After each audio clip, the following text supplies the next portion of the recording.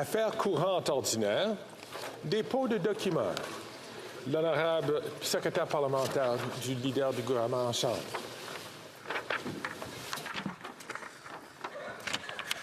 Thank you, Mr. Speaker. Pursuant to Standing Order 36-8A, I have the honor to table in both official languages the government's response to 7 petitions. These returns will be tabled in an electronic format, Mr. Speaker. Good job. Dépôt de projet de loi émanant. Introduction of government bills. Mr. Blair. Mr. Blair, seconded by Ms. Kara, moves for leave to table a bill entitled An Act to Amend the National Defense Act and other acts. This motion is deemed adopted. By Madam Kara moves that the bill be now read a first time and be printed. This motion is deemed adopted.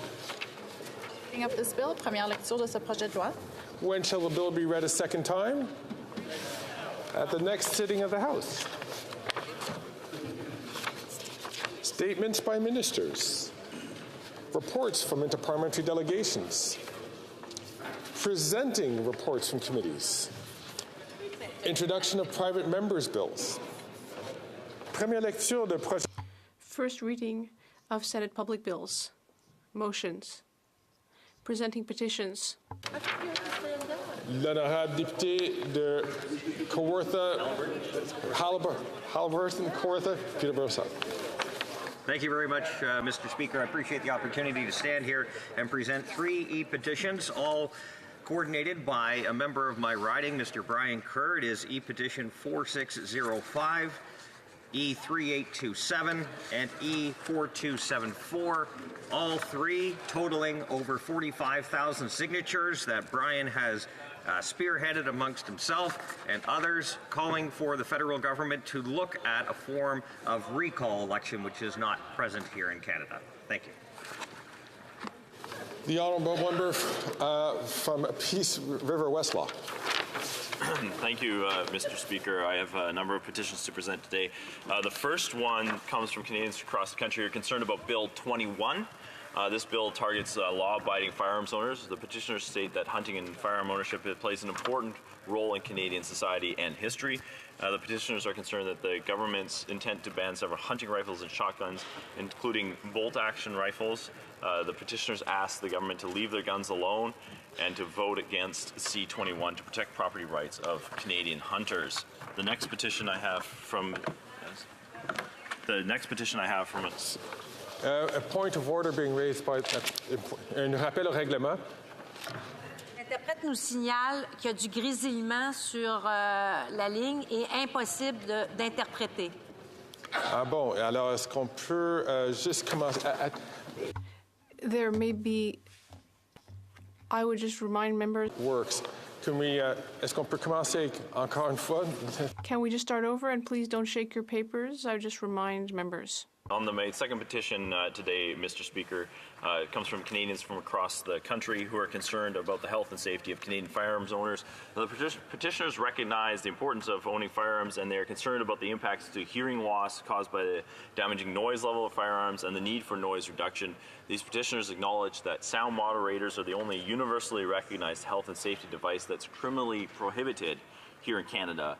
Moreover, the majority of G7 countries recognize the health and safety benefits of sound moderators, including their use for hunting, sport shooting, and reducing noise pollution.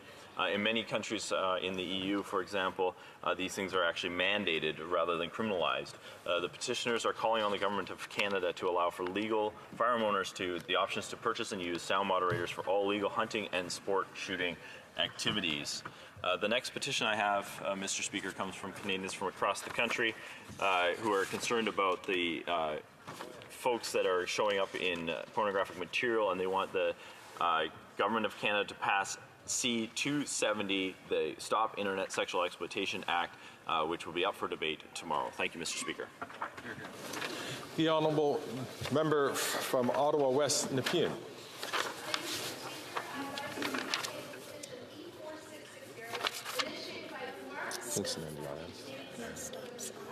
The petitioners are calling on November 26th to be named as National Economic Abuse Awareness Day.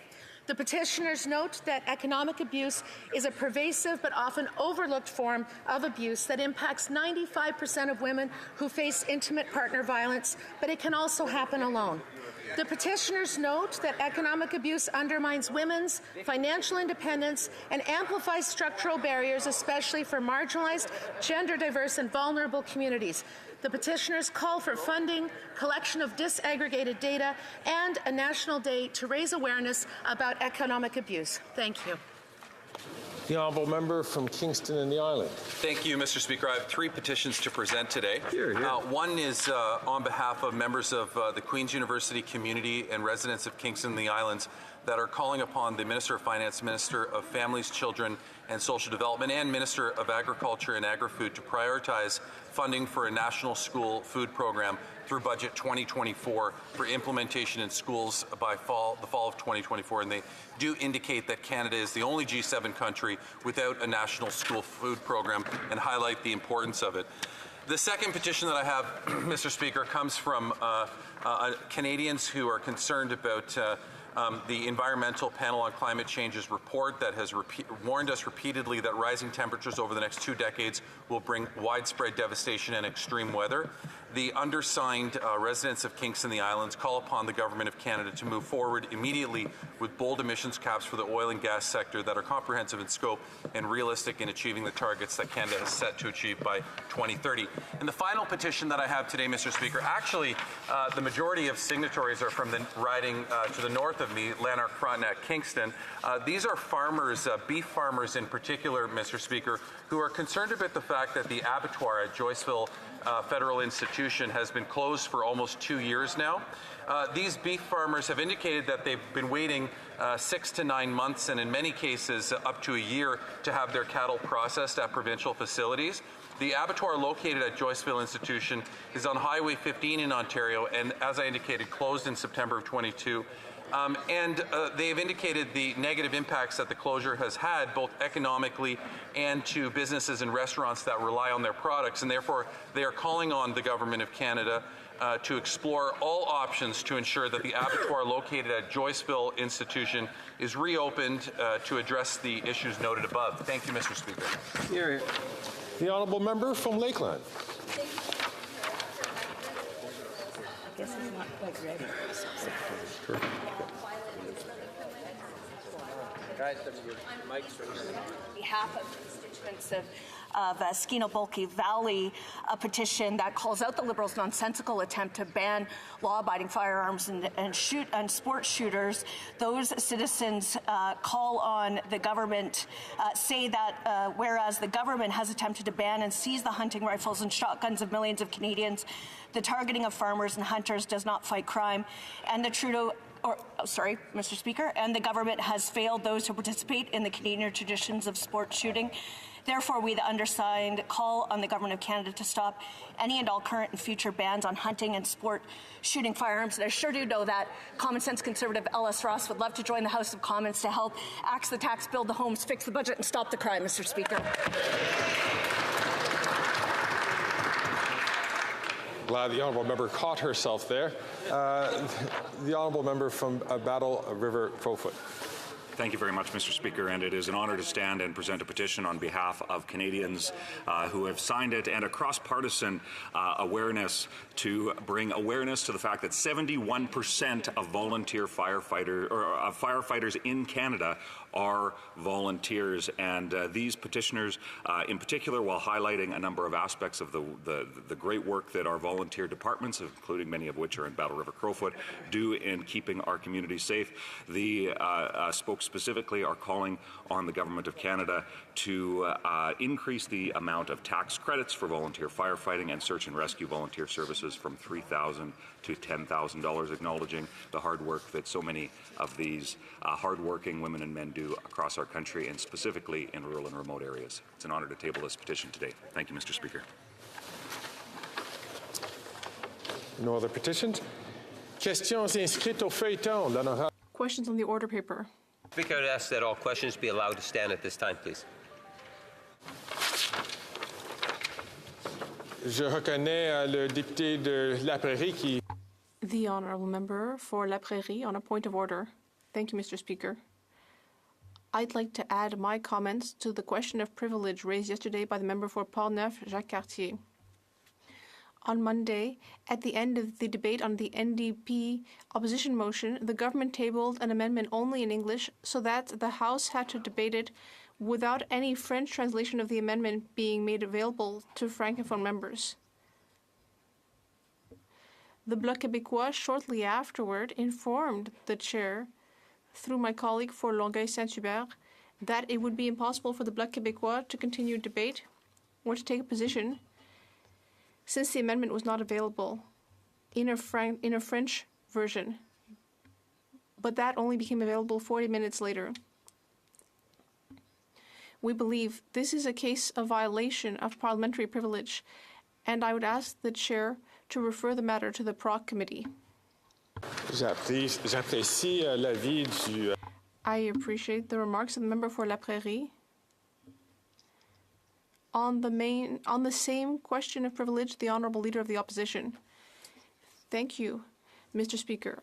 I find it fascinating that the Bloc Québécois is complaining now because the Bloc Québécois allowed the vote to go forward and voted for a unilingual English motion.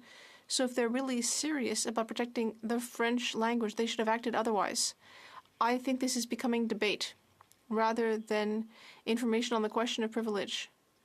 As I was saying for the member to La Prairie, I appreciate his remarks, and the chair will take them under consideration.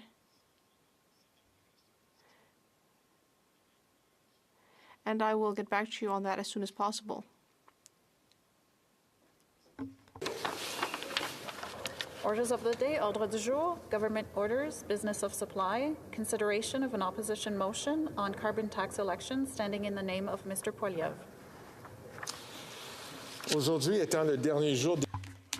Since today is the final allotted day for the supply period ending March 26, 2024, the House will go through the usual procedures to consider and dispose of the supply bills. In view of recent practices, do honourable members agree that the bills be distributed now? D'accord. Agreed. Appuyé par Monsieur... Mr. Poilievre, seconded by Mr. Schmale, moves that the House declare non-confidence in the Prime Minister and his costly government for increasing the carbon tax 23% on April 1st.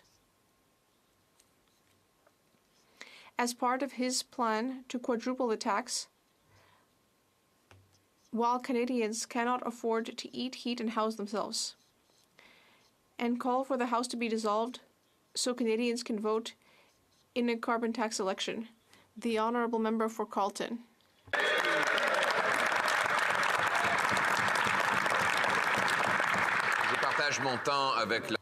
I will be sharing my time with the Honourable Member for Thornhill, Mr. Speaker. Today, as members, we will decide if we stand with the Canadian people, including the Quebec people, or if we stand with this Prime Minister who is punishing people with taxes, debt, and inflation. Today is an important moment where the Bloc Québécois will decide who it stands for, whether for Quebec workers and families or whether it stands for the Prime Minister. The Bloc Québécois has already approved all of this Prime Minister's discretionary spending by voting for the estimates. This is not for transfers for seniors, for provinces. It's just for the bureaucracy and all of the contractors, including the Arrive scam contractors. The Bloc Québécois has voted on all of those expenses. It has voted for all of the policies on freeing criminals. It has voted in favor of forbidding hunting weapons for people in rural regions. It has voted for the centralizing policies that have led to a doubling in the cost of housing, including a doubling in the cost of rent in Quebec. And now, after having repeatedly wailed and bemoaned the policies of the Liberal government, well, it's up to them to decide whether we're going to sack this government. A government which has destroyed our immigration system, doubled the cost of housing, released criminals, and caused auto theft to increase, among others. It's caused a drug crisis and a homelessness crisis, which has caused tens of thousands of Quebecers to go to food banks. And we will see if the Bloc Québécois will be supporting this government, but I think it will. I think the Bloc Québécois has spent enough time in Ottawa that it's decided to adopt these centralizing policies. They will vote for the Liberals, although in their ridings they say exactly the opposite. There is a symbiotic relationship between the Bloc Québécois and the centralizing Liberals. They agree on all of their policies. In fact, the lefties in the Plateau in Montreal are the ones who are setting policy for these parties. They want to plunge Canadians into debt, free criminals, ban hunting weapons. And now, the Bloc Québécois is saying that it wants an increase of 17 cents per litre on fuel and diesel, while supporting an environment minister who wants to shut down the forestry sector and kill jobs for all workers who depend on that sector in order to put bread on the table. Fortunately, we, the common sense conservatives, will force accountability. And we will do something about this Prime Minister who is not worth the cost.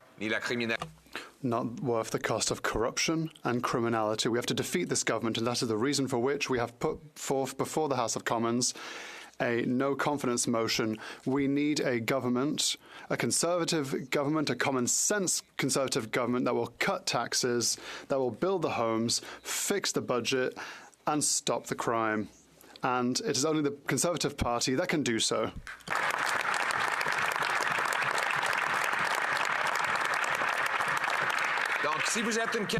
So if you're a Quebecer who wants to defeat this costly and extremist government, you have one choice, and one choice alone, the Conservative Party.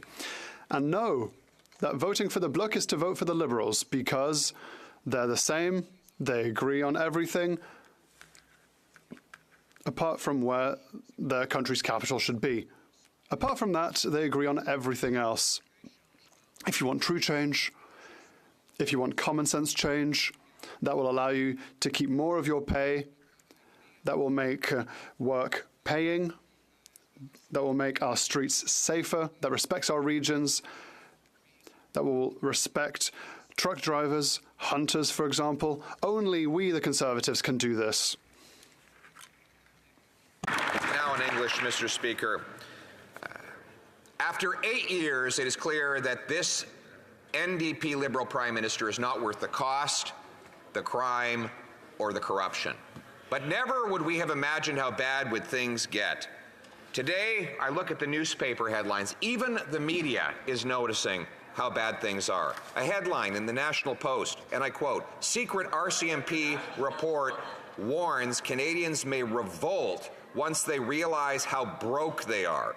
The RCMP has produced a report saying that Canadians are so poor, desperate, and miserable that it may lead to political instability and other turbulence that you could not even have imagined would occur in a first world country 8 years ago.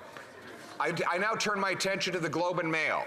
Remember, this is the same Globe and Mail that criticized me for using the term gatekeeper to describe how homes could not get built. Well, here's their headline today. Homeownership is turning into a gated community that renters can't join. So years after saying that it was very dangerous for us to talk about gatekeepers, the Globe and Mail has now awakened to the fact that the Prime Minister in 8 years has turned homeownership into a gated community, shutting people outside of the gates. A small privileged group gets richer and richer as a growing mass of working class youth and seniors renting apartments can no longer afford any place to live. I used to warn that there were 35-year-olds living in their parents' basements. Now, that's the least of our concerns. Now we're worried that those 35-year-olds and their parents might not be able to make their mortgage payments at all.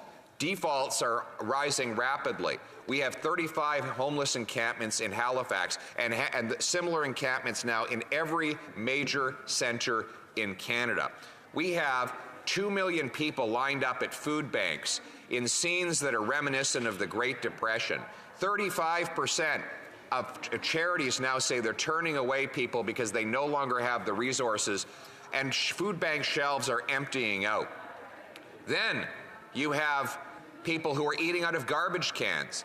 8,000 people now having joined something called the Dumpster Divers Network, a Facebook group where they share tips on how you can climb into a garbage can and pull a meal out because there's nothing you can afford at the grocery store and nothing left at the food bank. This year, groceries are going to cost $700 more than they did last year for the average family. And in the middle of all of this, what does the NDP and this Prime Minister choose? To raise taxes. Raise taxes on food and fuel, on heat and homes. Raise taxes on all the materials that go into building a home, which will raise taxes on all who buy the home. Raise taxes on heating that home. Raise taxes on the gas and diesel needed to get to work to earn a paycheck to make payments on that home. And raise taxes on the farmers who make the food, the truckers who ship the food, the grocers who sell the food, and therefore all who buy the food, as if the desperation were not bad enough. And this in light of all the evidence that has come out that now 60% of Canadians are paying more in carbon tax than they get back in rebates. A fact that I have read into this record time and time again, a fact that the Prime Minister continues to attempt to hide from, a fact that the Parliamentary Budget Officer just testified to, and a fact that we did not need all of those accurate calculations to know, because every single person who's opening their empty fridge to wonder how they're going to feed their kids already knew that fact was real. Madam Speaker, we cannot in good conscience stand by while this Prime Minister imposes more misery and suffering on the Canadian people.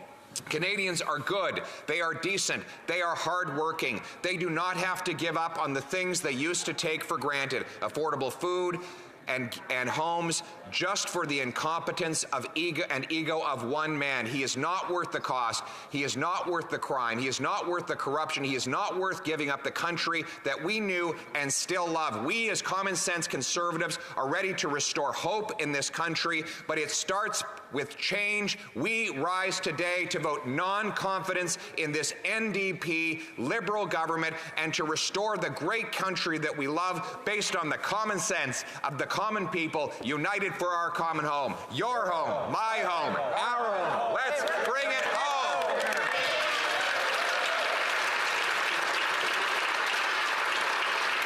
Question.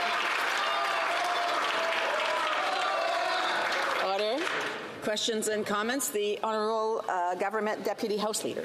I noticed that the Leader of the Opposition was bringing up headlines from the Globe and Mail, so I'd like to bring up another headline that was in today's Globe and Mail, and that is the Leader of the Opposition's campaign manager established a second lobbying firm working with the same office. The article goes on to say clients who book meetings on this new company's website were redirected to the booking system of Jenny Burns and Associates. That function was removed, as was Ms. Burns' headshot, from the website after the Globe inquiries about the connection of the two firms.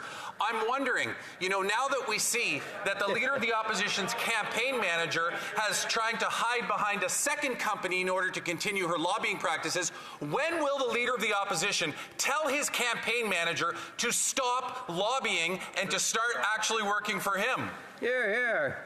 The Honourable Leader of the Official Opposition. Everything the member said across the way is completely false, 100% false.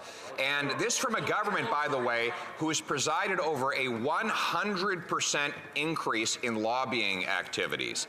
Why? Because lobbyists have come to know that you don't get, in business today, you don't get rich by having the best product. You get rich by having the best lobbyists. You don't get ahead by pleasing customers, but by pleasing politicians. This big government has left for poor people. What we want is precisely the opposite. We will slash the consultants and the lobbying sector, and we will unleash the productive forces of our working class people, our factories, our farms, our forestry, our fisheries, the people who do the real work in this country. And it starts by axing the tax, building the homes, fixing the budget, and stopping the crime.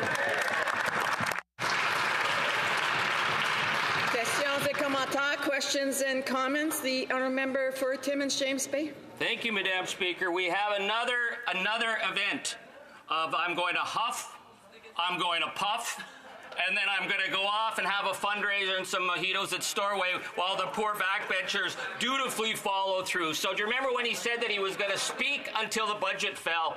And that was about 3 hours that he left. And remember when we had to vote all the way to Christmas? And the only time we ever saw him in the House was to vote against Ukraine. So we had 9 confidence votes on Monday. He was hiding behind the screen. Tonight we will have votes. So here's the question. At Dairy Queen, I don't know what got him fired, but if you work for a living, you have to show up. So will he show up tonight, or will he be off fundraising with his lobbyist friends and leaving his poor schleps on the backbench to do the heavy lifting of bringing down the government and forcing an election? Show up for work.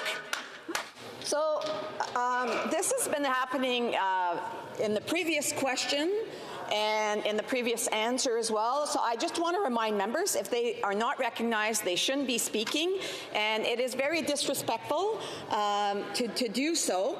I know that a while ago there was a question asked, and the person who asked the question was trying to intervene again, even though he hadn't been recognized, and others were trying to answer questions when someone was trying to pose a question. So I would just remind members to please be respectful in the House. The honourable member, leader of the official opposition. Order, order. Showing up for work means showing up for the people you work for. And I have to say, I've been more in his riding in the last 2 years than he has. I've been on the ground in Timmins, and they say in Timmins, they say he should be in the witness protection program. He doesn't live in his riding. He's never in his riding. He's forgotten about the miners and the forestry workers and the farmers. He's voted to raise their taxes, to raise tax on their home heating, so that the people in cold northern Ontario have to suffer in the cold and pay higher taxes. And now he's going to vote for his master, the Prime Minister of Canada, rather than the people in Timmins. I will fight for the people of Timmins, here, everywhere, and always. Order.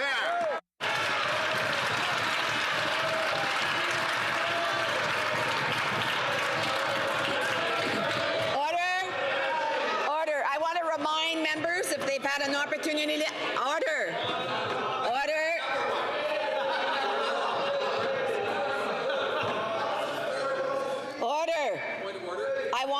I want to remind members again, they've had an opportunity to ask a question. They should take the opportunity to listen to the answer. If they have other questions and comments, they need to wait till the appropriate time. Order.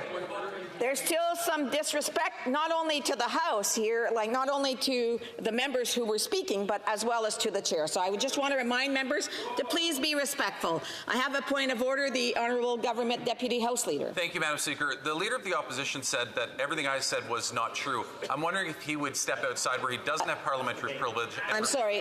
This is a point of debate. Alors, on a le temps pour... We have time for another question, a brief one.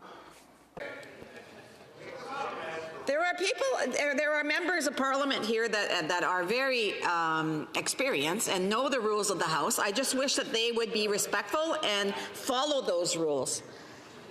L'honorable député. The honourable member for Beauport-Côte-de-Beaupré, Île-d'Orléans, Charlevoix.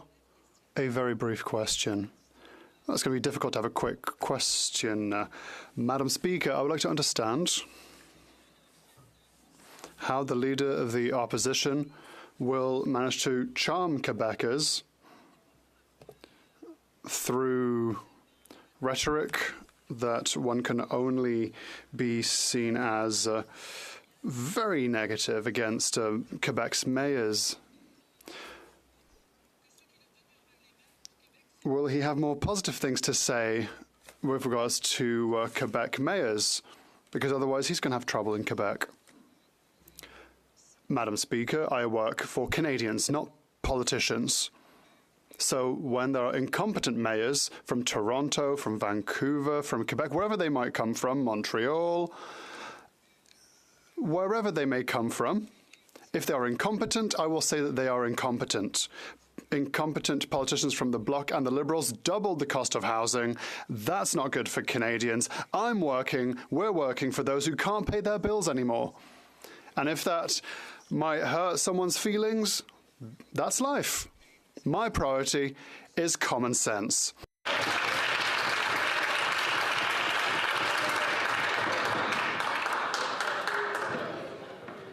Resuming debate, the honourable member for Thornhill. After 8 long years, this Liberal government and its war on the Canadian middle class is finally being realized. Inflation is up, house prices are up, the debt is up, bankruptcies are up. Canadians are visiting food banks in record numbers. 300,000 of them went in a single month in Toronto. 1 million more Canadians will visit a food bank next year than this year. They are joining Facebook groups to learn how to dumpster dive so they can feed their families. What's happening today is a far cry from the Canada that we used to know, from the Canada that many of us were promised. Canadians are asking why. Why does food cost more and more every single time you visit the grocery store? Why does gas cost $2 a litre? Why is it harder and harder to pay the bills at the end of every month? Well, at the root of this complex problem is a simple explanation in just 2 words, in fact. These words are the carbon tax. The Prime Minister's carbon tax is adding more to the cost of nearly every basic necessity that anyone in this country buys anywhere.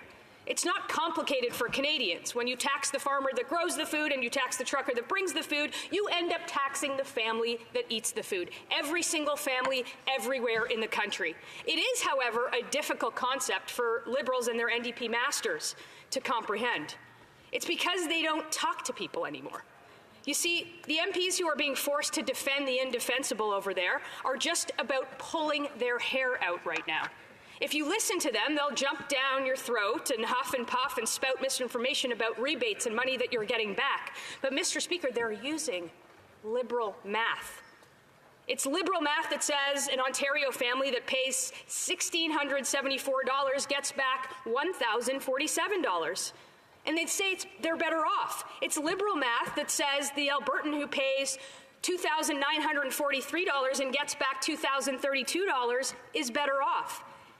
It's Liberal math, like some bizarre fantasy telling Canadians that less is more and they are somehow better off. This is the same Liberal math that tells Canadians that budgets will balance themselves, that monetary policy isn't important, and that $60 million for ArriveScan is some kind of accounting error. Mr. Speaker, Canadians don't live in Liberal land. They live in the real world. They look at their empty fridges at home. They look at the price of gas at the pumps. They don't do Liberal math. They do real math. The real math is getting harder and harder every day as budgets and bank accounts and borrowing are stretched to the limit. For everyone, everywhere.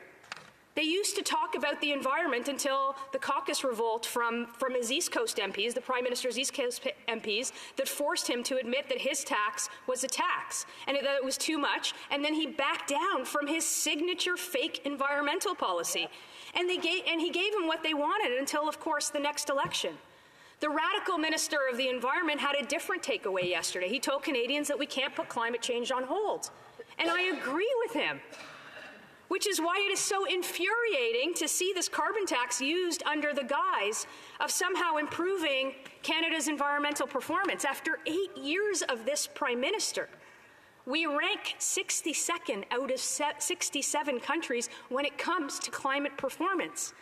The Environment Minister could have scaled more floors on the side of a tower than 62 by now. The only emissions target we ever met was during COVID, when the government shut everything down in this country. Our taxes are up, our costs are up, and our emissions are going up. So if the carbon tax doesn't give Canadians more money and it doesn't help the environment, then what are they doing here? Well, we know, and Canadians are finding out too, it makes the Prime Minister richer.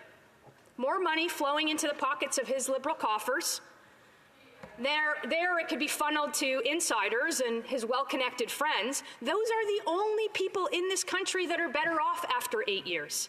It means more money to spend on high-priced consultants, more money to spend on trips around the world, and yes, more money to somehow make an $80,000 app $60 million. Madam Speaker, we all know this, the true cost, the true impact, and yes, the true intention of the carbon tax. It really seems like a sick joke that this Prime Minister would choose to raise it once again. And it's not just by a little. It's by a whopping 23% on all Canadian families, on farmers, on First Nations, in less than 2 weeks. And it's not just because the tax is being raised, it's because it costs so much to achieve so little, and that's the story of this government. And it's because it comes probably at the worst time for Canadians in a long, long time, probably since we had a Prime Minister with the same last name as this one. 51% of Canadians are less than $200 away from bankruptcy, and a 23% increase means they're even closer, probably $200 more every year for the average family. More money flowing out of the wallet and not back into it. It's even more money at the pump, at the grocery store, and at the bills at the end of every month. It's a kick to Canadians that are already down, and it's no surprise that 70% of Canadians and 70% of premiers, including Liberal premiers, and even more opposition parties across the country oppose this increase. It's because they all know what we know. This tax isn't worth the cost, and neither is this Prime Minister. The Prime Minister says that these Canadians and these premiers just don't have principles. But he's got it all wrong. They have something that he has never understood. They have bills to pay, they have mouths to feed, and they have to get to work every day. I have some advice for the Prime Minister through you, Madam Speaker, and I say this to everyone else saying that things are wrong. Maybe it's time for him to finally look in the mirror instead of blaming everyone and everything else. We have been here for nearly 2 years. Conservatives have tried everything to force this government to listen to Canadians, but they just don't care. The Canadian people are tired of being taxed to death. They are tired of runaway inflation and runaway spending, and they are tired of being told it's all their fault. They deserve a say in this 23% tax increase. So today, this motion of non-confidence in this Prime Minister will allow every Canadian to go to the polls in a carbon tax election and have their say. It is the only right thing to do when Canadians have been pushed so far to the limit after 8 years of this Prime Minister. It is the only right thing to do when the increase literally means the difference between solvency and bankruptcy for so many. And this Liberal government, if they're so confident in their carbon tax and so confident that that everybody else is wrong, then they shouldn't be afraid to let Canadians have their say. Let Canadians weigh in. And if the Liberal NDP members from Atlantic Canada, rural Canada, and frankly any part of Canada truly represent their constituents, then they would have the guts to stand up and vote against their boss today. It is long past time to axe the tax. And time is absolutely running out for Canadians right across the country, no matter where you live. But, Mr. Speaker, there is hope. There's hope on the horizon for a government led by the Leader of the Opposition. And Canadians will finally get their say in a carbon tax election. If they choose to vote with the Prime Minister today, we will eventually have a carbon tax election in this country, and Canadians will have a choice. They will have a choice between a Liberal government that divides to conquer and taxes to spend, bolstered by an even more reckless NDP that only exists to say yes to everything that the Prime Minister demands. Right. Or they can have a party that will finally axe the tax and build the homes and fix the budget and stop the crime. I'll support this motion because we should let Canadians decide. Questions and comments? The Honourable Parliamentary Secretary, the Government House Leader. Yes, Madam Speaker, there are fundamental flaws in terms of what it is that people have just heard from the Deputy Leader of the Conservative Party. And that is that it spreads a lot of myths that are out there. For example, Madam Speaker, the member is trying to give the false impression. The reality is over 80% of Canadians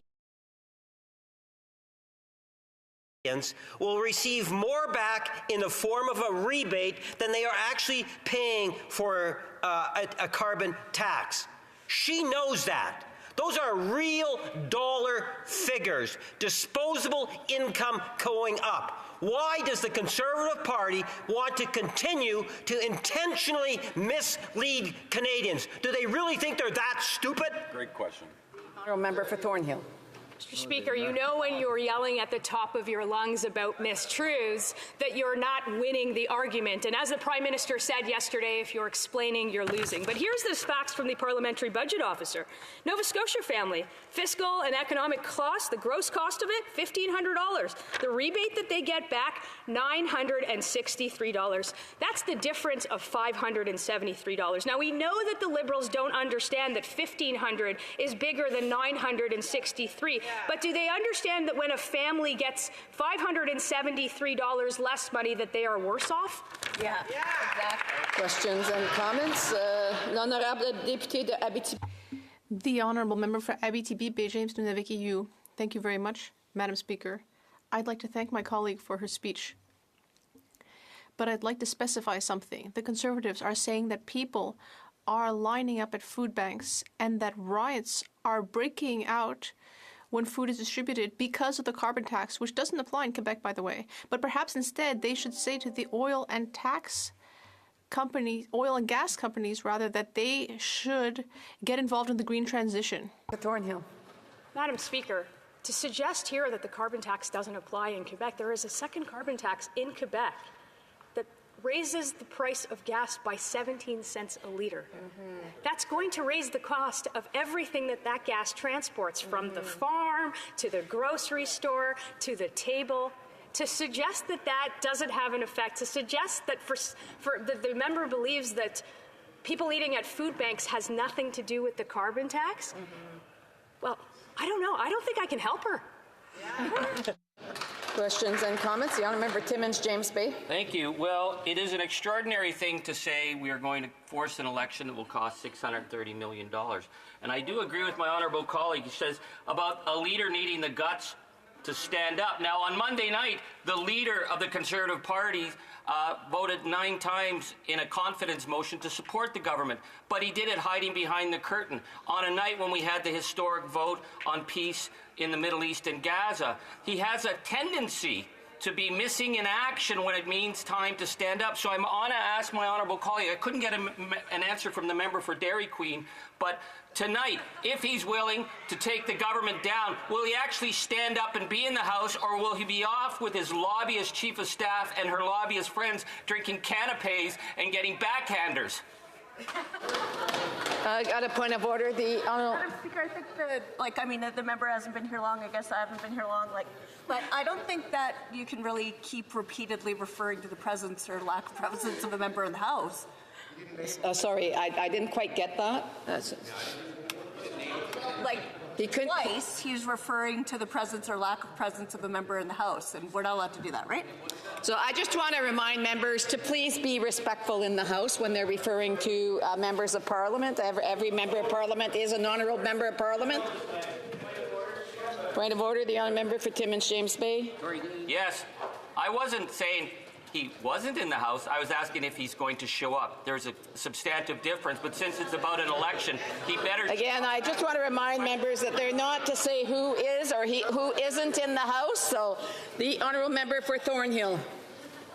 Madam Speaker, the member is actually incapable of being respectful to this institution.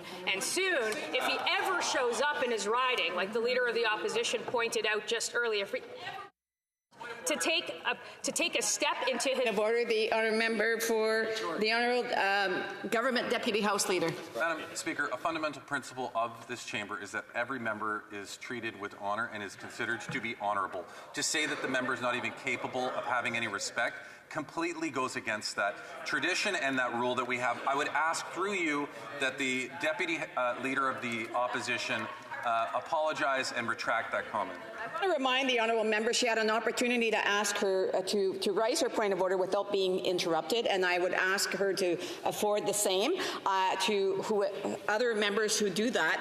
But also, I do want to remind members to please be respectful towards each other here in the House. We are all honourable members, and we see that when that is not done in the proper fashion, then we have issues where the House is seeing some disorder, and we're having to rule on that, and unfortunately we shouldn't have to. So the honourable member for Thornhill. Madam Speaker, it is always in order to talk about the competency or the incompetency of members of this House, and particularly that member for Timmins. And if he bothered to show up in his riding, he would know what the people in his riding are saying. But he doesn't do that. He doesn't go there. He doesn't listen to anyone. The only person that he listens to is his boss, the Prime Minister. We have time for a brief question. The Honourable Parliamentary Secretary for Employment and Workforce Development. Madam Speaker, when the Conservatives were in power, my community in Windsor had an unemployment rate of 11.2% unemployment. Under the Conservatives, Canada lost 300,000 manufacturing jobs. Can the honourable colleague speak to the incompetence of the Conservatives in terms of job creation? Thank you. The honourable member for Thornhill, a brief answer.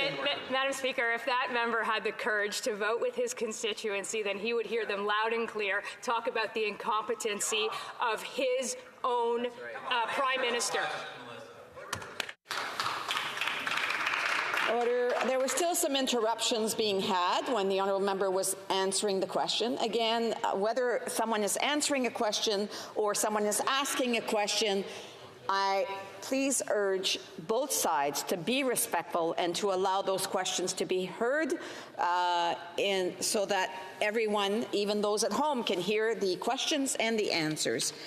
The Honourable Parliamentary Secretary to the Leader of the Government resuming debate. Thank you very much, Madam Speaker, and it's a pleasure to be able to rise and speak to this particular nonsense motion, Madam Speaker.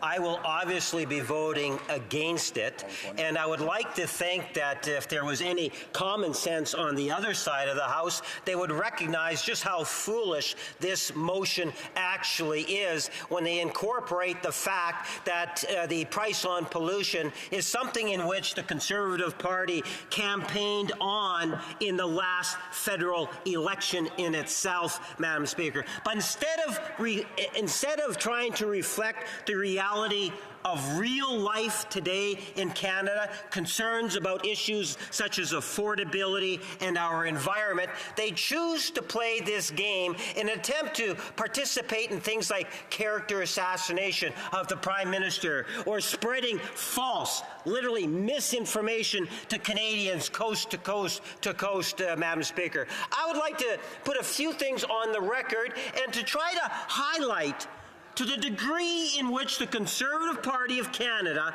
is misleading Canadians.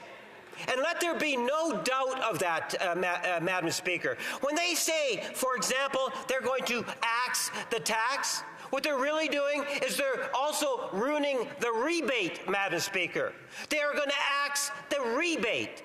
And for a vast majority of Canadians, if the Conservative Party were successful at axing the tax, the literal disposable income of 80% of Canadians or more will actually go down.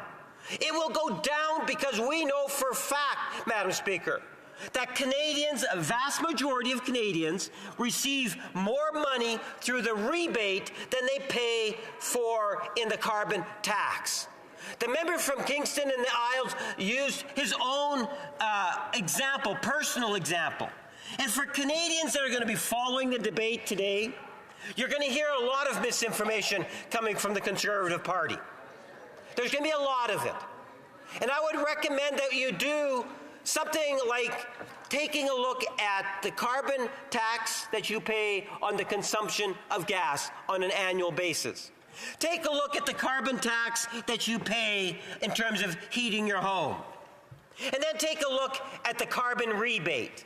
And for 80% plus, Madam Speaker, you will find that the rebate numbers, the dollars, is higher than the tax that you are actually paying. And by participating, Madam Speaker, in this program, for the 8 provinces that do, that means you're also contributing to a better, healthier environment, Madam Speaker. That's something in which the Conservative Party, Progressive Conservative Party, used to believe. Now, some might say, well, I'm a little bit biased because I'm in the Liberal benches and maybe I'm being a little harsh on the Conservatives.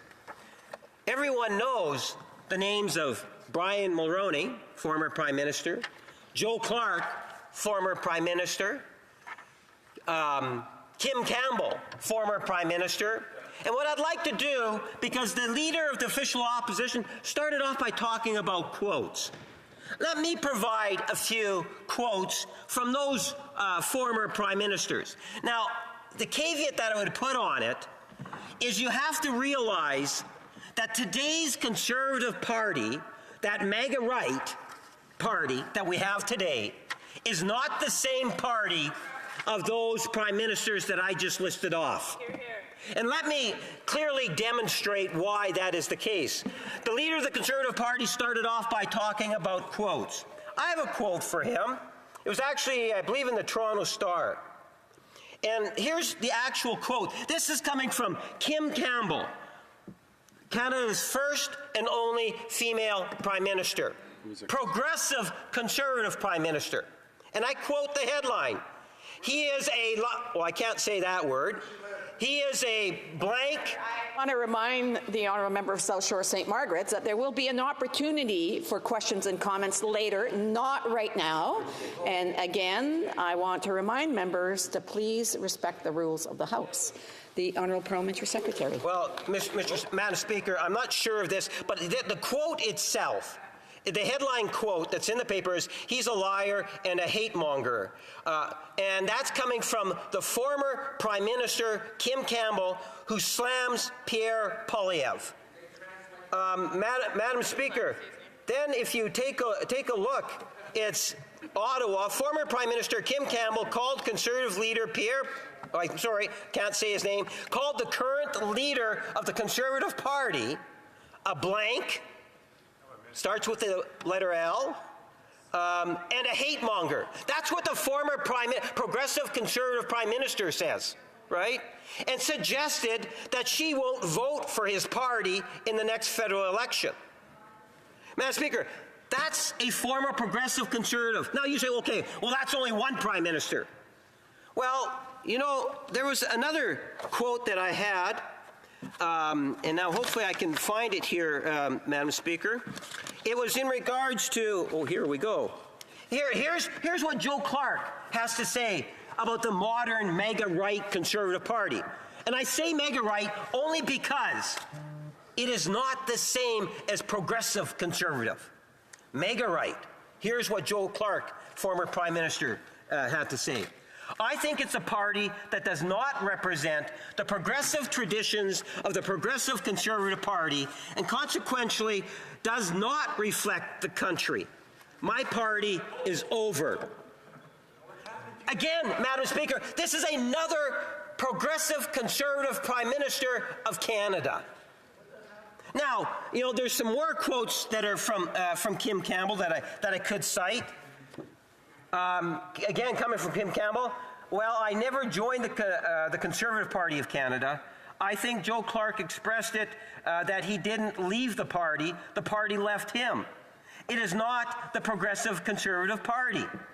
Madam Speaker, again, I emphasize, and people need to be aware of this, because we are seeing it in the decisions that are being made by the leader of the Conservative Party today when, for example, they made the decision to vote against the Canada-Ukraine trade agreement. That had more to do with the MAGA right and that MAGA right movement moving into Canada through the leader of the Conservative Party today, Madam Speaker. That's no conspiracy. That's the reality. That's former prime ministers that are recognizing that the Conservative Party today is not progressive, that it's a party that Canadians cannot trust. Madam Speaker. And I want to remind members there'll be an opportunity to ask questions and comments at the appropriate time. There'll be 10 minutes of it. And so I want to remind members to please hold off on their thoughts and their questions, write them down, and that way that we won't have any interruptions all the time. The Honourable Parliamentary Secretary. Madam Speaker, it doesn't stop there. That's Joe Clark and Kim Campbell. What about Brian Mulroney? You know, there was a poll that just recently came out where individuals across Canada, I believe it was in the mid 80%, that approve of Brian Mulroney and the Progressive Conservative Party, Madam Speaker. Not to be confused by the MAGA Conservative Party of today. What did Brian Mulroney have to actually say, Madam Speaker? And I quote, "Well, look, I led a progressive conservative government. We were very progressive in areas like international affairs with Mandela and human rights, creation of a francophone and all of those things. And in social policy as well. We were more conservative on issues like Radio Canada, established last night, privatization, deregulation, low inflation, cutting government expenditures. We were more conservative than the Harper government, I guess in some ways, Madam Speaker. I thought that was a good mix. That's the way it should be for the progressive conservative government. But they amputated the progressive part of that name. Which is okay, but you shouldn't amputate that part of our heritage. The current Conservative Party has abandoned its heritage, according to Brian Mulroney, Madam Speaker. And the member says, I want to remind the honourable member, if he doesn't stop, I will be asking him to leave the chamber. Order. The honourable member is challenging the chair now. Again, if he doesn't respect the request that's been asked of him, he will have to leave the chamber. The Honourable Parliamentary Secretary. Quote, Madam Speaker, Brian Mulroney, former Prime Minister, saying, and I think that they work better together. He's talking about the progressive nature being tagged into the conservative nature of the party. That it works better together when both are prominent and Canadians feel more comfortable with it, Madam Speaker. Now, let's think about that. You have Brian Mulroney, Kim Campbell, Joe Clark, all coming up with genuine, legitimate concerns in regards to today's mega conservative party, the far-right element that's infiltrated. And then now you take a look at elements of that far right, and what you see. Take a look in the States, the misinformation by using social media on a daily basis. And that's exactly what we are seeing today on the floor of the House, whether it's the leader of the Conservative Party or the deputy leader of the Conservative Party. The leader of the Conservative Party and the deputy leader of the Conservative Party continue to spread misinformation on a vital progressive piece of legislation and policy, Madam Speaker. A price on pollution is something that is essential to the development of any Western nation, Madam Speaker. We see that firsthand. Take a look at what's happening around the world. The European Union. Ukraine. You know, the Ukraine. You can talk about Mexico. People often say, well, it's not in the United States. That's not true. There are a number of states in the U.S. that have a price on pollution. It's not only the federal government. The province of British Columbia and the province of Quebec have it, Madam Speaker. Because it's a progressive way at ensuring that polluters, in particular heavy polluters, pay their fair share, pay for the pollution, Madam Speaker. It is a policy that makes a whole lot of sense. And you know, one only needs to take a look. Interesting enough, I didn't make reference to Stephen Harper, but in the 2008 election platform, Stephen Harper talked about putting a price on pollution. That was a part of their election platform. And do you know that there's 19 Conservatives that are here today that ran on that election platform, supporting a price on pollution then. Not to mention the 100 that are in today's chamber that actually campaigned, knocked on doors, told Canadians. They literally told Canadians in their election platform that they support a price on pollution. All of that has been completely wiped out and forgotten across the way. Instead, they have taken a complete, absolute flip-flop. They've abandoned the progressive nature of the Conservative Party, all in favor of having a bumper sticker. And the bumper sticker is Axe the Tax, Madam Speaker. What do they mean when they say axe the tax?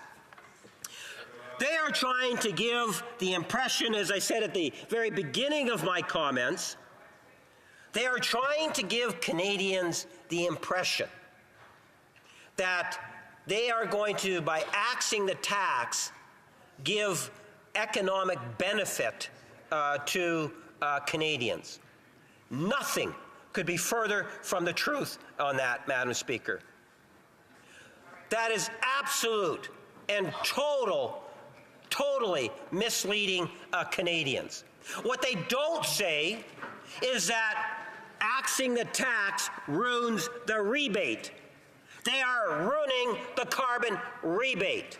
They are destroying a program, a price on pollution policy that makes a whole lot of sense, not only for today, but into the future.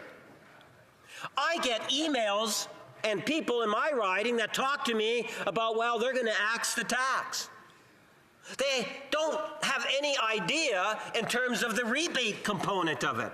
So when they say, how many questions have they asked when they say, well, April 1, we're going to get this increase on the carbon tax, Madam Speaker. You know, I think they say like a 23% increase. I think it's like less than a penny a gallon, right? Well, they're talking about that because they want to get Canadians upset. They want them mad. That's what they want, Madam Speaker. So if you take a look at it, they go around and they say that. No, it's right. A penny, less than a penny a gallon. Right? So you're talking, no, well, take a look at the math yourself. Madam Speaker, at the end of the... There's starting to be some cross-debate. Again, I want to remind members there will be an appropriate time for questions and comments to please wait until then. In the meantime, I want to remind the member that he has 5 minutes and 20 seconds left. And so I just, again, want to remind the members that in order for the House to be able to flow properly, if people could respect the rules of the House, that would be much appreciated. The Honourable Parliamentary Secretary. Madam Speaker, I might have confused a few members across the way when I used the word gallon as opposed to liter, I guess. I used to pump gas by the gallon at 11 years old back in Moose Jaw, Saskatchewan, and I guess that's where I got a little confused. So it is less than a penny a gallon from what I understand, and I think it's about 3 cents a liter, Madam Speaker. But again, you know, the point is that at the end of the day, when they talk about that increase, what they don't say is that the rebate's increasing too. So whenever there's an increase in the carbon tax, there's also an increase in the carbon rebate.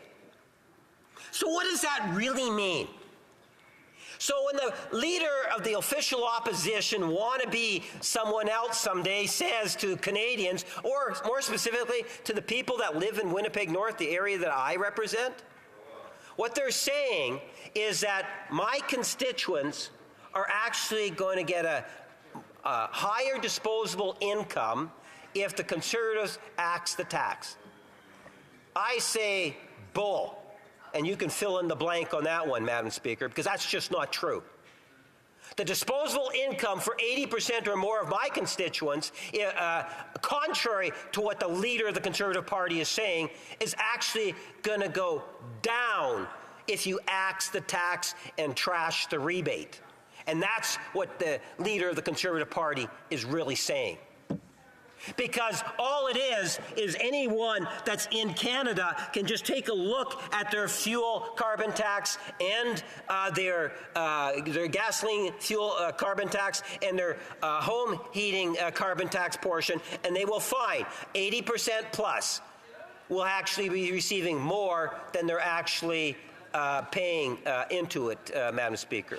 At the same time, they're participating in a program that will deliver a healthier environment, Madam Speaker, and ultimately allow Canada as a whole to contribute as many other countries around the world, whether it's the France, the Italy, the England, the parts of the United States, Mexico. There's many. The country of Ukraine has been raised both today and last night on that particular issue. We recognize that it's a sound policy. Why does the Conservative Party want to continue to mislead Canadians on this particular issue? The simple answer is they're hoping to fool Canadians. Yep. That is it, Madam Speaker. It's a bumper sticker that sure sounds good when you say axe the tax. It sounds good. But at the end of the day, I'm banking that when that election time comes, Madam Speaker, that Canadians will be aware of the misinformation that is being espoused by the Conservatives through social media in particular, virtually on a daily basis. I will do my part in ensuring that people understand that the disposable income for a vast majority of Canadians actually goes up, and at the same time they are contributing to a healthier environment. That is the reality. That is the truth. And that's the message that I'm going to be giving to my constituents. So I look forward to when the day comes for us to have that election. And hopefully, Madam Speaker, we will see Canadians, as I believe they will. They will not only be kicking the tires, they'll be looking into what the leader of the official opposition is saying.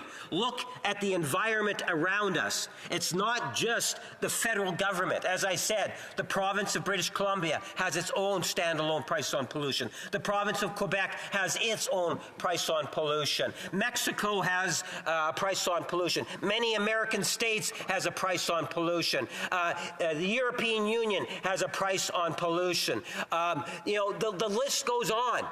England or the United Ireland, they all have a price on pollution. In the House of Commons, the Liberal Party supports it. The Bloc supports it. The NDP supports it. The Green Party supports it. Aaron O'Toole, remember Aaron O'Toole? He was the leader of the Conservative Party, Madam Speaker, but he was booted out of the Conservative Party leadership. But he did support a price on pollution. Not to mention, as I said, every one of those Conservatives that ran in the last election supported. But they're the ones that did the flip-flop, Madam Speaker. My argument is let's not ruin a sound policy that's being adopted by countries around the world because some modern-day mega-conservative leader decides to have a bumper sticker that says, let's axe the tax, hoping to fool Canadians. I think that would be a mistake. Comments. The honourable member for South Shore, St. Margaret's. Thank you, Madam Speaker. I'm going to start by saying I believe that member knows absolutely nothing about the history of this party. He referred to it quite a bit. I've been a member of this party since I was 17 years old. This member knows nothing about that government from his statement and has no respect for the Prime Minister. So I'll ask him, since that party and my party is the one that has defended Canadians more than any other, why it is that he stands up as a member of Parliament for Manitoba trying to mislead his constituents that paying $1,750 in carbon tax in Manitoba on average is more than the $1,200 they get back. Perhaps he's got that same liberal math inability. He can't add that. The Honourable Parliamentary Secretary. Madam Speaker, I am so confident in every word that I have said today that I would challenge that member or any member of the Conservative Party that has a seat inside the House to come into Winnipeg North and defend the policy position that the Conservative Party of Canada has adopted. I give my most sincere condolences to the family, Mila, the children and grandchildren, and those, and as I say, there's many Canadians, 80% plus, that think very fondly of Brian Mulroney. It's not out of disrespect for Brian Mulroney. What I'm talking about is the motion that we have today. Brian Mulroney, think about it. Whether it's the acid rain treaty, you can talk about the Ukraine independence, you can talk about trade. The other night, I even complimented... I've been trying to give the honourable member a notice saying that I have to get down to other questions. Questions et commentaires, questions and comments. The honourable member for Edmonton Strathcona. I would like to thank my colleague for his intervention. I have to say, though, it feels a little bit like Groundhog Day in here. You know, we have, again, another speech from this member, which is not unusual in this place, but it was just Tuesday that we were having this exact same debate that the Conservatives brought forward. You know, this is starting to look more and more like a stunt when they continually use their opposition days to use that time to do the exact same thing, knowing what the exact same outcome will be. I don't know if they've seen Groundhog. They may want to take some time to look at that. Right now in Alberta, we have an unprecedented drought. The wildfire season has begun in Alberta in February. Wow, that's right. So, you know, I don't trust this government is doing what needs to be done on climate change, but perhaps he could talk about the fact that they have no climate change plan whatsoever. Yeah. Honourable Parliamentary Secretary. Madam Speaker, the member brings up a good point in the sense that I believe when you take a look in the last couple of years, the Conservative Party now has had 20 opposition days, or very close to 20 opposition days on the issue of the price on pollution, Madam Speaker. And the member's right in their assertion. There are many issues that are facing Canada that would be well served by having opposition day discussions or debate. But that's for opposition to ultimately determine what they want in terms of an agenda item, Madam Speaker. They continue to want to choose this issue. Whether we have that debate today or during the next federal election in good time when that takes place, Madam Speaker, I look forward to it. I welcome the debate. I hope that Canadians will really get engaged on the whole issue of a price on pollution and the benefits of the rebates versus the tax, because there is a net gain, I believe, for a vast majority of Canadians. Comments? The Honourable for Saanich Gulf Islands. To the Honourable Parliamentary Secretary, and I'm thanking my friend from Edmonton Strathcona because put in my mind the notion of Groundhog Day. It really is Groundhog Day when the Conservative Party slogan is lifted word for word, rhyme for rhyme, from the British Columbia New Democratic Party slogan in the 2008 provincial campaign when the BC New Democrats under Carol James ran against the carbon tax. In fact, former Premier Gordon Campbell back in 2008 owed his re-election to the revenue-neutral, well-designed carbon tax brought in British Columbia by the relatively right-wing British Columbia Liberal Party. So my question is, could we ever have a serious discussion in this place about the actual climate crisis, its galloping threat to this country, and how the Liberal government might still, at this late date, put together a real plan? Parliamentary Secretary. Well, Madam Speaker, I always find the leader of the Green Party to be a fountain of knowledge on the environment. She's got a great history. And to my friend across the way, she paid just a wonderful tribute to Brian Mulroney and highlighted how much he was one of Canada's first really powerful, well-spoken environmentalists.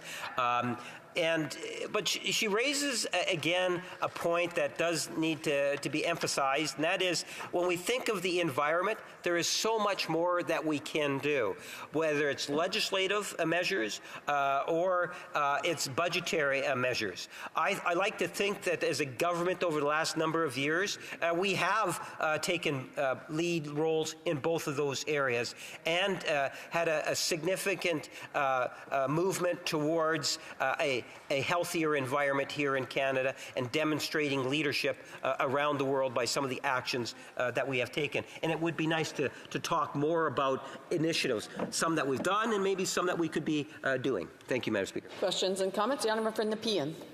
Madam Speaker, the inflation rate in February is 2.8%, way below 3.1% estimated expected by the private sector economists. The growth and much below the 8.2% that we saw in mid-2022. The grocery rate food inflation is 2.4%, way below 3.4% in January. And well below 11% that we saw in 2022 and 2023. Can the member explain how this lowering inflation rate and the increasing Canada carbon rebate that the low-income families are going to get in this year, how it will help them cope with the rising cost of living? The Honourable Parliamentary Secretary. Madam Speaker, I think the Prime Minister and the government as a whole has been very clear. We want an economy that works for all Canadians. It's supporting Canada's middle class, those aspiring to become a part of it. Nothing has changed in that approach from this government. Day in and day out, we work on economic policies that look at ways in which we can lower inflation, which would include issues of affordability. So we have rebate mechanisms. The carbon rebate actually will help out. In fact, you'll find those 4 payments. Next one's coming out on April the 15th, I believe. Many people actually start budgeting their monthly budgets based on those rebates that are coming out. There's other ways in which financially the government has been there to have the support of Canadians. We still have a lot more work to do, but I can commit that we are committed to doing the hard work that's necessary to get the economy working better for all Canadians. We have time for a brief question. The Honourable for Chatham-Kent-Leamington. Thank you, Madam Speaker. In his speech, the Honourable Member listed that the cost is going to go up less than a penny a gallon. Now, he did not reference whether that was an American gallon, which is 3.785 litres, or whether it was a Canadian gallon, 4.54. I'll note that the increase translates to 3.3 cents, which is less than either of those two numbers. But in a few moments, he's going to step into his lobby, interrupt his stream of, using his own language, bull, and you can fill in the blank, that he puts into the Hansard, and eat a lunch. That lunch will have been produced by folks on their farms like mine that have taken received fertilizer, inputs, all sorts of it. It's been trucked here, trucked to the distributor, et cetera. Would he please enlighten this chamber as to how much of the carbon tax refund will be accounted for in his lunch? The Honourable Parliamentary Secretary, a brief answer, please. Madam Speaker, it's and I was pumping gas at 11, so it was a Canadian gallon. I believe my numbers are actually fairly accurate, and I appreciate the comment in regards to that. But very quickly, I can assure the member, I had a wonderful breakfast. I'm probably going to be missing the lunch. But having said that, the point is that when you take a look at the price on pollution or the carbon tax, it is actually, you're talking about a fraction. Yes. Of a percentage, a fraction of a percentage that has been attributed, whether it's Canada Stats or the Bank of Canada governor that have made that very, very clear. So, that's a false argument. It's a false order. Reprise de débat. Resuming debate, the Honourable Member for Mirabel. Thank you, Madam Speaker. I don't know if I would go so far as to say that I'm happy to stand to speak to the carbon tax, but I would like to thank the Conservatives for having given us a bit of a break. Yesterday we didn't talk about the carbon tax, we talked about something else, so we had at least one day off from this debate on the carbon tax. So we see that they're diversifying their intellectual activities and their subjects of debate, so I'd like to thank them for that brief respite. And now we are back to today. It's an unacceptable motion because it is a dishonest one. I'm surprised that this motion was even deemed admissible because not only they say that the carbon tax applies to Quebec, which is not the case. They say that the increase will happen on the 1st of April, when it will actually be spread over several years. It's a dishonest motion, but it's a motion that also rejects Quebec. I would like to ask the Conservatives to repeat after me. Let's do a little class today. The carbon tax does not apply to Quebec. See? Even slowly they don't seem to understand. We can't go more slowly than that. They don't understand, Madam Speaker, and you know, a number of times we voted against. We voted no confidence every time that Quebec's interests were at risk. We voted against in 2015. We voted against emergency measures, voted against budgets, when it was against Quebec's interests. If they wanted a no-confidence motion, they could have found a whole cornucopia of subjects that are unacceptable for Quebec. The $6 billion absence in healthcare transfers. Immigration powers, nothing to defend Quebec, Madam Speaker. A government could topple because of that, but no. Repatriating cultural budgets. Madam Speaker, infrastructure. Quebec allows towns and cities to make their own discussions without being told what to do by the federal government, but that's not what the federal government wants to do.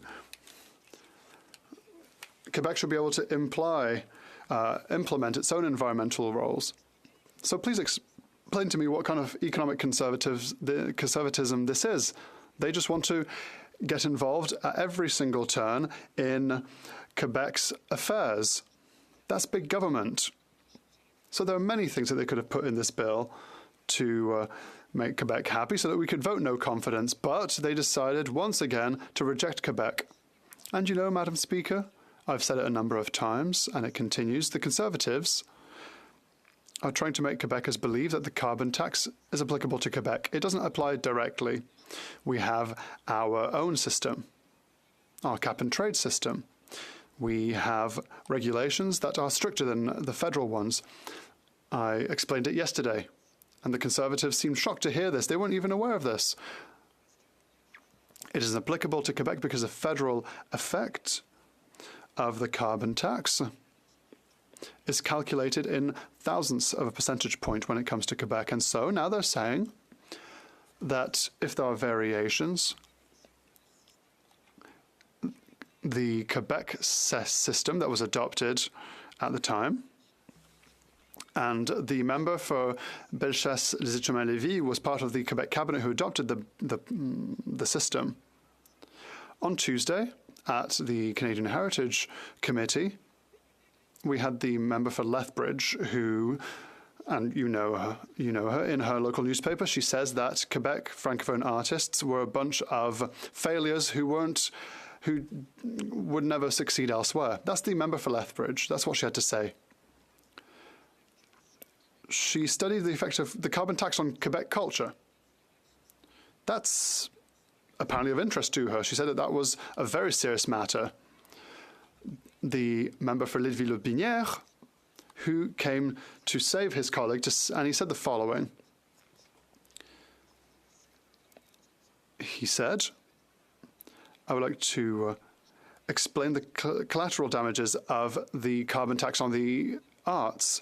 I would like to say to the member of Drummond, he understands that Quebec chose their own carbon pricing system that was adopted about 10 years ago. It's because of a Liberal government that this was adopted. It was the Harper government at the time in Ottawa that was implementing regulations on greenhouse gas emissions. The Quebec system adopted by the Liberal under Jean Charest for Bellechasse-les-Échemins-Lévis, the number of permits that we exchange are established upstream, determined by decree. And that was determined before the current federal government came into power. We know how many permits would be granted. And now they're trying to make Quebecers believe that the federal carbon tax applies to Quebec. It's I think they're their 18th carbon tax in Quebec. It seems that our economy is only carbon tax.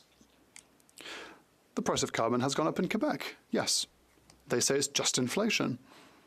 That's strange because in Europe, since 2005, the cost of permits have gone from 20 to 100 euros. By 2030, the number of permits will go down by 62%. Is there just inflation in Europe? I would like to remind the honourable member that he should not use the name of the Prime Minister in the House of Commons, so I would just like to remind him. It's the second time that he has used the Prime Minister's first name. The honourable member from Mirabel. For them, it's all carbon tax.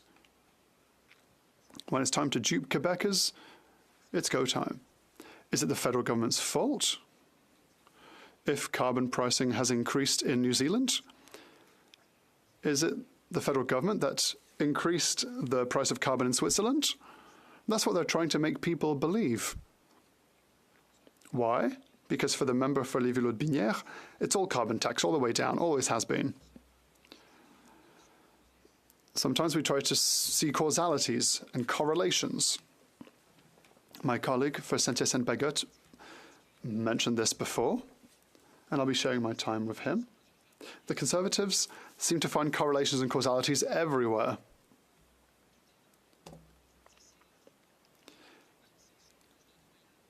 Apparently, it's like saying that there's more drownings in the summer because more ice creams have been sold. It's like finding a correlation between the number of films with Scarlett Johansson and global warming. It's the difference between correlation and causality. The price of carbon has increased in Quebec at the same speed as internet speeds. Is that a correlation or is there a causality between the two? One thing, Madam Speaker, what this shows, it shows the Conservatives' attitude to do everything for oil and gas. They want to abandon Quebec and they don't care about Quebec's economy, and that is why we are sovereignists. Since 2017, the federal government has invested $1.7 billion in superclusters to develop Canada and Quebec's economy. We got the AI1 in Montreal, $1.7 billion for all Canada. A fifth goes to Quebec.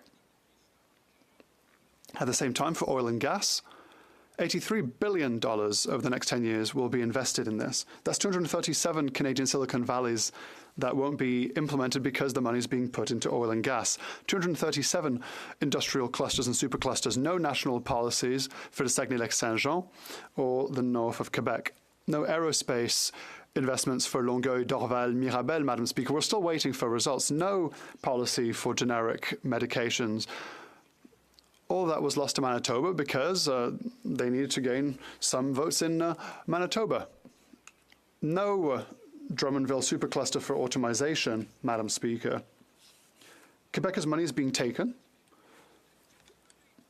to the tune of $83 billion, and $83 billion of this is then sent to oil and gas. And you know what we're being told then by the federal government? Well, Quebecers, you receive equalization payments, so why complain?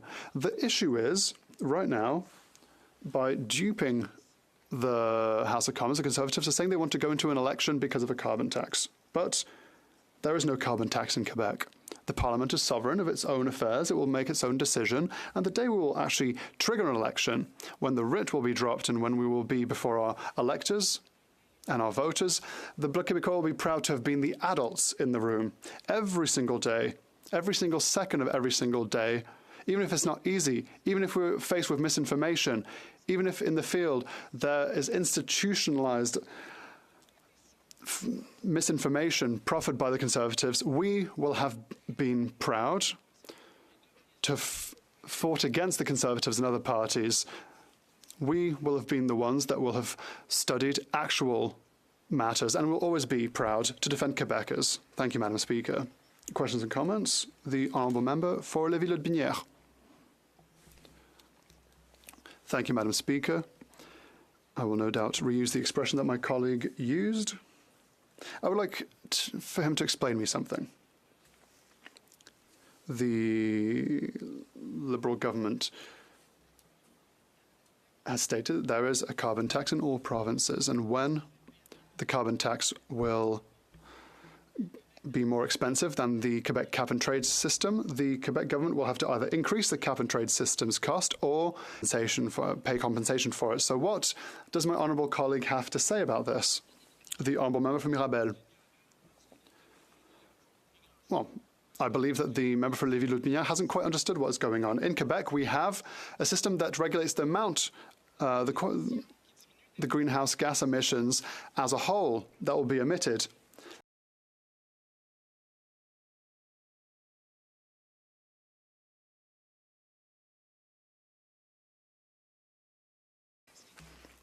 The member for Lévis-Lotbinière says that California might hear from the federal government of Canada that it should change its carbon pricing system. I think that he needs to realize how crazy that sounds.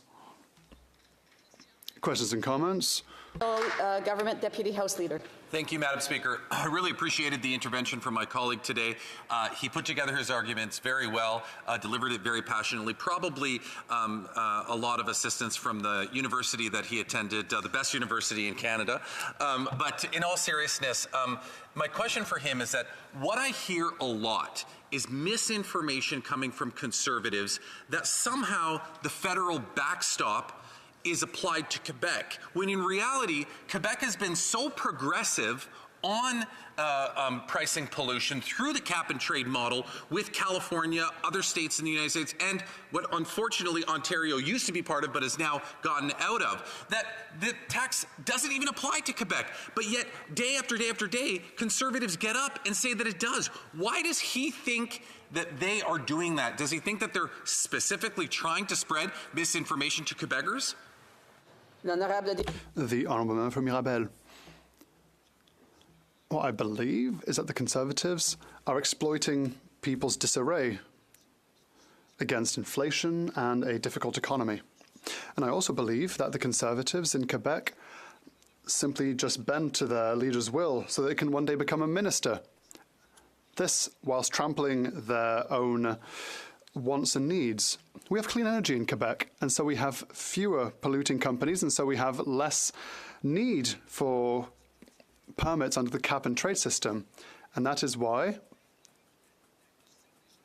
the cap-and-trade system has a much weaker effect on Quebecers' purses. So Quebec has decided to use its environmental sovereignty, their environmental sovereignty, to have an effective and functional system that is to the benefit of Quebecers and Quebec. Questions and comments? The honourable member for Shefford. Thank you, Madam Speaker. I would like to thank my colleague for Mirabel for such an impassionate speech. Quick comment, quick question. The member for Lethbridge called me a dictator because I wanted to protect Quebec artists who are at the forefront of our arts, and that should be supported. I will always protect Quebec artists. I'd like to come back to my question. How do we have so much misinformation that we have Conservatives who vote against the treaty with Ukraine by saying that it will increase carbon tax in Ukraine, Madam Speaker? It's completely nonsensical. The honourable member for Mirabel. I always find it funny, Madam Speaker. The Conservatives say that they are for the free market. They're for capitalism. When it's time to help our media, all of a sudden, there should be a free market, everyone should disappear. But when it's time to promote our culture, to defend our artists, the free market, the American free market, should make our artists disappear. But when it's time to spend billions upon billions upon billions of Quebecers' money to fund a pipeline, all of a sudden, big government intervention. There are Conservatives, we heard it. There are Conservatives who, under Mulroney, participated in the privatization of crown corporations in the Mulroney government, who are here with us today, and who have never publicly gone against tens of billions of dollars in pipelines, Madam Speaker. That is the kind of common sense Conservatives we're seeing. Madam Speaker, we can have perhaps a take-note debate on misinformation, this kind of attitude. Resuming debate, the honourable member for Saint-Hyacinthe-Bagotte.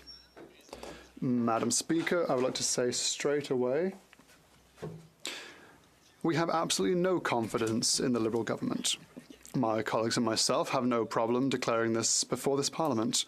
That is the reason for which we voted against this government on votes of confidence, such as budgets and speeches from the throne, on almost every occasion. So today the Conservatives are calling for a vote of no confidence, but they are not content simply to table a motion for Parliament to withdraw its confidence in the government. It's not just a simple question to that effect. It's a motion that links this to a specific question. What is this question? Is the issue that merits this that would lead to the overthrowing of this government? Could it be immigration? No, because the Conservatives are just like the Liberals. Would it be with regards to the billions paid annually to oil and gas, which continue to do as they please with the price at the pump? No, because the Conservatives are the same as the Liberals. Would it be on the nationalization of the Trans Mountain Pipeline, which now costs $34 billion, and most of which will be paid for by taxpayers? No, because Conservatives are just like the Liberals. Could it be that they are challenging Quebec's... No, because the Conservatives are just like the Liberals. Could it be a challenge against Quebec secularism? No, because the Conservatives are just like the Liberals. Would it be on abandoning Quebec's agricultural model? No, because the Conservatives are just like the Liberals. Would it be on First Nations? No, because the Conservatives are just like the Liberals. Would it be on medical assistance in dying? No, because the Conservatives are just like the Liberal. Would it be on the issue of national and constitutional questions? No, because the Conservatives are Liberals on the matter. Here we have the finest in Ottawa coalitions. It's rather ironic to hear the leader of the opposition say that the only difference between the Bloc and the Liberals was that we don't agree on where the capital should be. That's not true, first of all. But it would already be quite a big difference between a capital that we agree with and that we don't agree with. That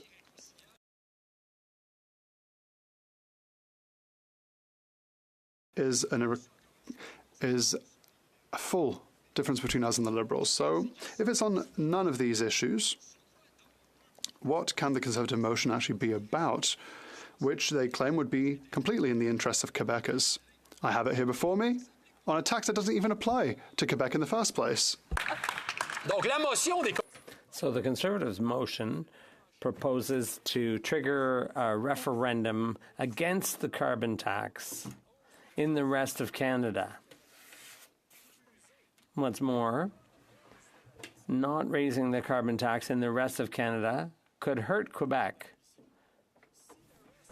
If the rest of Canada stops putting a price on pollution, while Quebec continues to do so with its own separate system, the carbon exchange, the cap and trade system, which I would remind you was introduced by the Liberal government of the current member for Bellechasse-les-Échemins-Lévis, carbon cap and trade system that was welcomed by the current member for Louis Saint Laurent when both were sitting in Quebec City. Quebec households and businesses would be at a disadvantage. It's only logical. So today, the Conservative Party of Canada is proposing a referendum to advocate fiscal and climate injustice to the detriment of Quebec's competitiveness. It was important to make that clear. Eric O'Toole's contract with Quebec, his deal with Quebec, is obviously a thing of the distant past. Now, I can't believe that they don't get this. While people are starving under inflation, the profits of a tiny minority are reaching record levels. And the current leader of the opposition says Quebec is very important, but he doesn't even listen to his own members from Quebec. So there is a scandal when it comes to energy, and it's not the carbon tax. While people are struggling, others are lining their pockets. Inflation is putting a huge burden on ordinary people, but oil and gas have been reaping record profits in recent years. $38 billion over 3 years, half of that in 2022 alone. This is a far cry from the inflationary reality of most people. Since 70% of oil and gas shareholders are foreign, all that profit is going abroad. What's even more scandalous is that the gift to shareholders is twofold. Users pay at the pump, but also as taxpayers, they send their taxes to the ultra-rich so that they can continue to live the good life. It seems to me they don't need any more gifts from Ottawa. I think the subsidies to the oil patch are clearly unnecessary. In the last two budgets, Ottawa announced its plan to introduce 6 tax credits for oil companies. And according to the Finance Department, those tax credits will amount to $83 billion between now and 2035. Is that Ottawa's green transition? The Liberals are the real friends of the Conservatives, not the poor people, or rather the oil patch is the real friends of the Conservatives, not the poor people who have to queue up at food banks and struggle to find housing. The oil and gas companies are the true cronies of the Conservatives. It's not ordinary people who are struggling to feed themselves and pay the rent or even find a home. Madam Speaker, tell them to stop the nonsense. We don't believe them. We never did, and we still don't. If the Conservatives had introduced a non-confidence motion calling into question the massive profits of the oil patch, or to put an end to this great corporate BS at the expense of taxpayers, corporate welfare, rather, at the expense of taxpayers, and at the expense of users, we would no doubt have been there. Until then, stop wasting our time. Thank you, Madam Speaker. Questions and comments? L'honorable député de Lévis. The honourable member for Lévis-Lotbinière. Thank you, Madam Speaker. I listened closely to my colleague's speech, and I'd just like to make sure I get the feeling that once again my colleague will be voting along Liberal lines to support this government that's costing Canadians a fortune, and that's the problem.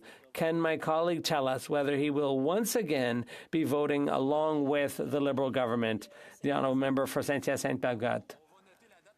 Let's take note of the date, Madam Speaker. It's March 21st. And a Conservative is telling me that I wasn't clear enough in my speech. March 21st, 2024. We've seen it all now. I would simply answer that we have no confidence in this government, but this motion, if it were to trigger an election on a single theme, the theme is fraudulent. It goes against Quebec. So in that context, it's very serious. And I said, if the question really affected Quebecers and not in a way that harmed them, we would have voted for it.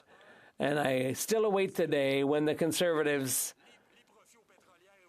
criticize the profits of the oil patch, because that's the scandal. Questions and comments? L'honorable député de Victoria. The honourable member for Victoria. Thank you, Madam Speaker, and I want to thank the member for his speech. He talked a lot about the handouts to big oil and gas, and we just heard that the Trans Mountain pipeline is going to cost taxpayers $34 billion. That money could have gone into climate solutions. We had the Environment Commissioner come to the Environment Committee, we had the Environment Minister come to Environment Committee, and I asked him if it was a mistake. He refused to answer. He said that should be for the Finance Minister. And I said, you're at the cabinet table, you make decisions with this government, and yet he still refused to take accountability for this decision. Can you talk a little about the lack of courage from the Liberals when it comes to taking on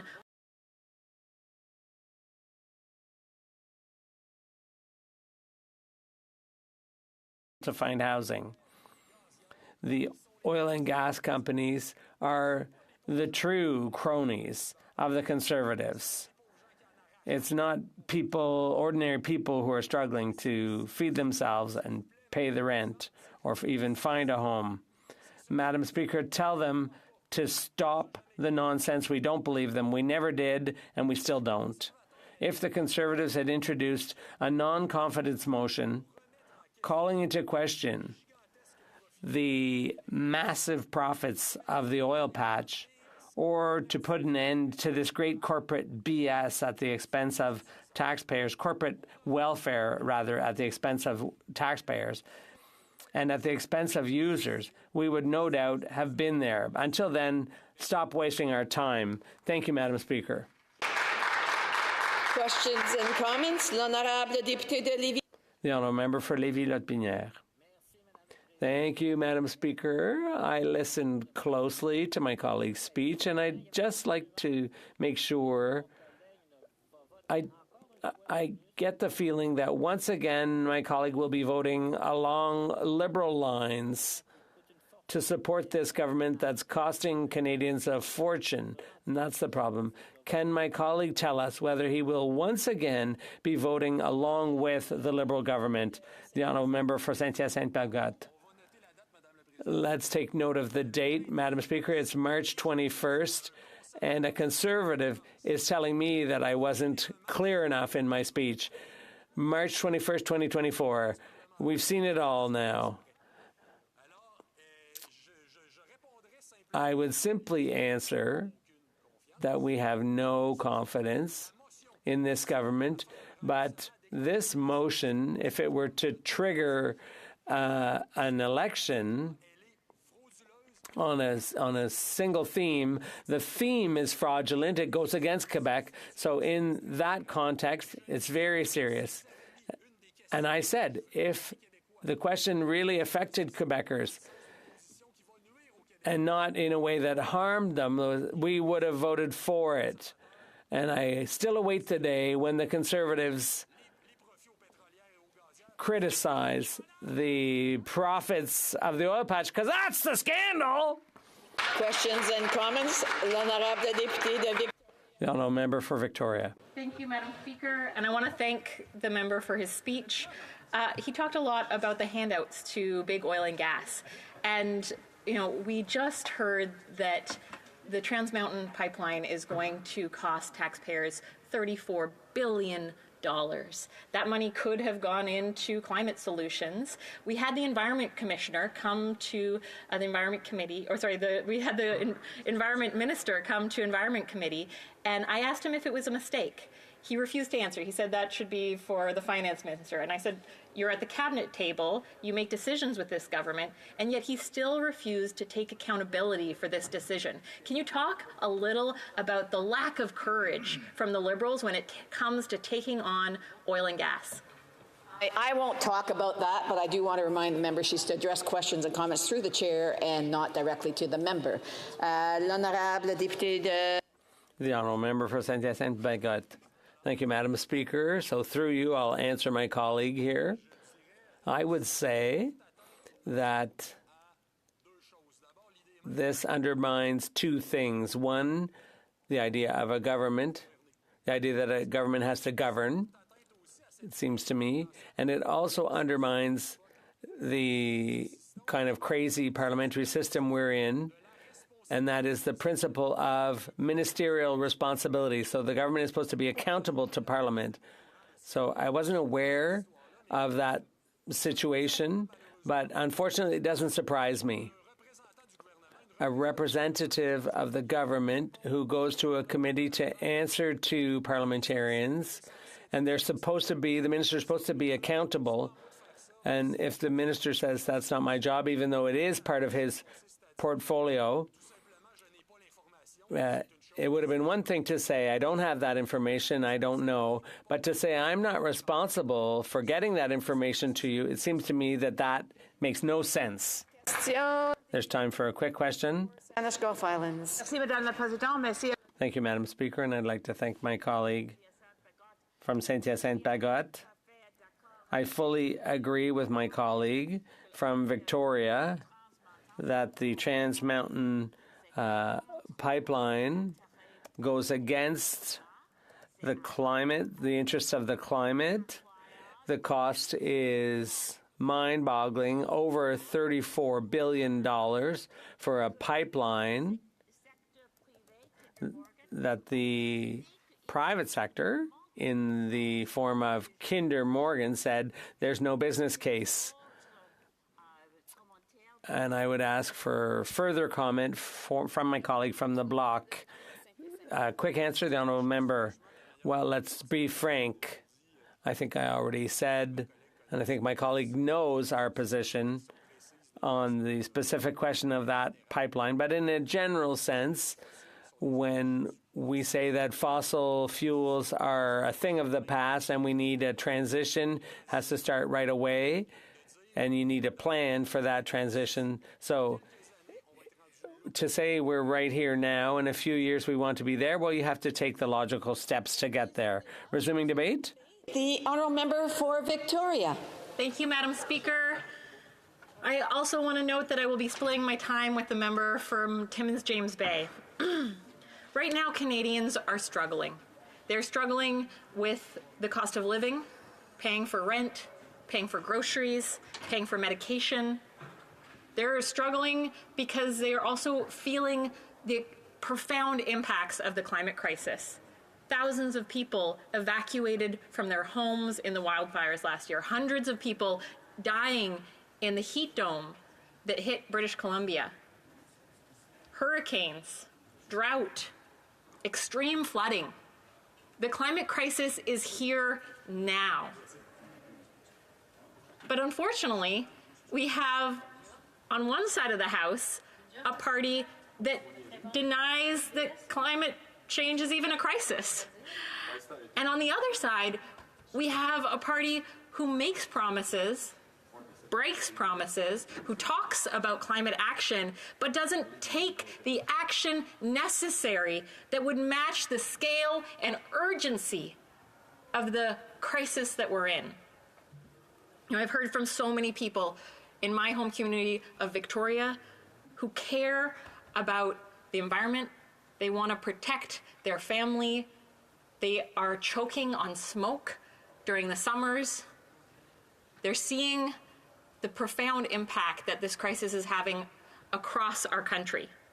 And they're also very concerned about how they're going to make rent next month or pay for their mortgage. They're very concerned about the skyrocketing costs of food, of gas, of medication, of everything. People are just struggling to get by. And unfortunately, they don't have a government that is looking out for them.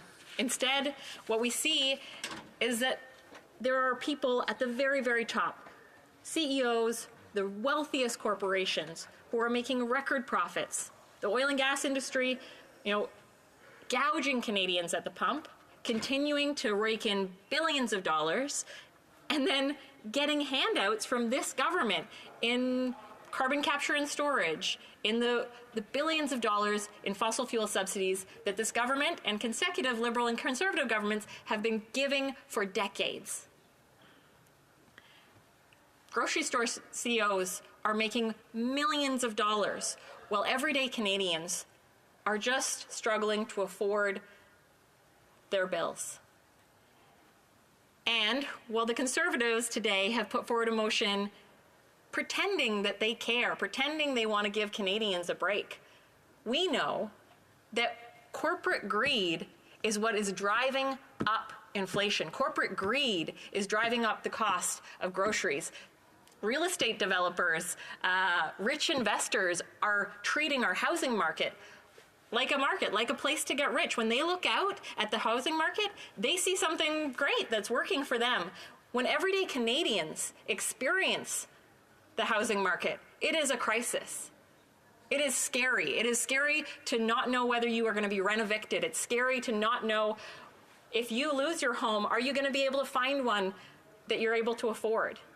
Are you going to be able to pay for your mortgage next month? Refuse to put forward solutions that would actually tackle the inequity that exists in our country.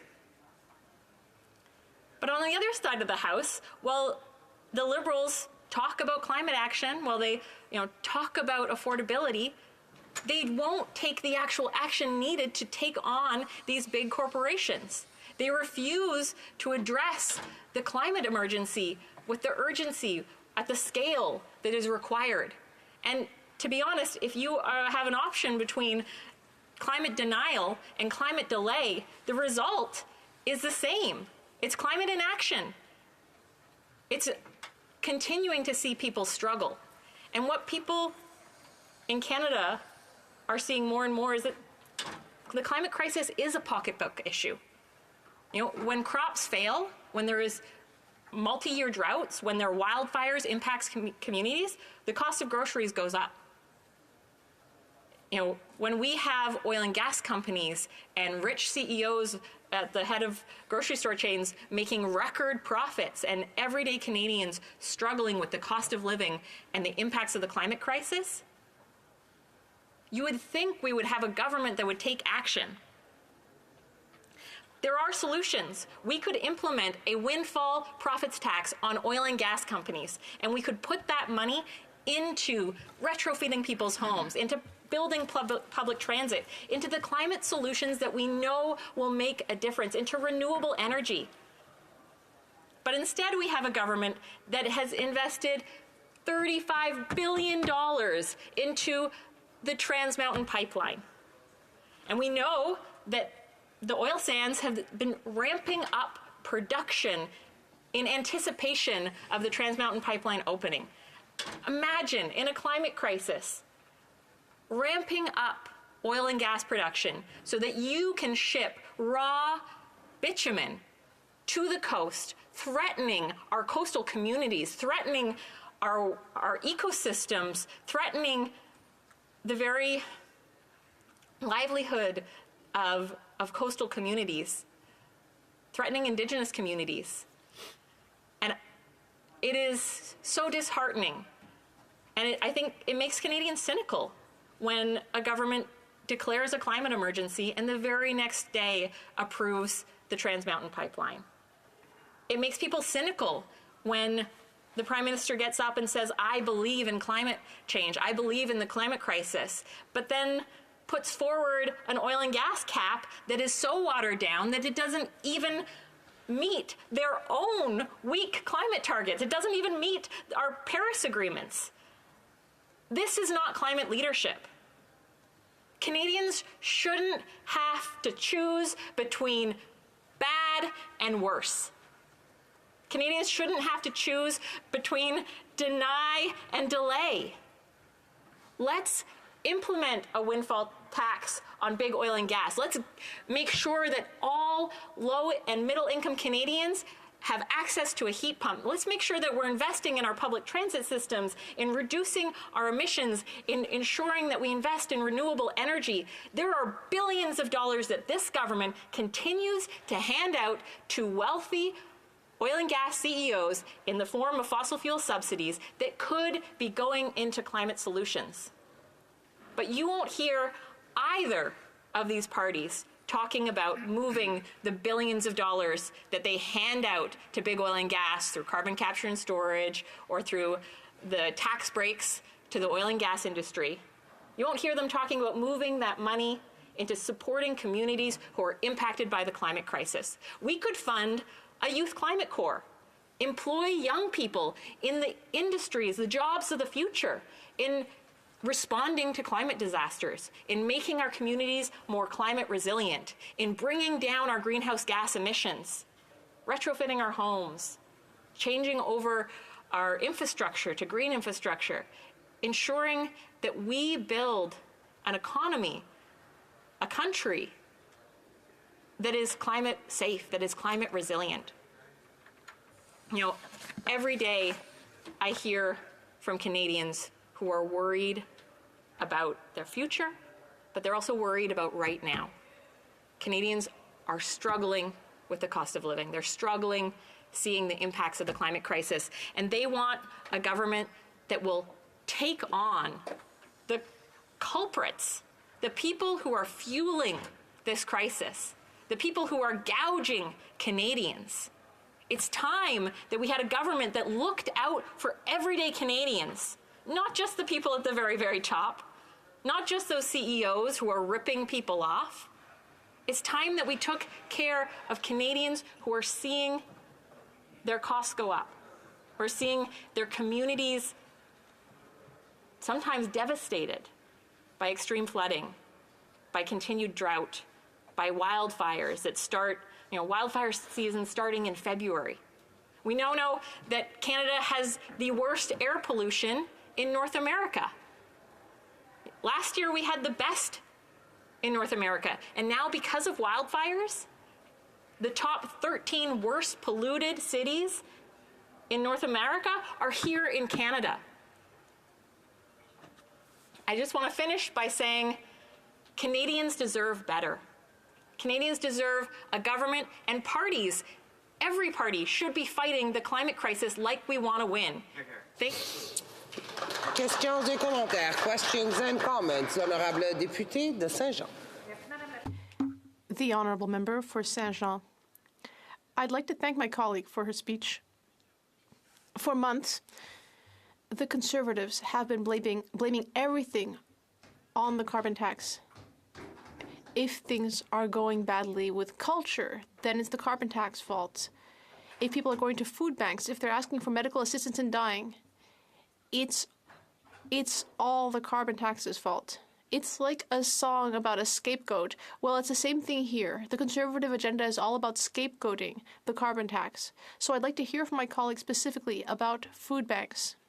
What we're hearing in my region is that it's climate change that's making the costs of food go up. We know that farmers are having trouble because there's either drought or too much rain. I'd like to hear from my colleague about this aspect, the costs of food going up, the effects of climate change, which are still being denied by the Conservatives. Member for Victoria. I want to thank the member so much for her question, and she has it exactly right. The climate crisis is impacting food costs. We know there are multi-year droughts in British Columbia, in Alberta, that crops are being impacted.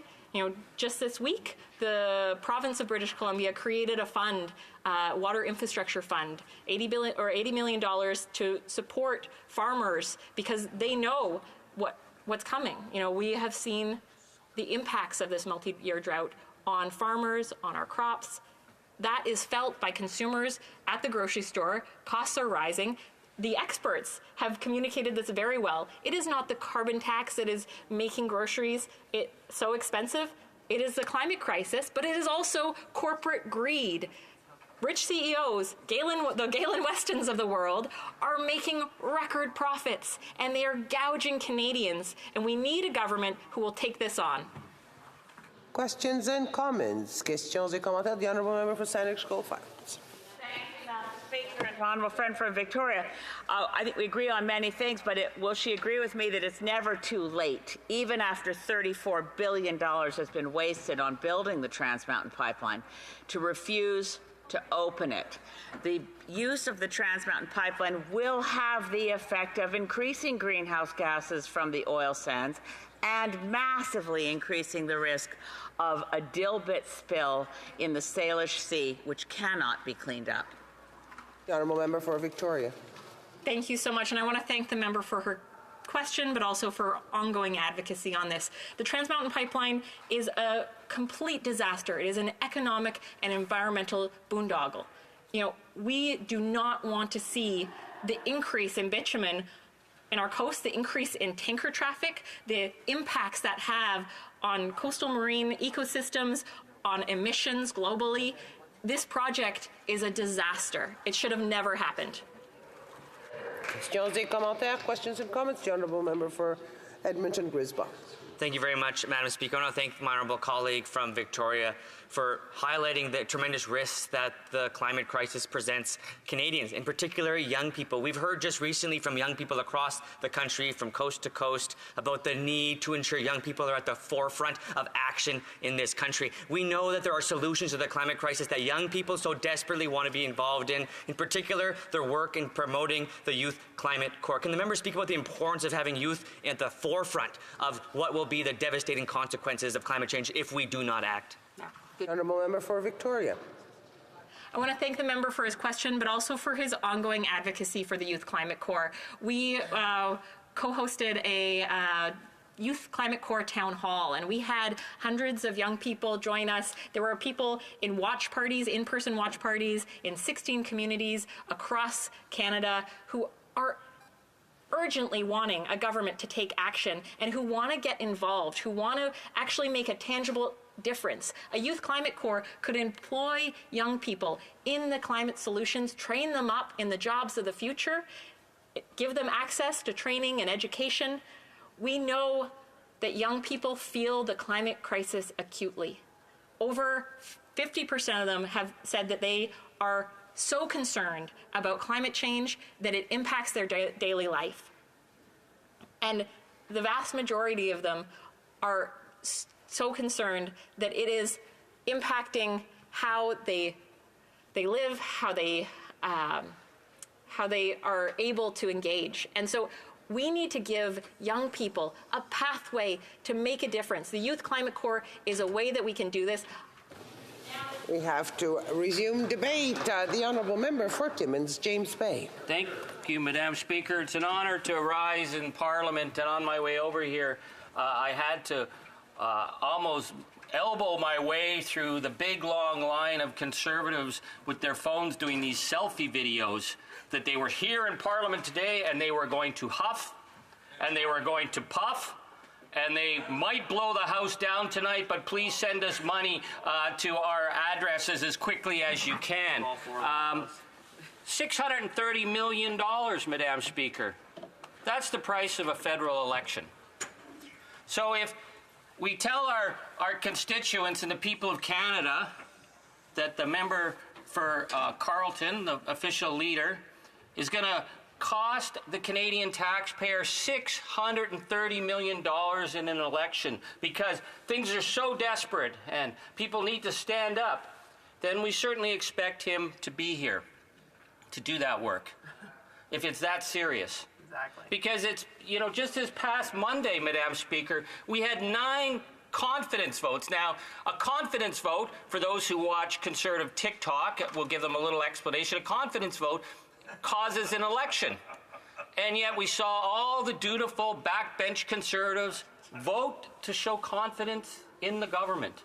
And now 3 days later, it is the huff and the puff and they may blow the House down strategy when there's going to be 9 confidence votes tonight. So given the importance of this, given the fact that we will plunge the nation into this election at this time, I really hope to see the member from Stornoway, who lives in Stornoway, standing here leading his troops, because it's one of the concerns I've had. Now, I've been accused of making claims about his background and the fact that he apparently worked for Dairy Queen. And I'm willing to retract that because we actually don't know if he worked at Dairy Queen. I've tried to find what his job resume was before he became a professional, political, whatever he's been his whole life. And there's some say he had a paper route. Others say he worked at Dairy Queen. It doesn't seem that he actually may have done both. But here's the thing. If you worked at Dairy Queen, I'm sure they taught you that you have to show up. Because showing up is a fundamental thing you learn in jobs. When I was younger and I was trying to feed my 2 young daughters then, working on construction sites, I was told if you're not ready to go with all your tools by 7:30 in the morning, don't bother showing up. And I had to pay the rent at the end of the month, so I learned to show up. But I raise this, Madam Speaker, because there's a pattern with the member. Do you remember when he said that he was going to stand in the House and speak until the budget fell? That was extraordinary. And all his, all the little Conservatives who repeat all his talking points, who get the gold stars, they all stood around him and they were going to stay in the House until he brought the House down and caused an election. And then after about 2 hours, he kind of ran out of gas because he ran out of slogans. Because there's only so many times you can read, when your entire electoral platform is a bumper sticker slogan, even the member for Stornoway gets tired. So after 2 hours, he gave up and he went home. Oh, I thought they were going to have an election. And then, do you remember, before Christmas, he said he was going to keep us in the House until Christmas voting. And we all came and waited, and that never happened. And again, I don't know whether it was off having canapes and mojitos with Jenny Byrne, the lobbyist for Loblaws, and her staff, who apparently are lobbying the federal government through forecheck strategies, but we didn't see him. But all the poor schleps were left here for 2 nights doing the hard lifting of voting against the government. And what did they vote against? They voted against support for Ukraine. And that was actually one time he showed up. He showed up to vote against Ukraine.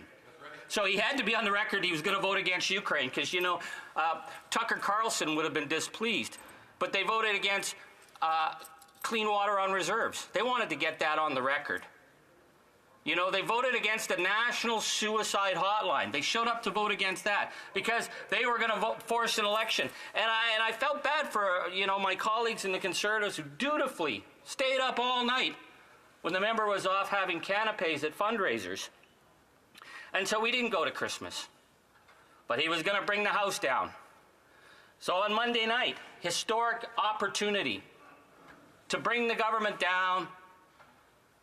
Well, he was voting from behind the curtain. And that was the night that we moved the historic vote for peace in Gaza. A vote that has been recognized around the world and that numerous other jurisdictions are now following Canada's lead because the New Democrats showed up that night. New Democrats showed what it means to come to work every day and work and to find a compromise plan to recognize the need to deal with the horrific death of innocent children in Gaza, while also saying that the people of Israel have a right to live in peace, whilst condemning the terrorist attacks of Hamas, but saying that the Netanyahu government cannot be given any more weapons because of the systemic killing of journalists and aid workers and children. New Democrats showed up because that's historic. Because, again, advice to the member who probably put some ice cream and walnuts on the Dairy Queen banana floats, if you are going to be a leader of this country, you show up and you stand up on these historic moments. You don't get to go off to Stornoway and have canapes and leave the poor schleps on the back bench to do the heavy lifting. So Monday night, that was an opportunity, and he missed it. So today, he comes in again. And he's the bumper sticker slogans, you gotta put 3 or 4 of their bumper stickers side by side now. And this is a moment.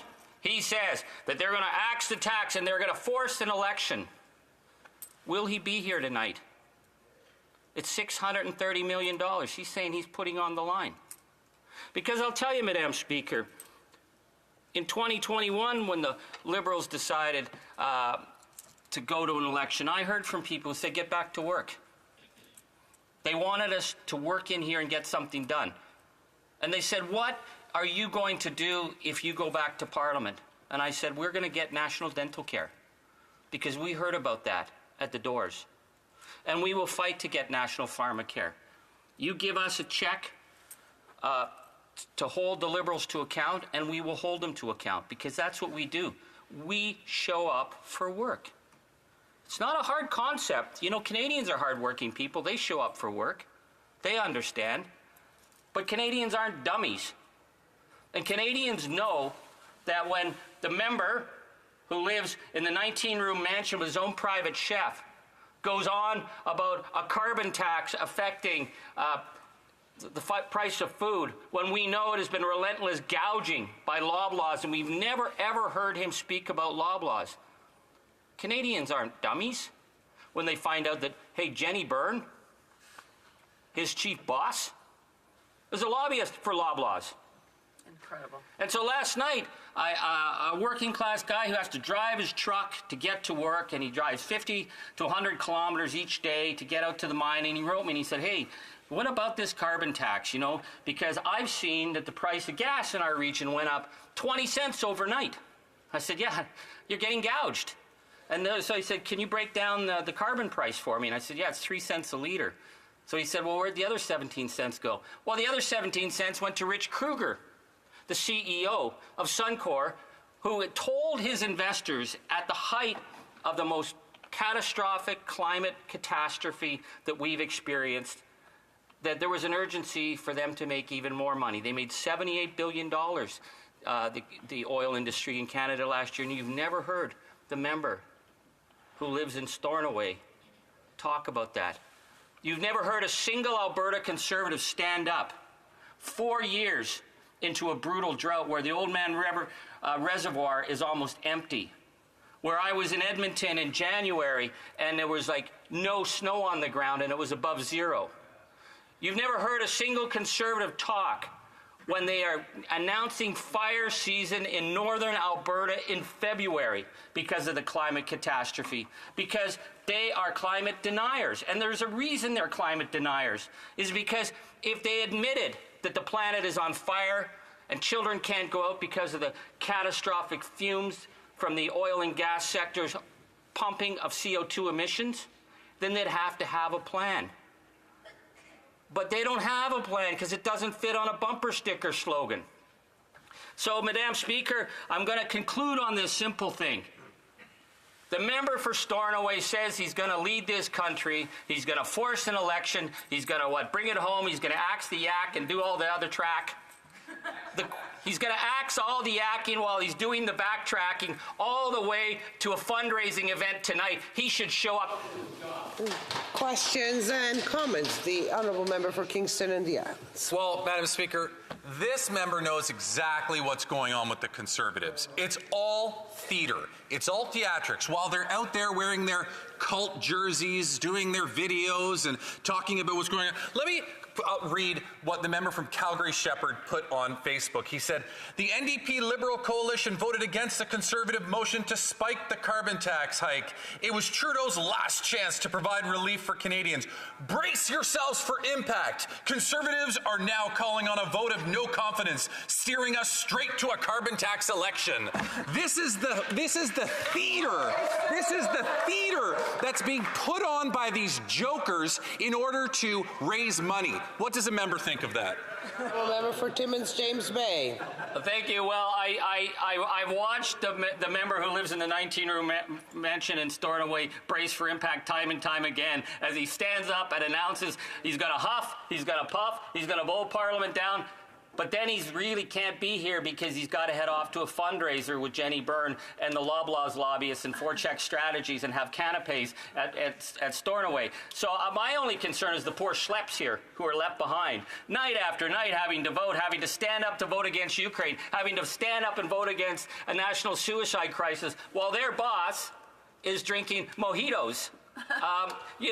Brace for impact, Conservatives. It'll be one more night where they got to show up. Oh, and wait a minute, weren't we supposed to vote and they were going to huff and puff all weekend long?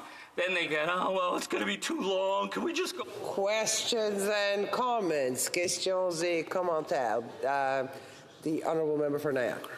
Madam Speaker, I'd like to thank the member for his comments, I think. But you know what, Madam Speaker? It must be great being a member of the NDP. The paragons of virtue who come here and criticize members on this side, yet what have they accomplished on their side for Canadians? Madam Speaker, the price of housing is doubled. Mortgage costs have doubled.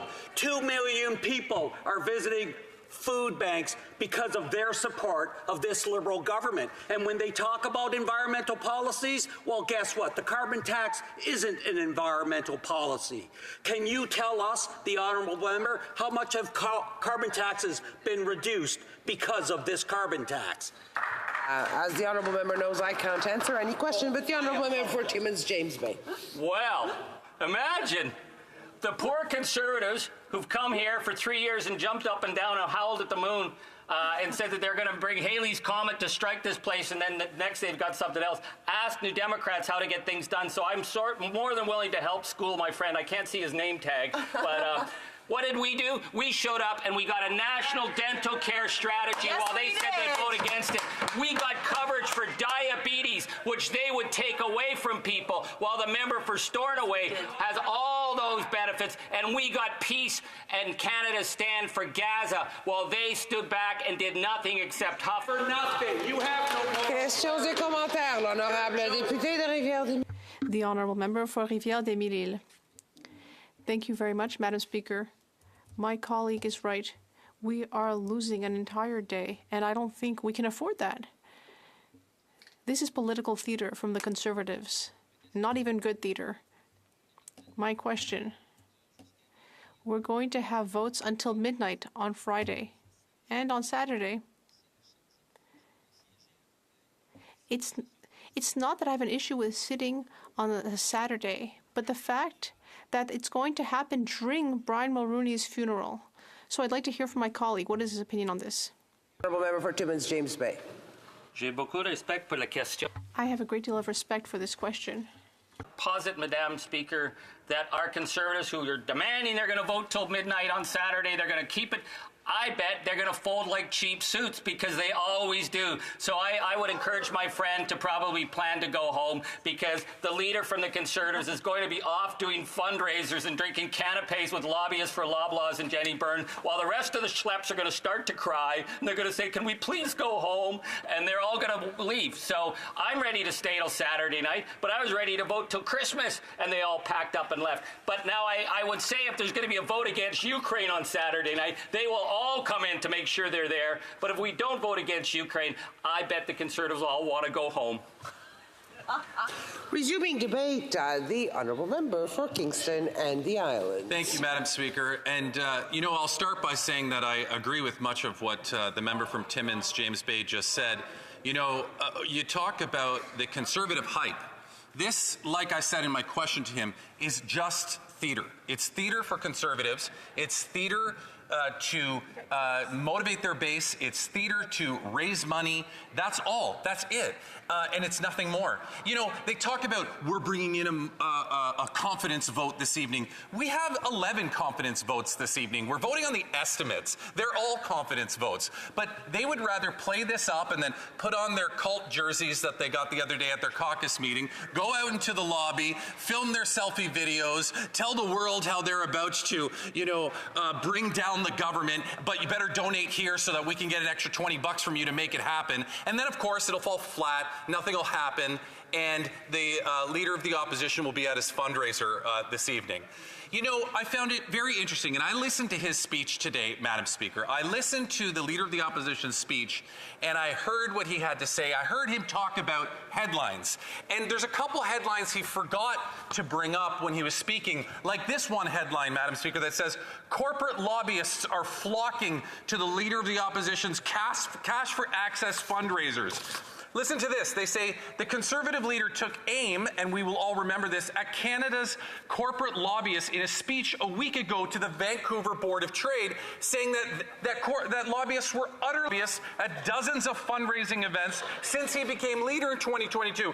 The lobbyists are for the oil and natural resource companies, big banks, telecoms, large retailers, and real estate investors, paid for entry to private cash for access fundraisers with the leader of the opposition. So, Madam Speaker, you have an individual who on the one hand will go out to the Vancouver Board of Trade, stand there and say, lobbyists are utterly useless. I will never listen to them. But then you find out through access to information or getting the lists of the donors, the people that are actually going to these fundraisers that he's having are all lobbyists. Wow. It's the hypocrisy that comes from him. But there's another headline that he forgot to mention, Madam Speaker, and this is more recent. This one's from this morning in the Globe and Mail. The leader of the opposition's campaign manager, Jenny Byrne, established a second lobbying firm from the same office. Listen to this, Madam Speaker. It says on the Monday after the leader of the opposition's September 10th, 2022 leadership win, the president and senior vice president of Jenny Byrne and Associates incorporated forecheck strategies. Many of the staff who worked for Ms. Byrne's firm also lobby federally for forecheck. Clients who book meetings on the new company's website were redirected to the booking system for Jenny Byrne and Associates. And of course, that function has been removed, as was Ms. Byrne's headshot posted on the website after the Globe's inquiries about the connection between the two firms. Wow. So look what you have here. Not only did we raise the hypocrisy of Jenny Byrne being an active lobbyist a couple months ago, but she knew it and they knew it the day after he became the leader. She went out and set up a new company to be a lobbyist, removed her association from it, or at least tried to. But when people would go on that website, ended up going to the exact same booking information for Jenny Burns and Associates. That tells you not only did they know what they were doing was wrong, but they actively tried to preempt getting caught. But unfortunately, they still did get caught, Madam Speaker, at least unfortunately for them. And that's what you have going on here. This leader of the opposition is no different than Donald Trump in the United States. He will get in front of his rallies, he will grab that microphone, he'll tell the crowd what they want to hear, he'll throw lobbyists under the bus and say that they're the worst human beings ever, but then turn right around, just like Donald Trump would, and open up his hand to receive money from them. So when this leader of the opposition or any member say, oh, we're nothing like the MAGA Republicans in the United States, I call BS. Because that is absolutely not true, Madam Speaker. He is exactly like Donald Trump. He's employing the exact same tactics. He's receiving the exact same money using the exact same way that Donald Trump would do that. You know, I find it fascinating that today's motion, Madam Speaker, is a confidence motion to trigger an election on an issue they ran on. In 2021, they ran on pricing pollution. We literally delivered to them what they wanted, and now they're saying we need to call an election on it because we don't think it was a good idea. This is what we're dealing with over there. It's absolutely ludicrous. It's absolutely insane. They can't even, be consistent on anything. And it's because they deny climate change. As many members have said, the Bloc members, NDP, Liberals, they deny climate change. They deny that it's something that we have to deal with. They deny the reality of it. I found it really interesting, and I felt for him when the member from South Shore St. Margaret said in a passionate question of the parliamentary secretary to the government House leader, he got up and he said, no, I am a progressive conservative. I was from the days of progressive conservative. How dare you suggest that I don't belong to that party of past former progressive conservatives? I would say to the member from South Shore St. Margaret, he didn't leave the Conservative Party. The Conservative Party left him. And it's true. You look at people like Flora MacDonald, the last Conservative to be elected from Kingston and the Islands back in 1984. Flora MacDonald, who went on to be the first female to run in a national leadership campaign. Flora MacDonald, who worked side by side with people like Brian Mulroney. These were progressive conservatives who cared about the environment. They brought countries together from around the world and said, listen, we don't care the problem with the ozone layer. We need to fix it. We need to work together. They were not just protecting the Canadian environment, they were leaders on the global front when it came to saving the issue that we had with the ozone layer back in the 90s. Acid rain. George Bush Sr. was against doing anything on acid rain. It was Brian Mulroney who pushed George Bush Sr. and kept asking the Americans and saying, we need to do something about acid rain, that we finally got them to sit down and come to an agreement on how we could control acid rain on this continent. Those are the progressive conservatives. Those are the conservatives that the member from South Shore St. Margaret are hearkening back to. But he, unfortunately, does not belong to a party anymore that resembles any slight comparison to that progressive conservative party. People like Flora MacDonald, people like Kim Campbell, people like Joe Clark, people like Brian Mulroney, these were leaders when it came to the environment. This Conservative Party has absolutely no interest in it. But let's just get out of Canada for a second and look at what's going on globally, Madam Speaker. Globally, we're seeing price on pollution in one form or another throughout the entire world. And the leader of the opposition wants to try to suggest as though this is a uniquely Canadian situation, having a price on pollution. Well, I would say to him that every country has a price on pollution in one form or another. We often hear the United States doesn't have a price on pollution. Yes, they do. They're part of, many of the states are part of the cap and trade system. It's called the Western Initiative. Back in the early 2000s, the environment ministers of provinces like Quebec and Ontario went down and negotiated with California and other U.S. states to implement a cap and trade system. Cap and trade is just another form of pricing pollution. And that's, so when conservatives get up and say, we're the only country that has, or imply that we're the only country that has a price on pollution, they're absolutely wrong. But, you know, the hypocrisy doesn't even end there, Madam Speaker.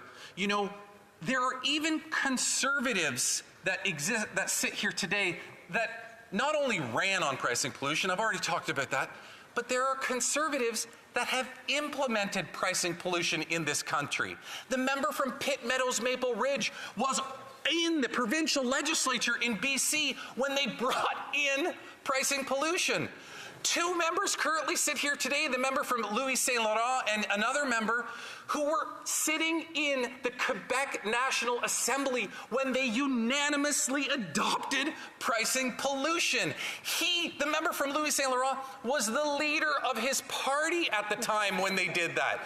You cannot make this stuff up, Madam Speaker. And now they come back in here and they speak as though it's such a foreign concept that they could never understand how anybody would ever be interested in pricing pollution, given their record. Like, I would be embarrassed to be them to even stand up and ask questions or even vote on issues regarding this when they are 100% doing a 180-degree turn on where they were before. What we know, Madam Speaker, despite the rhetoric, is that pricing pollution works, but more importantly, 8 out of 10 Canadians get more back than they pay into it. That's right. This is Groundhog Day, as members from the NDP have said. I remember talking about this just 2 days ago, and I will remind the House what I said 2 days ago. Just before we broke for the 2 weeks or 3 weeks ago, Madam Speaker, in all these discussions about the pricing pollution, I went in Ontario, my home in Ontario is heated by natural gas. I get that natural gas from Enbridge. I went and I looked at all of my bills in 2023, and I added up the price on pollution, the carbon tax that I was paying, and it totaled in my house to $379.93 per year. That's what I'm paying.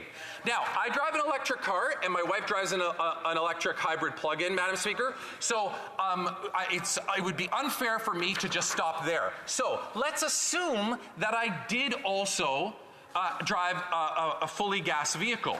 Well, the average gas vehicle consumes 1,667 liters of gas per year. In 2023, which is where I'm doing the calculations, that would amount to $238.55 per year that I would have paid on that car. Now, if my wife and I both drive a gas car, I added those two plus my heating that I already talked about, and it comes out to $855 that my household would have spent on the two highest contributing factors to what people pay on a price on pollution.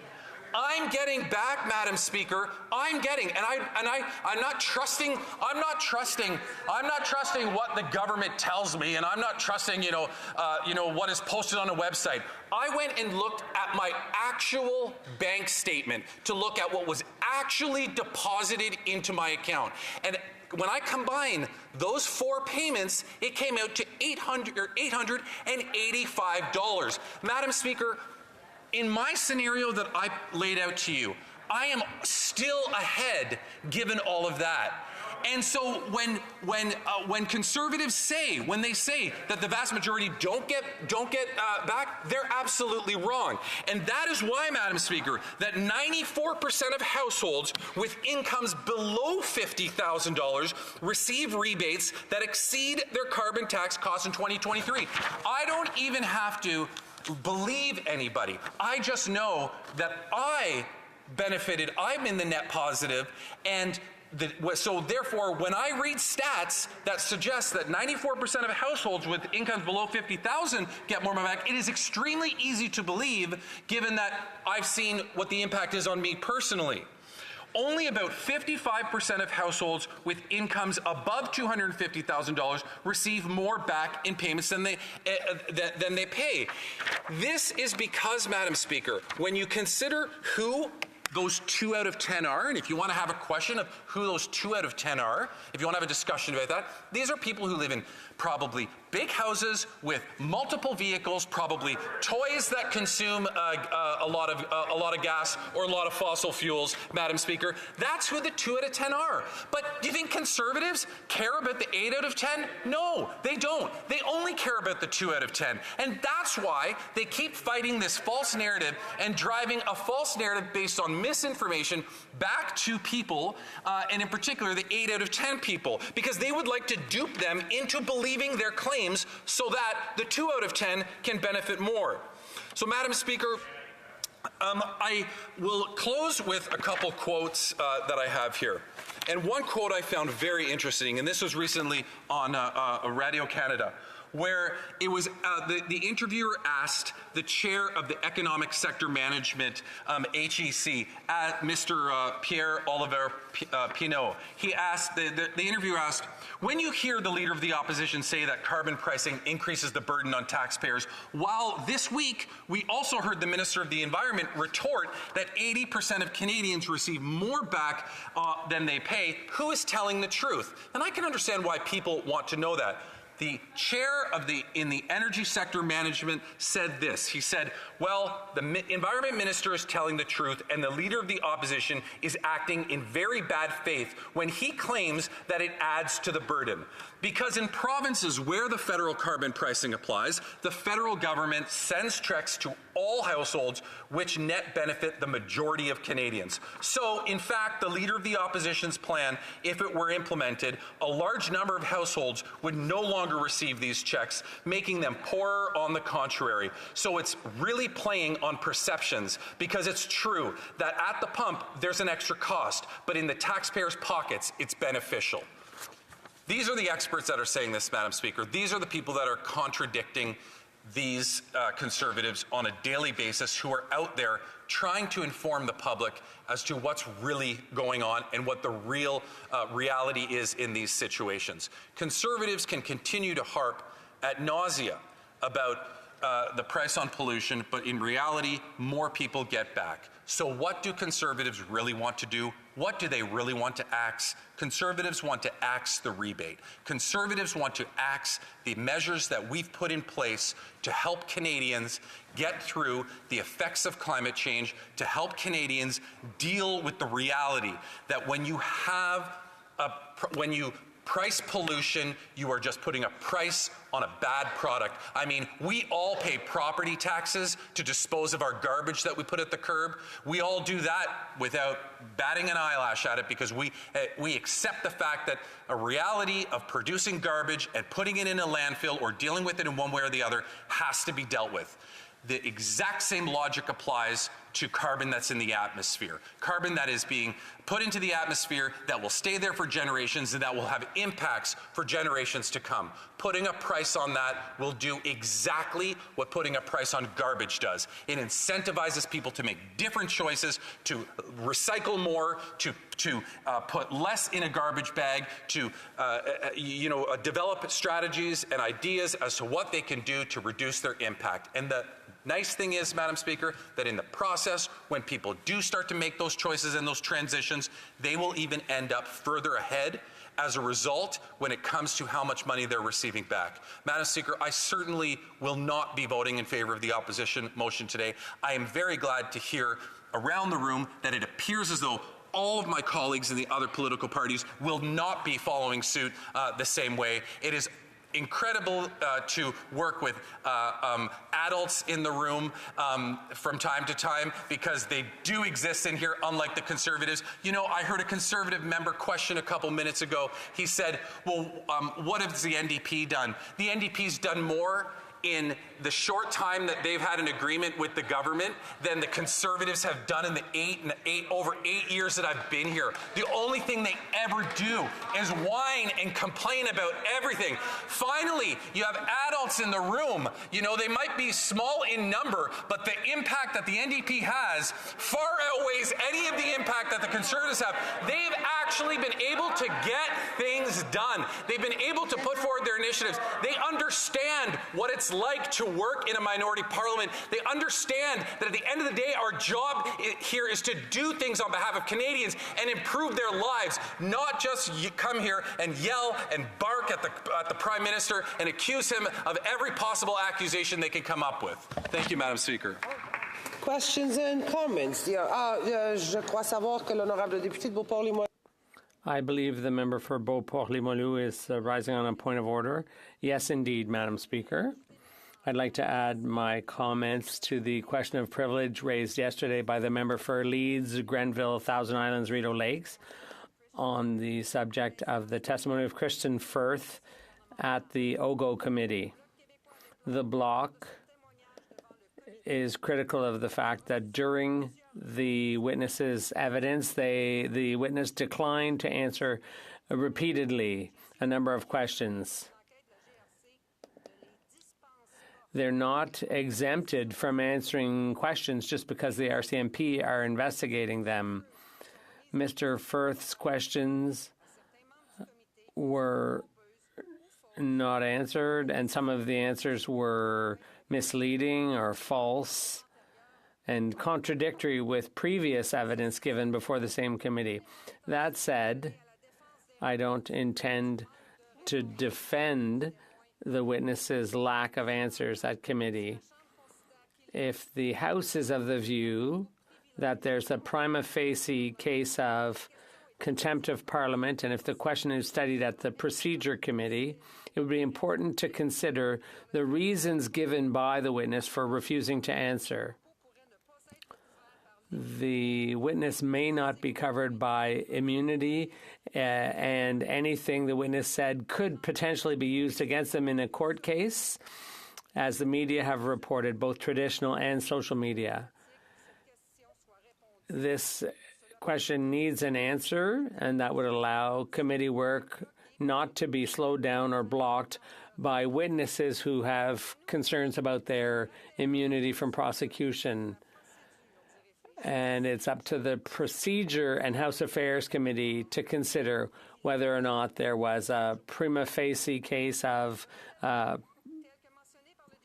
question of privilege or even contempt of Parliament. As the member who raised this question said, witnesses are expected to answer all questions the committee asks. They may object to questions put by a committee member, but if the committee agrees that the question should be asked, that the question is in order, then the witness has to answer. A witness who refuses to answer can be reported back to the House, and according to Bosch and Gagnon, this is the practice. And a witness who declines to answer a question or refuses to give truthful answers can be accused of contempt of Parliament, according to Bosch and Gagnon. Once again, the committee was unanimous in reporting this issue back to the House, and this shows how serious the situation is. According to Bosch and Gagnon, in their third edition, and this is important, refusing to answer a question or to provide information to a committee or to deliberately mislead a committee may constitute contempt of Parliament. Given the witness's immunity and despite the questions raised previously, the Bloc is of the view that the diversion by Mr. Firth in dodging questions was unacceptable, and we are of the view that there is a prima facie case of privilege, of breach of privilege or contempt of Parliament. Thank you. I'd like to thank the honourable member for her contribution to this question, which will be studied by the chair in the days to come. Questions and comments, the honourable member for Simcoe Grey. Thank you, Madam Speaker. I just want to let everyone know after 8 years, we all know that mortgages have doubled, rent has doubled. The only place in Canada that hasn't seems to be in the member of Kingston the Islands Head, where our leader seems to live free. And I was just kind of interested when I was listening to his speech that a lot of the speech, if it wasn't about our leader, was about himself and how wonderful he seems to be doing. What I hear from residents is the exact opposite. Maybe the member, you know, and a lot of the Liberal elites get away and are doing fantastic. I'm hearing the opposite. I have a bill that came in today, as a matter of fact, from a resident in my riding, a farmer, who has a gas bill here. And just to let you know, the cost of the gas supply was $407.85. The carbon on that was $428.04. That was the carbon price. We are talking about carbon price. We're talking about Canadians. Why are we not focusing on that instead of the leader? Because he's succeeding. And the reality is, you have to realize after a period of time... Have to give time for the honourable member to answer and to give other members time too. So my question is, why aren't they speaking to the issue that all Canadians are talking about, and it's the cost of living, and that's why we need this election, so that people have the opportunity to get back to having a Canadian dream. Thank you. Honourable member for Kingston and the Islands. Madam Speaker, we are and have brought in many measures through this House to help people, in particular those that are struggling with those increased costs. For this member to sit there and to challenge this and to ask questions about this and then go ahead and routinely vote against them, like he'll do tonight. Tonight, he will likely be the only a member of the only political party here tonight that actually votes against the estimates that we're going to, in case he didn't know, we're voting on the estimates tonight. That's an opportunity for him to show his support to people in Canada to get the supports to them. You know, you can be against the government. You can be critical of the government. You can challenge the government. But you can still support Canadians by voting in favor of very important measures for him. So when he gets up and challenges me on my ability to do my job to support Canadians, we'll see where his votes go tonight when it comes to voting on the estimate items. Questions et commentaires, questions and comments. The honourable member for Winnipeg Centre. Thank you, Madam Speaker. And it was really funny to me listening to my colleague across the way talking about Conservative scandal. It's like they're in competition. The Conservatives aren't even elected yet, and here they have Jenny Burns already caught up in the scandals as a lobbyist. But I want to get back to a really important question because this is a total mockery of the House. So the question is, I know that an ice cream cone from Dairy Queen was brought up. Whether Pierre Poilievre has ever, whether the member for Carleton has ever had a job. I'm not sure he's ever made an ice cream cone. And if he's never actually had a job, does he really understand the struggle that people are having across Canada right now trying to pay the bills when his whole privilege has been paid by taxpayer dollars? Thank you, Madam Speaker. Honourable member for Kingston and the Islands. Well, I don't know about working at Dairy Queen. I worked at Famous Players throughout high school, popping popcorn. I'm not sure what the comparison is to, or if that measures up to working at Dairy Queen. But the reality of the situation here is, Madam Speaker, when she started off this conversation, she talked about what the Conservatives are already getting themselves into. And as I indicated today, not only did we all know a couple months ago about Jenny Byrne being a lobbyist, but we're now finding out today that the day after the leader of the opposition became leader, she set up another company without her name on it, but when people would go to book an appointment with that company, they were redirected to Jenny Burns and Associates. So not only were they fully aware, but they were worried about the look that it would give the Conservative Party if their campaign manager was a lobbyist. So they tried to hide it. They proactively tried to hide the fact that Jenny Byrne was a lobbyist because they know she's working with Loblaws to drive prices up by lobbying governments to get out of the way. We won't stand for that, Madam Speaker. Questions et commentaires, l'honorable député de Saint-Jean. The honourable member for Saint Jean. Thank you, Madam Speaker. The Liberals boast about doing something about climate change, But just a few days ago or weeks ago, the former minister, Catherine McKenna, said that the oil and gas lobby is getting greater tax credits, to the over $12 billion in tax credits for the energy transition. It's like putting the wolf in charge of the hen house, Madam Speaker. So if they're so proud of their record on transition, well, who's right, them or Catherine McKenna? The honourable member for Kingston and the Islands. Details that the former Environment Minister was speaking to, Madam Speaker, but what I can tell you is this.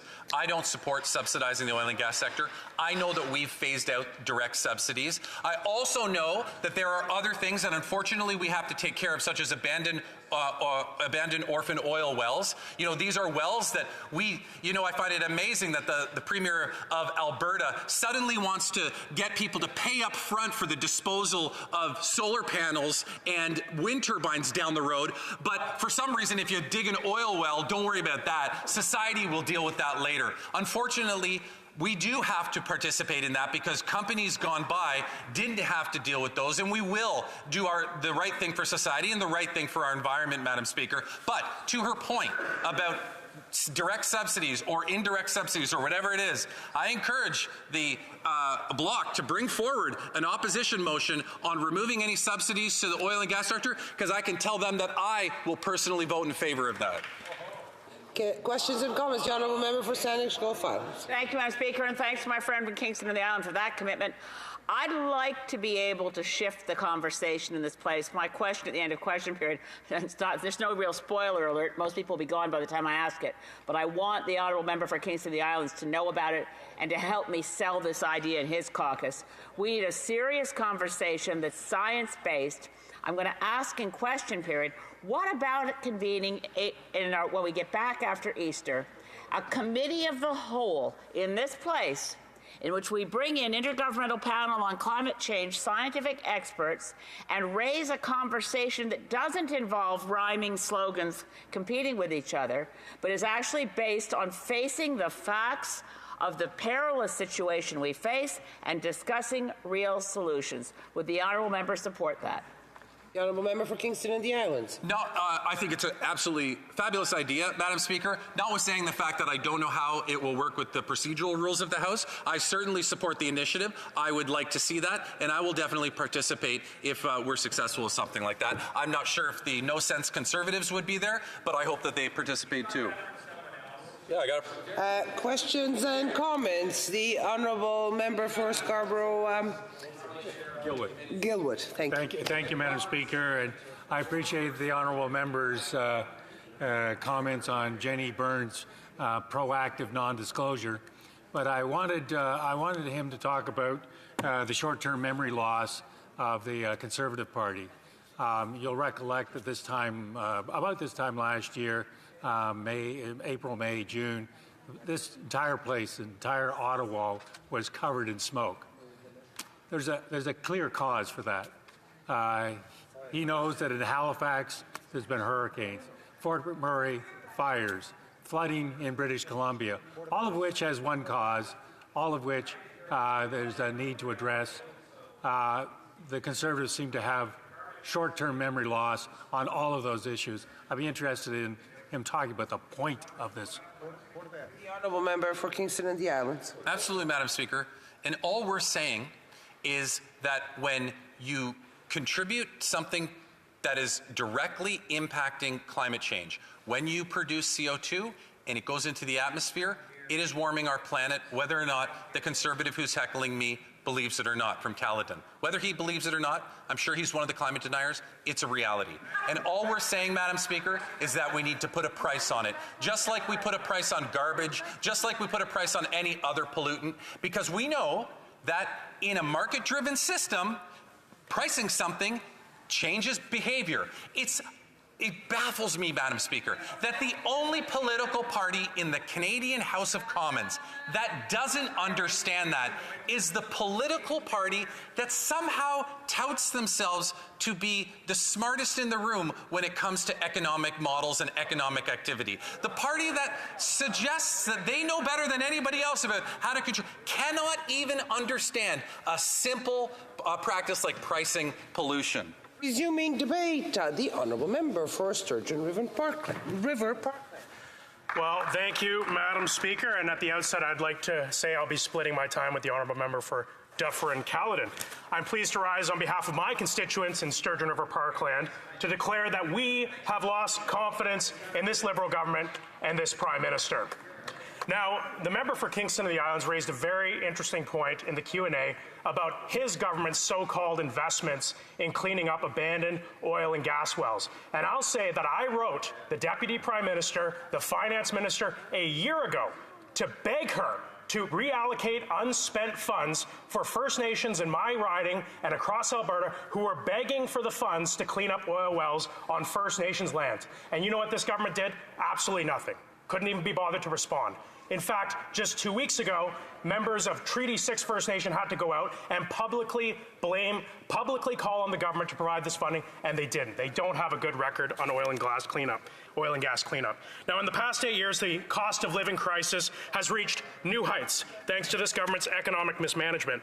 And unfortunately, it's working-class Canadians who are expected to pay the price for Liberal incompetence. In fact, the only people who seem to be benefiting under this Liberal government are the high-paid lobbyists that these Liberals seem to have so much trouble about in this House. And it's becoming under this Liberal government, what some have called a self-licking ice cream cone. And I know my colleague from the NDP was talking about ice cream cones earlier, and that's exactly what's happening under this Liberal government, is a self-licking ice cream cone of government insiders who are petitioning and lobbying for more taxpayer money just to keep this whole thing going. That's what this Liberal government's all about. And this April Fool's Day, this Prime Minister will play a cruel joke on Canadians by hiking the carbon tax by a whopping 23%. And this means that everyday essentials like heating, groceries, and gas will cost even more. Now, the Liberals like to talk about their vaunted heat pump program. Well, there's a recent article out of Nova Scotia. 2,500 Nova Scotia families are facing record power bills from Nova Scotia Power. And you know what many of those families had in common? I have to interrupt the honourable member. The honourable member for Timmins, James Bay, is rising on a point of order. I think you will find, if you check the record, that claims about self-licking ice cream cones were not made by the New Democrats. We question whether the member for Stornoway actually had ever made an ice cream while he claimed to have worked at Dairy Queen, but we didn't claim that they were self-licking cones. It's on a subject that is really not in the scope of this debate. The honourable member for Sturgeon River Parkland. Well, Madam Speaker, thank you for that. You know, under this Liberal government, the cost of everyday essentials is going up. In fact, even when they talk about their much vaunted heating pump program, we have a recent story from Nova Scotia where families are facing power bills and families are saying we need one job just to live and another job just to pay our heating bills. And you know what many, if not most of these families all had in common? They all had heat pumps. The costs are rising for these families, and it's not just families that are burning oil and gas or natural gas to heat their homes. It's electricity. It's everything that's going up under this Liberal government. In fact, the average family of four will pay $700 more for groceries in 2024 because of this Liberal carbon tax. And it's quite remarkable that after years of such a stark trend that the Liberal and NDP members refuse to acknowledge the terrible impacts of their carbon tax. And with each hike, Canadians are forced to dig deeper into their pockets just to afford to live. This Liberal carbon tax is driving up the cost of everything in this country. The inflation trajectory remains uncertain. And while there is hope that inflation will come down, followed by some interest rate cuts, this Liberal government seems intent on quashing that progress with a 23% tax hike on April 1st. Madam Speaker, when the history of this government is written, it will be a story of how an out-of-touch Prime Minister has become with the challenges of working-class people. The cost of this Prime Minister's annual taxpayer-funded vacations spirals out of control at the same time that prices of essential goods that Canadians need to live are hitting 40,000 feet. It's time for the Prime Minister to admit that he's wrong, to spike his April 1st tax hike and get rid of this inflationary carbon tax for good. Now, if he's confident that Canadians support his carbon tax plan, it's time for him to call an election, give Canadians an opportunity, an electoral referendum, and give them a choice on whether or not they want this Liberal carbon tax. Now, the Prime Minister claims that the carbon tax will help the environment. It will help deal with climate change. But if that were the case, then you'd think we would have hit at least one of our climate targets by now. In fact, the Climate Change Performance Index now ranks Canada 62 out of 67 countries, dropping 4 places from last year. And after 8 years of this Liberal government's failure, it's abundantly clear that their carbon taxes are simply another reason to grab more money from hardworking Canadians. It's not an environment plan, it's a tax plan. Now, the Liberals claim that we need a carbon tax or else Canada will be beset by more floods, more fires, and more hurricanes. It's simply not true. Even the Liberals' own Environment Minister admitted that we may not see an impact from the Liberal carbon tax until, guess, 2060. Maybe by 2060 we'll see an impact from their carbon tax. Well, Madam Speaker, a young man like myself will be drawing on old age security by the time this Liberal government believes that just maybe their carbon tax will have an environmental impact. It's not an environment plan, it's a tax plan. And right now Canadians are losing their homes, they're losing their vehicles, they're skipping on meals. Today, they can't wait until 2060 to maybe get a result. Now, we're only a quarter of the way through the year, and food banks are already predicting that they will have an additional 1 million visits. That's on top of a record-breaking year last year. Now, this government claims to be evidence-based. These are damning facts. And this Liberal government is blind to the impact that their policies are having on Canadians. Either that or they just don't care. Last year, 36% of charities had to turn people away because the charities are running out of resources. And in some cases, the demand for food has become a public safety issue. Last week in Montreal, we saw police called in to control crowds at a food bank because hundreds of more hungry Canadians showed up than were expected. These are stories reminiscent of the Great Depression, when police were deployed to disperse bread lineups. And while Canadians wait in food lineups, Liberals go out and say, "You don't have it so bad. Other countries would be glad to swap places with us." And some Liberals are even saying that Canada is doing great in comparison to Afghanistan. Well, that's setting the bar far too low for Canadians, and it's cold comfort for hungry Canadians today who are waiting in lineups. Now, it's clear that the carbon tax is not only ineffective, it's deeply unfair. And despite the promises of these rebates, the reality is most Canadian families will end up paying more in taxes than they receive in these so-called rebates. The Parliamentary Budget Officer has been abundantly clear. Canadian families will pay more than what they get back. And the average Alberta family, where I represent, will have to pay $911 in additional taxes than they will receive in rebates.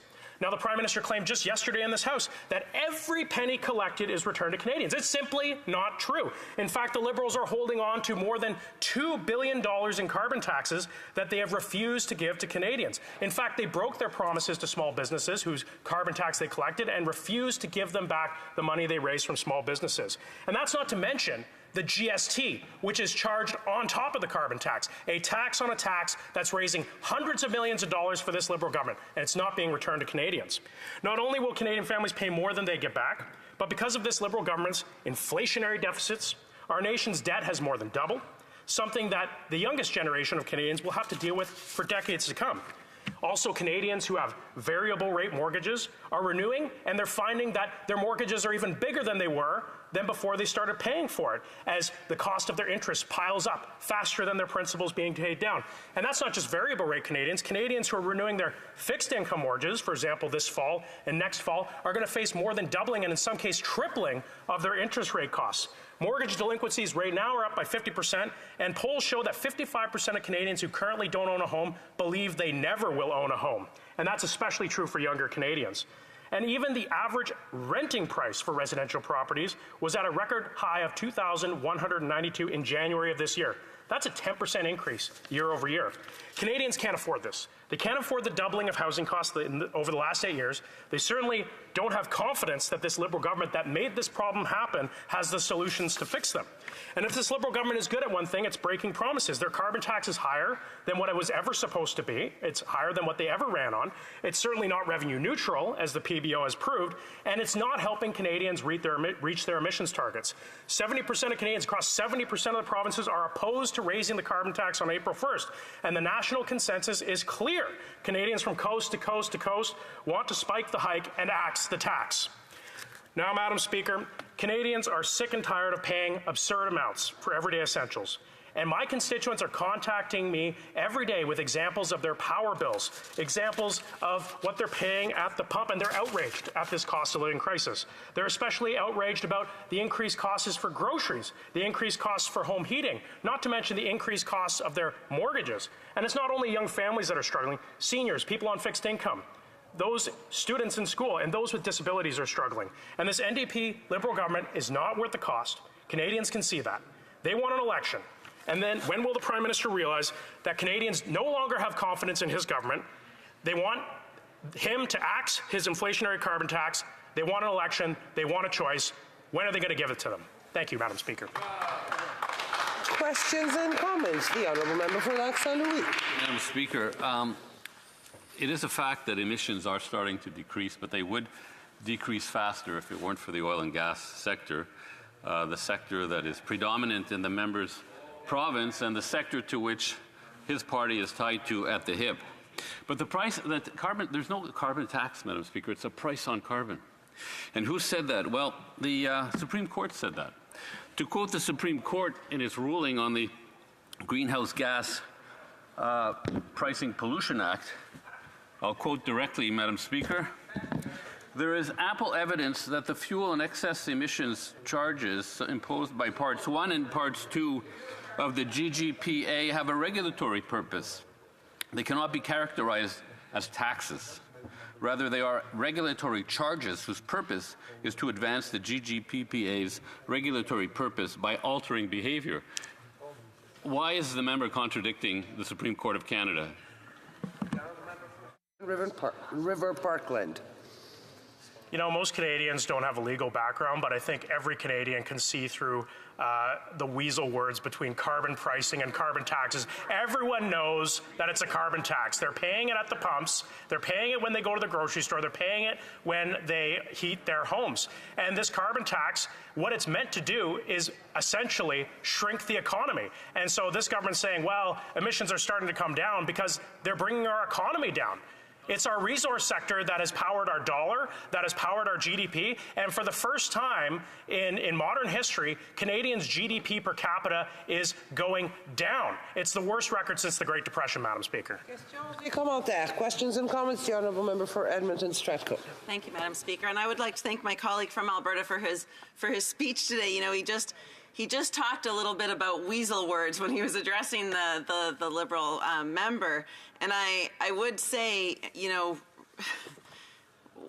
I would be a little bit cautious for him using that language right now. You know, what we are in the middle of doing right now today in this House is we are having the upteenth, time that the Conservative Party has used their opposition day to bring forward a motion they know very well will not pass. In fact, the leader of the opposition has said time and time again that this is going to be a confidence motion. Would the member... Does he understand, I guess, that opposition day motions, all opposition day motions, regardless of which party brings them forward, are non-binding, that in fact the leader of the opposition doesn't get to claim whether something is confidence or not. So for me, I sit in this place, I watch them do the theatrics, I watch them do their thing, but realistically, what I want to know is for the vast majority of these Conservatives, because I do know that some of them know what they're talking about, but for the vast majority of these Conservatives, are they misguiding Canadians or are they misguided themselves? Because it's one or the other. Member for Sturgeon River Parkland. Well, thank you, Madam Speaker. And, you know, it's not my job to tell my constituents what to advocate for in this House. It's my job to listen to what my constituents are asking me to do and to bring that to this House and to represent them. And I can tell you my constituents, and I know people from across this country, are devastated to hear that their carbon taxes are going up 23%. And I will never apologize for bringing the issues that Canadians care about into this House to debate them. And I think all Canadians are wondering to themselves, When is this NDP party going to stop being a tiny appendage to the Liberal Party, propping them up through scandal after scandal, through tax hike after tax hike? You know, I'm hoping one day they're going to wake up, Madam Speaker. I'm hoping one day they're going to wake up and they're going to call this government out. They're going to hold them to account, and they're going to bring Canadians the election that they so sorely want, so that we can get a change in this country, a change that I know NDP members, even Liberal members, are waiting for. Thank you, Madam Speaker. A very brief question from the honourable member for Edmonton, Manning.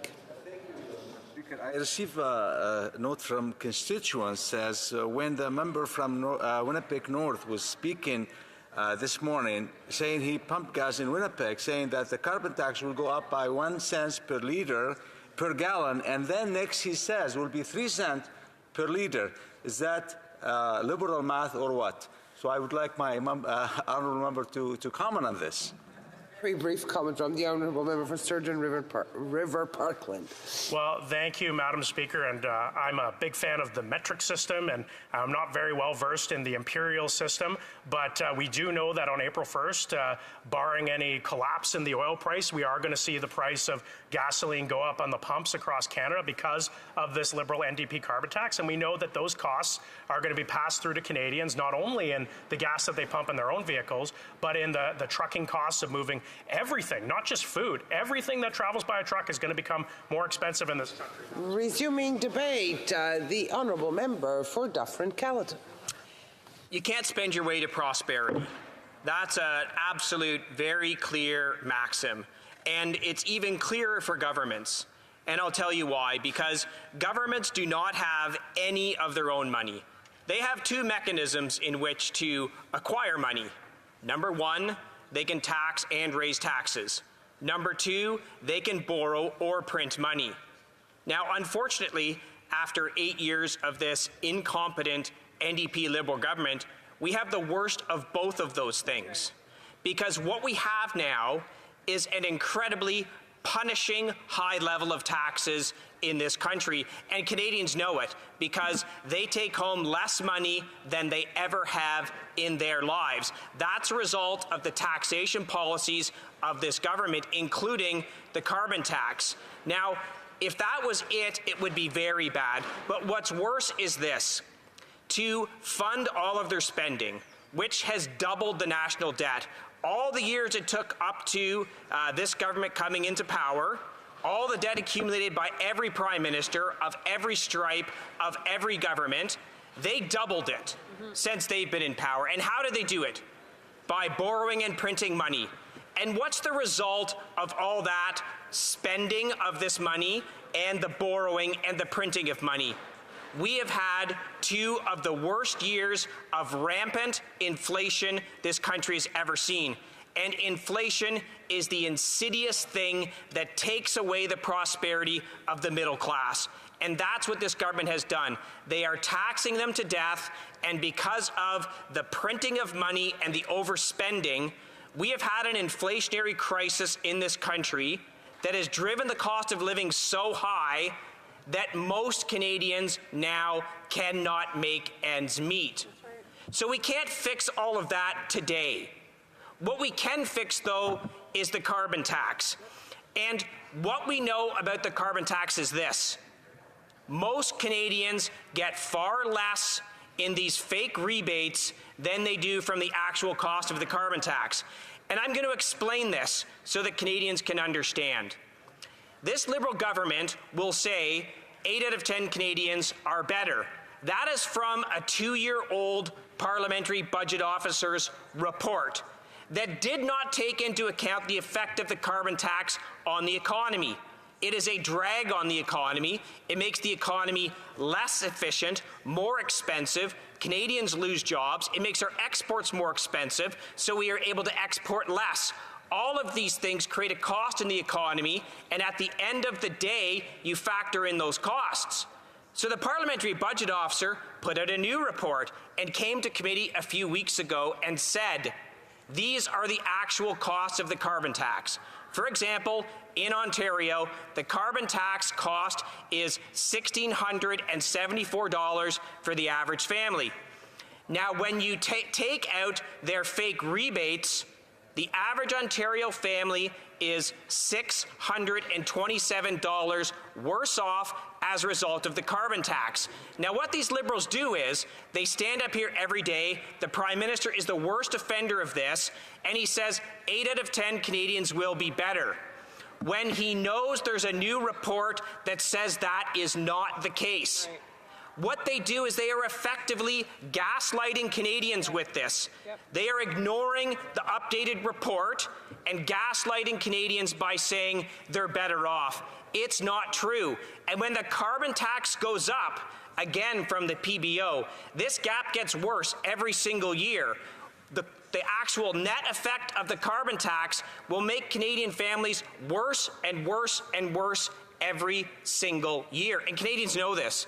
They know how expensive groceries are because when you tax the farmer, food gets more expensive. When you tax the trucker that picks up the food, food gets more expensive. When you tax the processor that processes food, food gets more expensive. When you tax the grocery store for having the audacity to heat the grocery store with a carbon tax, food gets more expensive. And at the end of the day, Canadians can't afford to pay for food. This government has been a disaster for the financial health of Canadians. It is unlike anything you've ever seen before. There's a Facebook group dedicated to people who dumpster dive to find food. Why would they do that? Because they can't afford it. When you look back on the record of this Liberal government, that is the record. Record usage of the food bank. People going into dumpsters to get food. And here's a tidbit from my riding. The Orangeville Food Bank estimates in the next few years, 5,000 to 6,000 families per month will use the food bank. There's 27,000 people that live in my hometown of Orangeville. Look at those numbers. Let it sink in. And what do? What do these Liberals do? They say, stop talking down Canada. It is so outrageous how they say that. They are so out of touch with average Canadians and what they're going through to say to us, stop talking down Canada. We are not talking down Canada. We are bringing to this incompetent, out of touch government what is actually happening to Canadians. I know they're getting the same emails I am, these Liberal members, but they are so whipped by their Prime Minister. They are so whipped into following what he says that they are not listening to their people who voted for them. I get heartbreaking emails every single week. I have to choose between heating my home or eating. I have seniors. Senior food bank usage is up 67% in my riding. This is a result of the carbon tax, the inflationary crisis, all of which is caused by this government. We could talk about housing hell. They have done the impossible. They have double incompetency on housing. If you have a house, you are barely able to afford to pay for it because of all their inflationary spending. Interest rates have skyrocketed. Every single month, more Canadians have to renew their mortgages at these very high interest rates, and it gets harder and harder to make ends meet. So if you have a house and you're lucky enough, you are barely holding on. And I get those emails, and we are seeing a massive rise in mortgage defaults as a result of interest rates, which as a result of the inflation caused by this incompetent government. But if you don't have a house, you can't afford to buy a house. This is the miracle incompetence of this Liberal government. It now takes 25 years to save for a down payment for a house. You used to pay off your house in 25 years. This is the result of 8 years of an incompetent government that doesn't understand basic economics. They don't even understand how their own carbon tax works because they deny the Parliamentary Budget Officer report, which shows most Canadian families are worse off. Now, the final thing we should talk about when we talk about the incompetence of this government is crime. Violent crime in this country is up 39%. As a result of this government. This is from 2015 to now. What happened in 2015? Oh, the Liberal government came in. They brought in catch and release bail. They brought in soft on crime policies. So you commit the crime in the morning, you're out to commit the crime in the afternoon. That's the justice system that this Liberal government has brought in. And if you actually want to know how out of touch with Canadians this government is, how morally bankrupt this government is, all you have to know is that they changed the rules so that a serial killer like Paul Bernardo can actually now go to medium security and enjoy the luxuries of an ice rink and a tennis court. Like, let that sink in. They changed the rules so a mass murderer and a serial killer like Paul Bernardo gets to be in medium security. He can go and play tennis. He can enjoy the ice rink after the disgusting and despicable things they did. And what do you hear from these Liberal members? Are they outraged? Are they calling for changes? No, they don't. Why? Because I guess they think that's okay. But what I'm saying to Canadians is this. It wasn't always like this. Canada wasn't always like this. It's a Liberal government that did all this to Canada, and that will change. There is hope on the horizon because a Conservative government will restore Canadians' faith in Canada. They will make lives better for Canadians. There is hope coming, and today is the start of that hope.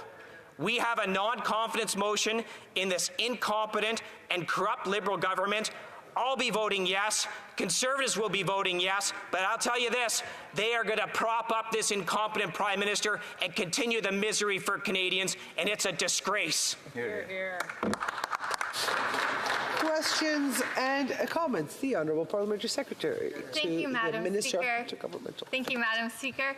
I find it interesting the member opposite spoke about public safety and crime and the regulations in place regarding prison transfers. In fact, he made reference to specific language of regulations that are used in prisoner reclassification. He might be interested to know it was actually a Conservative government, the late Brian Mulroney, that introduced the language that is used today. So, in fact, the Conservatives had the highest years on record for transfers of prisoners from maximum to medium security prisons, Madam Speaker.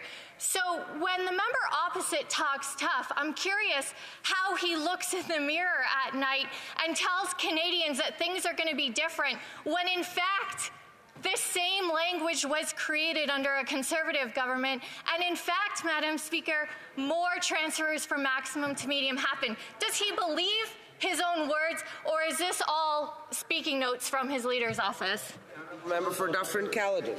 Well, as the member surely saw, I did not use any notes for my speech, unlike most Liberal members who come in and read PMO speech number 1, PMO speech number 2, or they have their potted plant questions during question period. Prime Minister, you appear to be the best Prime Minister who's ever been Prime Minister. Why are you so awesome? I mean, that's what you get from this Liberal government, this Liberal member. Now, Madam Speaker, on the question that's been asked, she is factually incorrect. And this is just like how they say 8 out of 10 Canadians get more money back from the carbon tax. They can make up any facts they want. 8 out of 10 people know that you can do that. So it's patently false.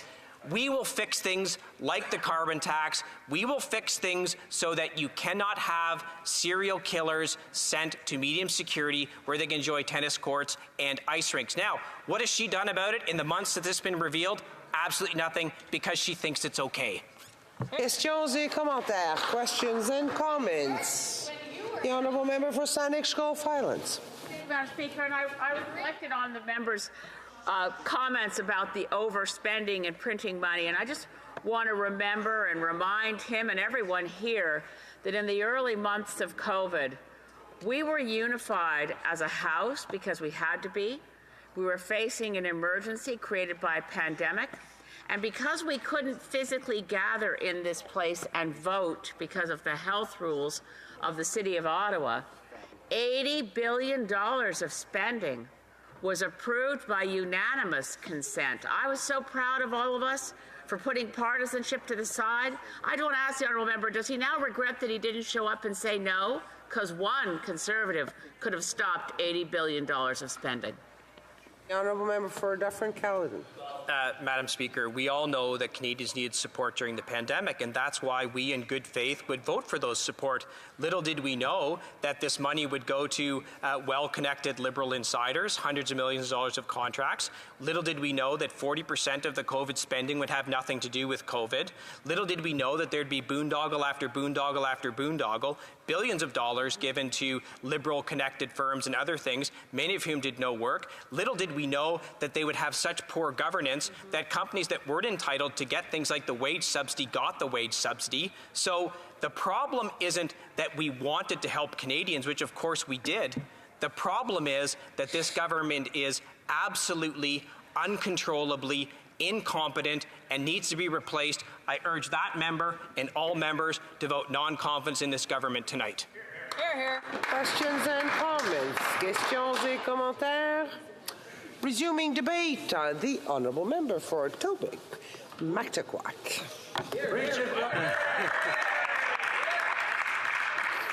Thank you, Madam Speaker. Thank you for the opportunity to rise once again in the People's House and to address my colleagues here on a subject of great importance that, yes, we have discussed many times, but there's a good reason for that being discussed. It's because it's on the minds of Canadians every day. They fill up their cars. Every day they pay their heat bills. Every day they go get groceries. They are looking at soaring cost of living that's affecting their bottom line at the end of every week and every month. The burden that's upon Canadians cannot be and must not be overlooked by their representatives who stand in this House. I can't help but commence my thoughts by reflecting on an ancient writing that I read recently, and there seems to be some resonance with it, is that there was once a nation that got into some trouble. They were into a period of great difficulty.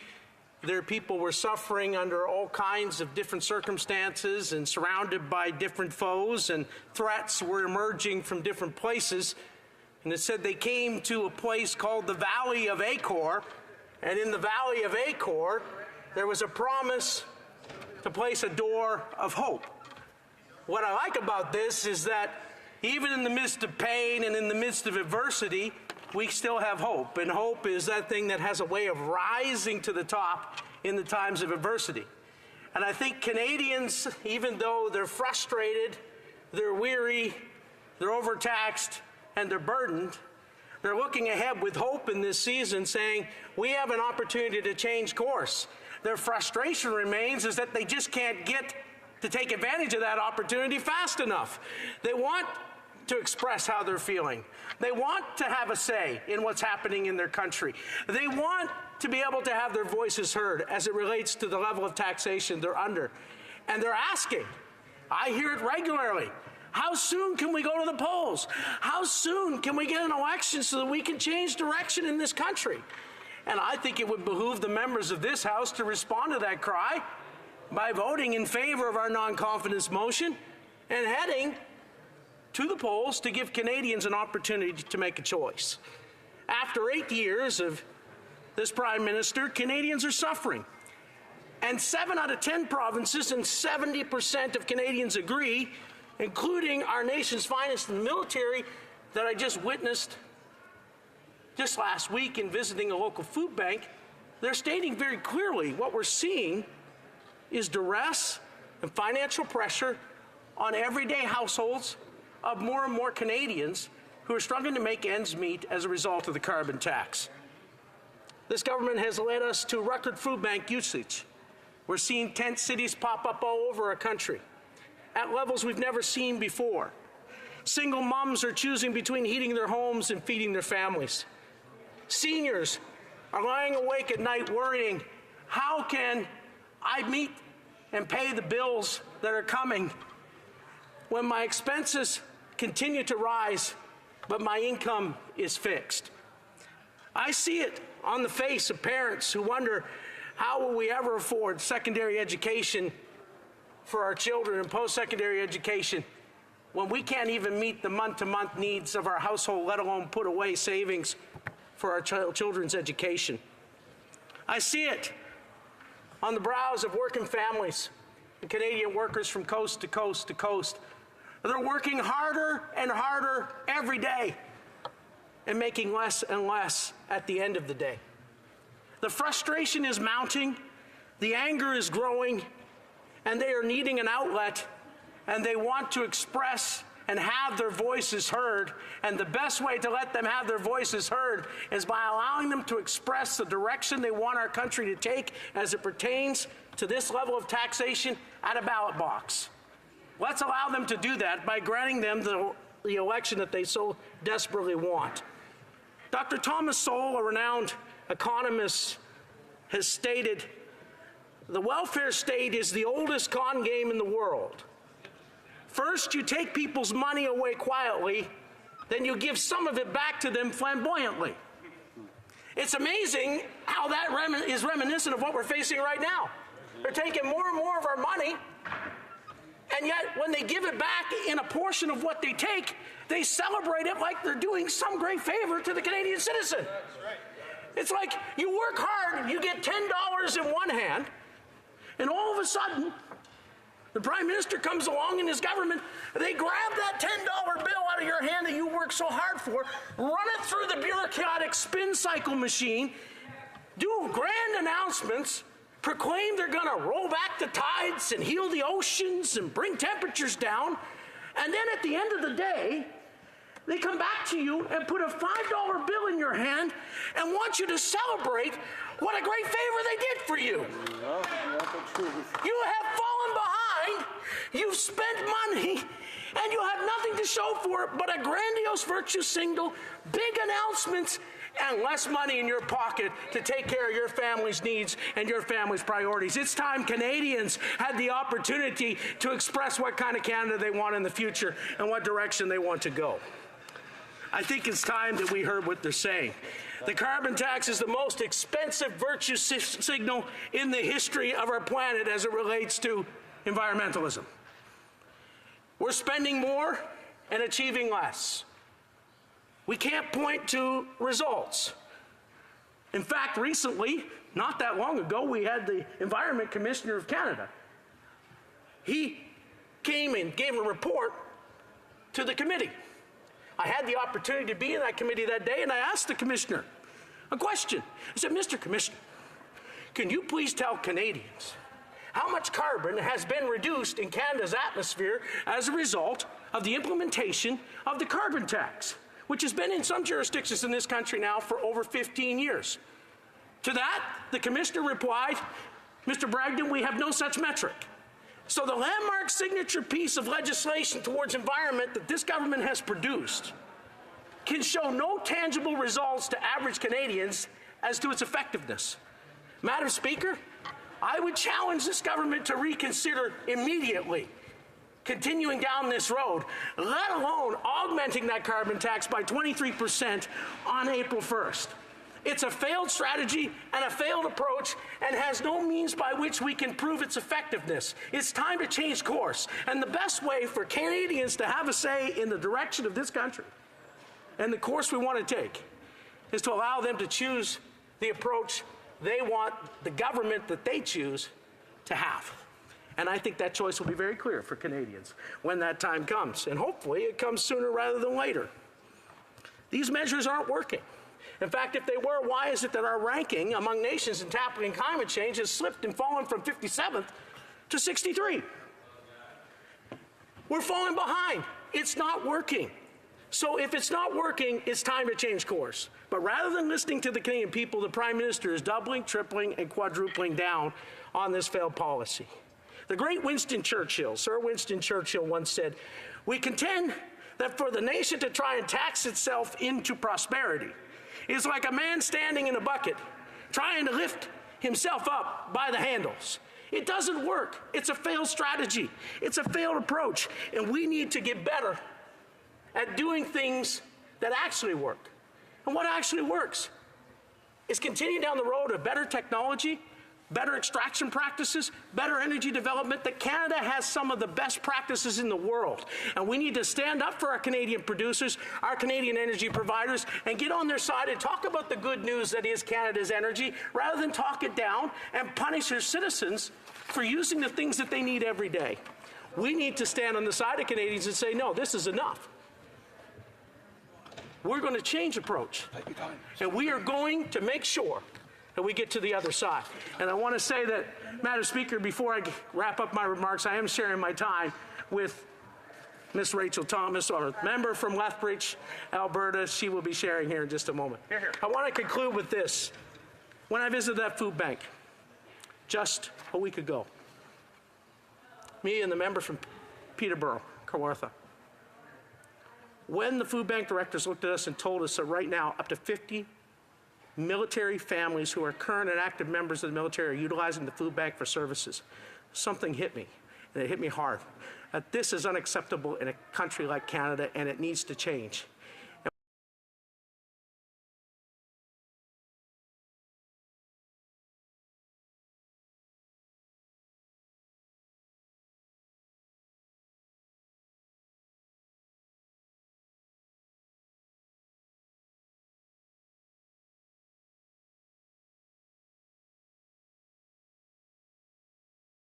Be amazed by the grand eloquence of speech from the honourable member across the way, but I will say this, that as he exits the room after he's dropped his bomb, I'm sorry, Madam Speaker, that what we need to recognize is that this party and this leader has stood on the side of hardworking taxpayers, Canadians, from day one. While they have abandoned the principles and they've walked over and formed a coalition that's only heightened the cost of living for Canadians and shut down places of opportunity for employment in the resource sector in his very riding, I think the people of his area, as well as across this country, are going to choose a Prime Minister who stands on the side of everyday Canadians and wants them to get ahead and have more money to make choices with that they've worked hard for. Questions and comments? The Honourable Member for Regina Luan. Thank you very much, Madam Speaker, and I appreciate the wonderful speech from my colleague. He has a way with words which just makes me want to go to church, Madam Speaker. He's very, very good. But my one question for him is, as the Liberals continuously twist himself into a pretzel, trying to tell Canadians that the rebates match the carbon tax they pay, which we know isn't true, Madam Speaker. So how is it that the members from the Maritimes, the Liberal members, had to fight to get an exemption on home heating oil from the carbon tax if Canadians got as much back in rebates as the Prime Minister continuously falsely says in question period? The Honourable Member for Etobicoke-Mactaquac. Amen, brother. Hey, as my honourable colleagues and friends from across the way, and I think in particular of the great member from Avalon, would recognize that, you know, there's an expression, what's good for the goose is good for the gander. Well, you know what? What's good for Gander, Newfoundland is good for all of Canada. And we need a carbon tax relief for all of Canada. Thank you, Madam Speaker. Resuming debate, the Honourable Member for Lethbridge. Thank you, Madam Speaker. And I want to thank my honourable colleague for his passionate speech and, of course, his common sense approach to the issue. I was born and raised in southern Alberta. I was born and raised on a small farm. Two hardworking, common sense, conservative parents. I was the middle of 5 children. My dad is a tradesman. He works hard with his hands. He helps build homes, unlike this government. He worked long hours. Most days he was up before the sun was, and he came home after the sun was already gone. My mom was a horse enthusiast. She also was an entrepreneur and had a few side hustles. She also worked long hours, and she loved her family, and she loved to be involved in the community. So from a young age, it was modeled for me that we have to make a positive difference, that we have an opportunity to contribute in a positive way to the world around us. I can remember weekends being spent either going to the soup kitchen and supporting those who didn't have access to a meal, or helping to clean garbage from ditches in order to clean our community, or supporting a neighbor by painting fences or helping to build various entities on their property. My family raised me to know that it was good to give back, that it was good to make a difference, that it was good to be invested in one's community. Things weren't always easy in our home growing up. My parents, I can recall them having numerous conversations around finances and making ends meet. I remember them talking about whether or not they would be able to afford the entire mortgage payment some months. I remember them talking about the types of groceries that we would have to choose between, and those being hard choices. I remember them talking about whether or not they had enough money to be able to send us with a little extra cash for a hot lunch at school. There was tension, there was instability, and there was definitely hardship. Sorry to interrupt the honourable member. Can we keep it down, please, so we can actually listen to what our colleague is saying? Thank you. The honourable member for Lethbridge. When I speak to the people of Lethbridge, the area that I represent, they express many of these same challenges that I saw in my household as a child. But there's one significant difference, and that is how prolonged it is and how severe it is. It is worse than it has been in this country for at least 50 years. Canadians are struggling, and we cannot argue that point. To do so would make one look silly, which is what this government unfortunately is trying to do. After 8 years of this Prime Minister, Canada is broken, and it's the workers, it's the seniors, and it's those who live with a disability that are the most hard hit. There are lineups at food banks longer than they've ever been before. There are more mortgage defaults than we've seen in a very long time. Seniors are faced with having to choose between affording their medication or paying for food on the table. Moms are watering down baby formula in order to stretch it a little further, and students are renting literal closets. This is the state of our nation right now under this government. Canadians are literally losing control of their lives, and they are desperate for hope. And at the center of this problem is this Liberal government. And at the center of this Liberal government is a Prime Minister who is incredibly out of touch and concerned only with himself. He is someone who has not worked a real job in his life. He is someone who was born into wealth and prosperity. He is someone who does not understand what everyday Canadians face as the challenges they do. I have a point of order from the honourable member for Timmins James Bay. Yes, the member accused the Prime Minister of never having a real job. We know the member for Stornoway's never had a real job. Okay, we are not going to start that debate. We are not going to start that debate. The honourable member for Lethbridge.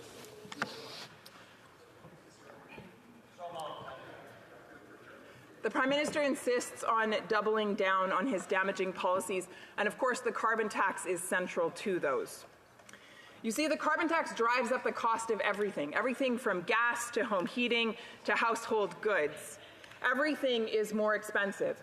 Not to mention the fact that it actually affects low-income households disproportionately because they spend a larger percentage of their income on energy, on food, and on transportation. And so this Prime Minister is not at all for lower or middle-class Canadians, but rather for himself and those in the upper echelons. That is who this Prime Minister is. But now it gets worse, because on April 1st, he intends to play a very cruel joke on Canadians, and that is he will increase the carbon tax by another 23%. 23% is what it will go up by in just a matter of a couple of weeks. Canadians will be hard hit once again when they are already down. Folks in my riding are coming into my office and they're showing me their natural gas bills. And they're showing me the line that reveals the carbon tax. Some of them it's $40, $60, $130. But here's what I find interesting. So many of them, that line that shows the carbon tax is actually more than the cost of the good or the product itself. In other words, they're paying more for the tax than they are for the actual natural gas that they're using. And if that doesn't elicit a bit of compassion in this place, shame on those members. That individuals would be forced to pay a tax that is higher than the actual natural gas that they used in their household. That is wrong. No wonder Canadians are lining up at food banks in droves. No wonder students are having a hard time being able to make ends meet. No wonder seniors are having to make difficult choices between medication and food. This is the state of our nation. Farmers in my region who produce food for this country, and I dare say the world, are paying carbon tax bills upwards of $62,000 or $100,000. That cost then gets transferred onto transportation and then to the grocery store and then ultimately onto the backs of Canadians who buy that food. The carbon tax is having a huge effect on Canadians and their well-being. Yep. And the Liberals claim that it's about saving the planet, but they actually haven't met a single climate target that has been set. In fact, when you look at the performance index, they've fallen to 62, number 62 in performance. In other words, there is nothing being accomplished for the planet, but there is everything being done to punish Canadians. This government would also like Canadians to believe that somehow they're better off with the carbon tax because it results in a supposed rebate. Well, let's look at that rebate. The Parliamentary Budget Officer, who functions as an independent entity, looked at it and performed and gave a report. And the report by the Parliamentary Budget Officer shows that actually people pay far more in the tax than they would ever get back. In the province of Alberta, residents are worse off by nearly $1,000 a month. Sorry, $1,000 a year. That's a lot of money for Canadians to lose out on. That's a lot of money for Albertans. You see, the Prime Minister reaches into the left pocket of Canadians and he takes out a wad of cash, and then into the right pocket, he deposits a few coins. And then he expects Canadians to praise him for his charity. And be so grateful. That's how this Liberal government functions. That's their policy. It's wrong. In my riding, I'm watching businesses close their doors because the costs are too much. I'm watching, there's a man in his 70s who lives in a vehicle with his dog because he can't afford his rent. A couple that lost their house because they couldn't afford their mortgage and now they're living in an RV. A person with a disability who came into my office recently who is having to skip out on meals because her little bit of money that she gets per month as a person with a disability doesn't stretch the distance it once did. All of this has to do with this government's failed policies, and the carbon tax is at the center of it all. 70% of Canadians and 70% of premiers do not want the tax hike. 70%. Overwhelmingly, Canadians reject this government's policies. They do not want it. And so today, Conservatives are standing on the side of hardworking Canadians, and we are calling for a vote of non-confidence in this Liberal government so that Canadians can vote in a carbon tax election. They will have the opportunity to say what they want. They will have an opportunity to vote for the Canada that they believe should be. They will have an opportunity to defend their own well-being. That is what we are calling for in this place. We are calling for the restoration of affordability. We are calling for a vibrant future for hardworking Canadians because they deserve it. No more punishment from this corrupt Liberal government, but rather a vibrant future for the hardworking, innovative, creative Canadians that we know them to be. So with that, I invite all members in this place to consider the well-being of every single Canadian from coast to coast, and to spike the hike, act the tax, and give back hope to those who live here in this country.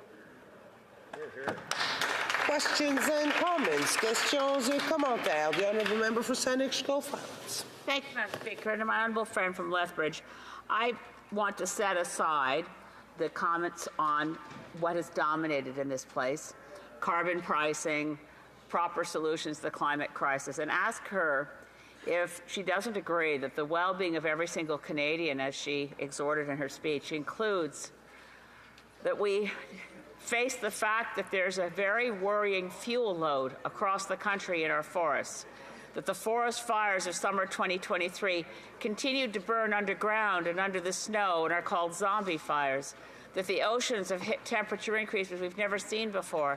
And I ask her if she's also committed to finding climate solutions that work. The Honourable Member for Lethbridge.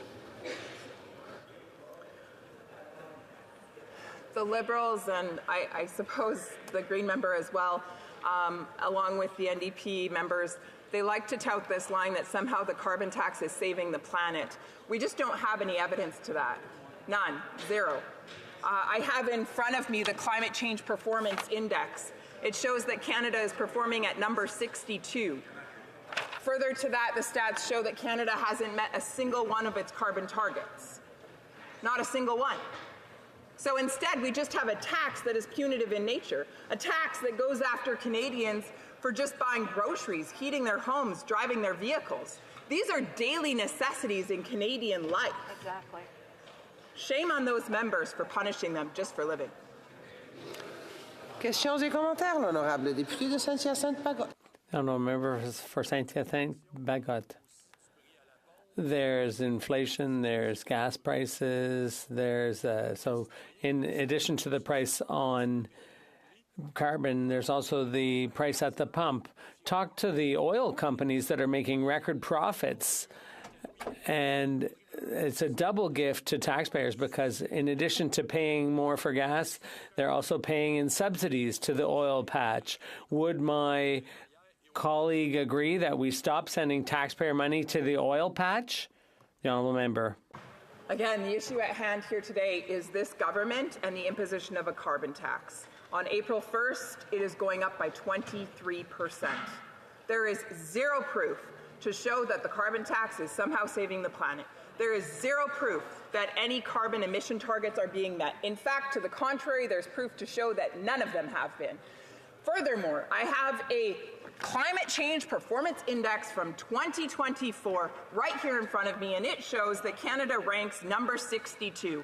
The carbon tax isn't working, but you know what it is doing? It's punishing Canadians who are working hard, who are heating their homes, who are driving to work, and who are just trying to make ends meet. Shame on this government.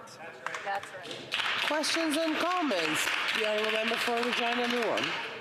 Thank you very much, Madam Speaker, and I appreciate the speech just delivered by my colleague from Lethbridge. The one question I would ask of her is, do Liberals not understand that the rebate, they're bending over backwards trying to explain the rebate they're giving to Canadians, is Canadians' money already? They would not have to give a rebate back to all Canadians if they wouldn't take the money in the first place. I do not understand how Liberals and their NDP stooges don't understand that. If they wouldn't take the money out of the Canadians' pockets, they wouldn't have to bend over backwards with this rebate. And it is not revenue neutral, as the parliamentary budget officer has said. They're keeping $2 billion of the carbon taxes they're collecting and using it on their pet projects. Why can't they just let Canadians keep the money they earned in the first place? For Lethbridge. My colleague brings up a really good point. The government claims that they're somehow doing Canadians a favor. Again, by taking a whole lot of their cash and then giving a few pennies back. And then somehow the Liberals come to this conclusion that therefore the carbon tax is a good thing and Canadians want it. Well, in fact, actually 70% of Canadians say no, they don't. 70% of premiers say no, they don't. They don't want it. Yep. The fact of the matter is that in the province of Alberta, the folks in my area are $1,000 a year worse off because of the carbon tax. So while they might get a small pittance back, it is nothing in comparison to the amount that they are having to cede over to this government.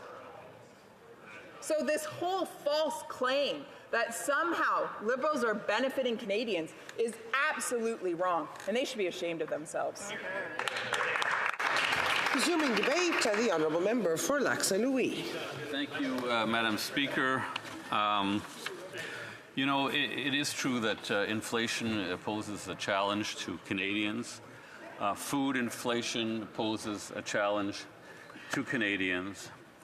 But study after study, rigorous analysis after rigorous analysis by competent economists has shown that the contribution of the price on carbon pollution to food inflation is negligible. One figure that I read was that it contributes 0.15% to food inflation, that is, to the increase in the price of food. In fact, an interesting point was brought up at Environment Committee the other day by the Parliamentary Secretary to the Minister of Environment, the member from Milton, when he said that many food bank operators are quite worried about what would happen if the price on carbon were repealed, because the impact would be such that those who come to the food banks would lose the Canada carbon rebate. So they're quite worried, and I haven't heard of any food bank operator, quite frankly, calling for the repeal of the price on carbon. Now, what is impacting food inflation? Something called the war in Ukraine. The war in Ukraine caused international energy prices to spike.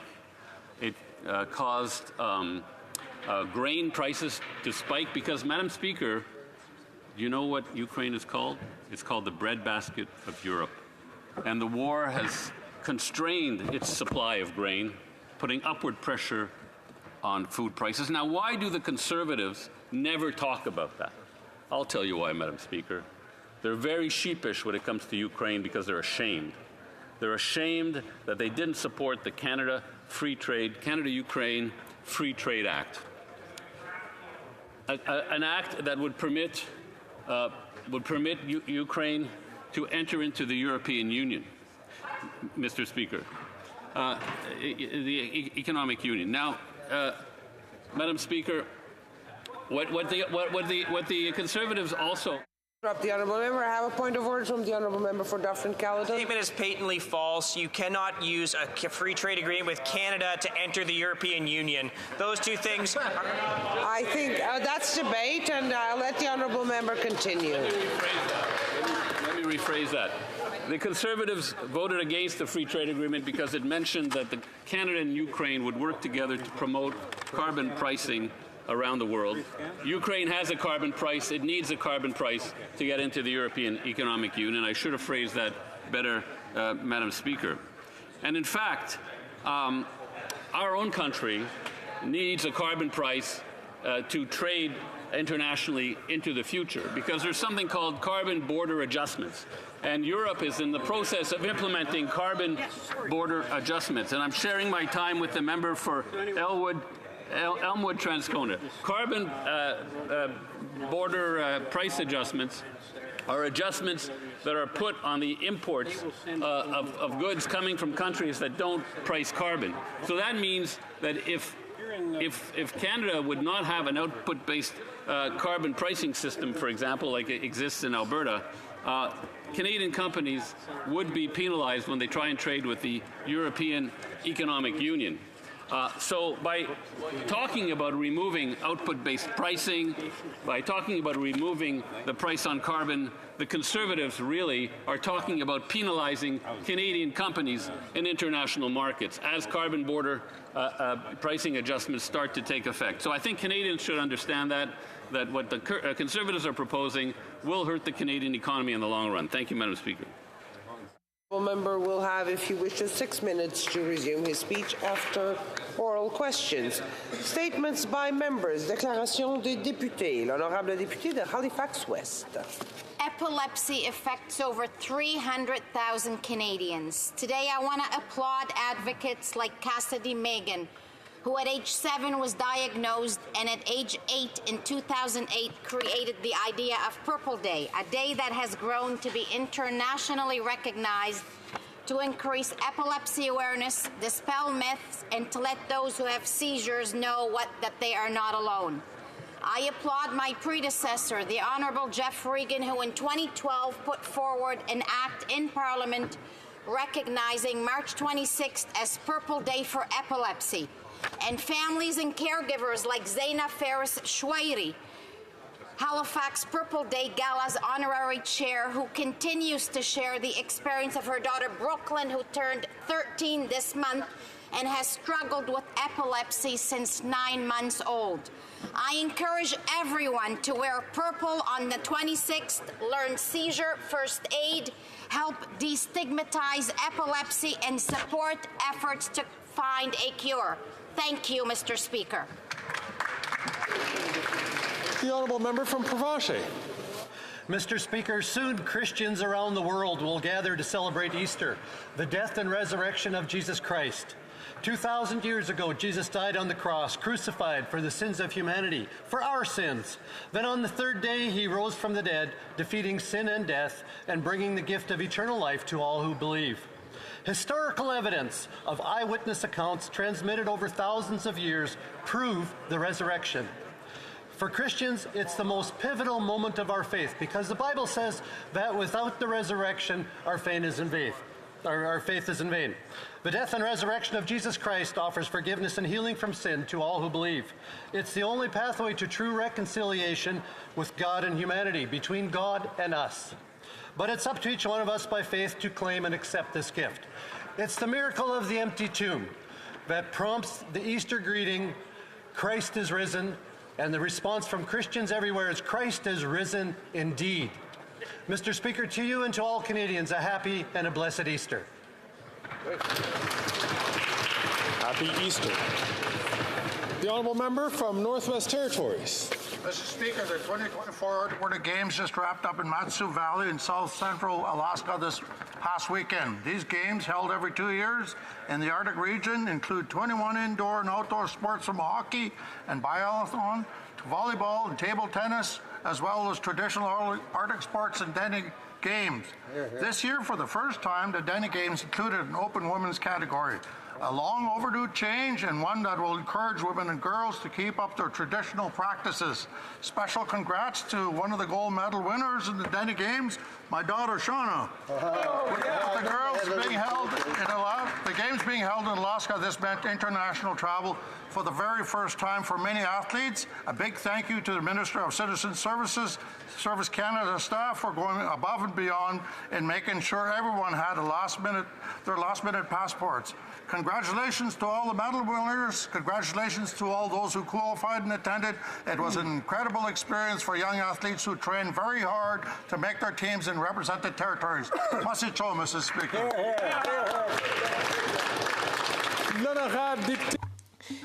The honourable member for Sherbrooke. Du Québec, nos jeunes de toutes les régions. Mr. Speaker, our youth are able to compete in many sports during the Quebec Games. There are 18 sports like hockey, speed skating, and cross-country skiing. And this year was especially special. The event took place in Sherbrooke. Our athletes proudly represented our region and won 36 medals. I would like to congratulate all of them on their accomplishments. I would encourage them to persevere and enjoy their discipline. I'd like to congratulate Jérémy Bouchard, who won 4 gold medals and a bronze medal in short track speed skating. I'd also like to congratulate Alexandra Perrault on her 3 gymnastics silver medals. I'd also like to thank the organizing committee and the hundreds of volunteers who made this event possible. Your hard work enabled 2,500 young athletes to have an amazing experience they'll never forget. Thank you. I'd like to apologize to the member for Repentigny. I skipped over her. The honourable member, since 1992, we celebrate World Water Day on March 22nd. Canada has 20% of the globe's freshwater supplies, but 2.2 billion people do not have drinking water. Despite the fact that we have a responsibility, given that fact, Canada has not shown good governance of this essential natural resource. It is refusing to do anything about Chalk River and its radioactive risks. It has not ensured that healthy drinking water is provided to all Indigenous nations. It is listening to the industrial interests that are asking for less regulation, and they are ignoring the problems caused by tar sands, toxic substances that are entering the waterways that are part of the daily lives of many Indigenous communities who are now suffering from serious cancers. It is high time for Canada to wake up. The honourable member from Barrie-Innisfil. I rise today to pay tribute to Helen Horodinsky, who passed away March 13th at the age of 100. Helen was born in Sumy area, eastern Ukraine, lived through the Holodomor and Second World War as forced farm labor in Austria. Helen met her husband Walter when they were in the Red Cross DP camps near Salzburg, Austria, and immigrated to Canada in 1949 with Walter and a daughter, and would later have 5 more children in Canada. Like all Ukrainians, Helen had a strong work ethic that she passed on to her children, working well into her 90s at her son Boris's farms in Barrie and Innisfil. In her late 80s, she would weed the onion fields well into the evening and would only leave after she was told to. Helen came to Canada from Ukraine with nothing but determination and the hope of a better life for her family. She was loyal and proud of her hardworking family, loyal and proud to be Canadian, and loyal and proud of her beloved Ukraine. Canada is a better nation because of Helen's contribution to it and the contributions of all Canadians of Ukrainian descent. Thank you, Mr. Speaker. L'honorable député de Vimy. The Honourable Member for Vimy. Mr. Speaker, this weekend we will be celebrating Greek independence with a very special guest, Prime Minister Kyriakos Mitsotakis. On March 25, 1821, after a great deal of struggle and sacrifice, where many people sacrificed their lives, Greece put an end to 400 years of Ottoman occupation. Time now to also celebrate Greece's recent renaissance after a decade of economic depression compounded by COVID, a period of great sacrifice affecting all 11 million people. But Greece did not shed blood or lose its democracy or the rule of law, and it is still a solid EU member and our valuable NATO ally. Greece has made it back stronger than ever. The Economist has rated Greece as #1 among developed countries on economic performance for both 2022 and 2023. Vive le Canada, long live Greece, zito 25 Martiu 1821. The honourable member from Kingston and the Islands. Mr. Speaker, International Transgender Day of Visibility is an annual event occurring on March 31st dedicated to celebrating transgender people and raising awareness of the discrimination faced by transgender people worldwide, as well as celebrating their contributions to society. I want to recognize an incredible local artist and activist from the Kingston area, Hill Worth. Hill Worth's most recent art collection was made into posters in partnership with the Kingston School of Art, Queen's University's Education, and Compass Psychotherapy.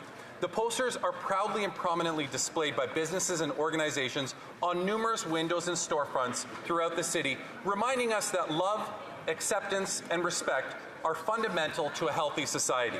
Using the Instagram handle Slow and Intentional, it is evident that Hill is making a slow and intentional impact on the hearts and minds of everyone in our community and beyond. Thank you, Hill. You are right. Hate has no home here.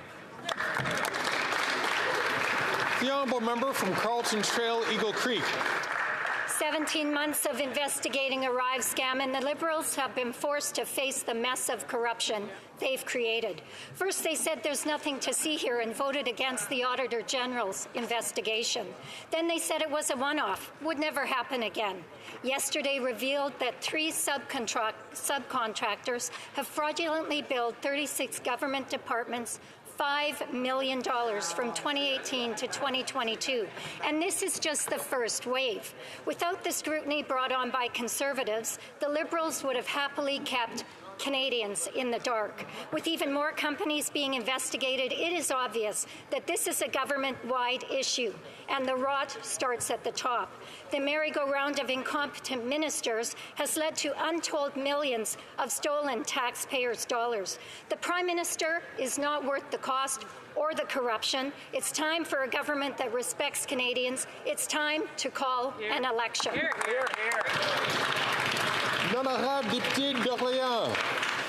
The Honourable Member for Orléans.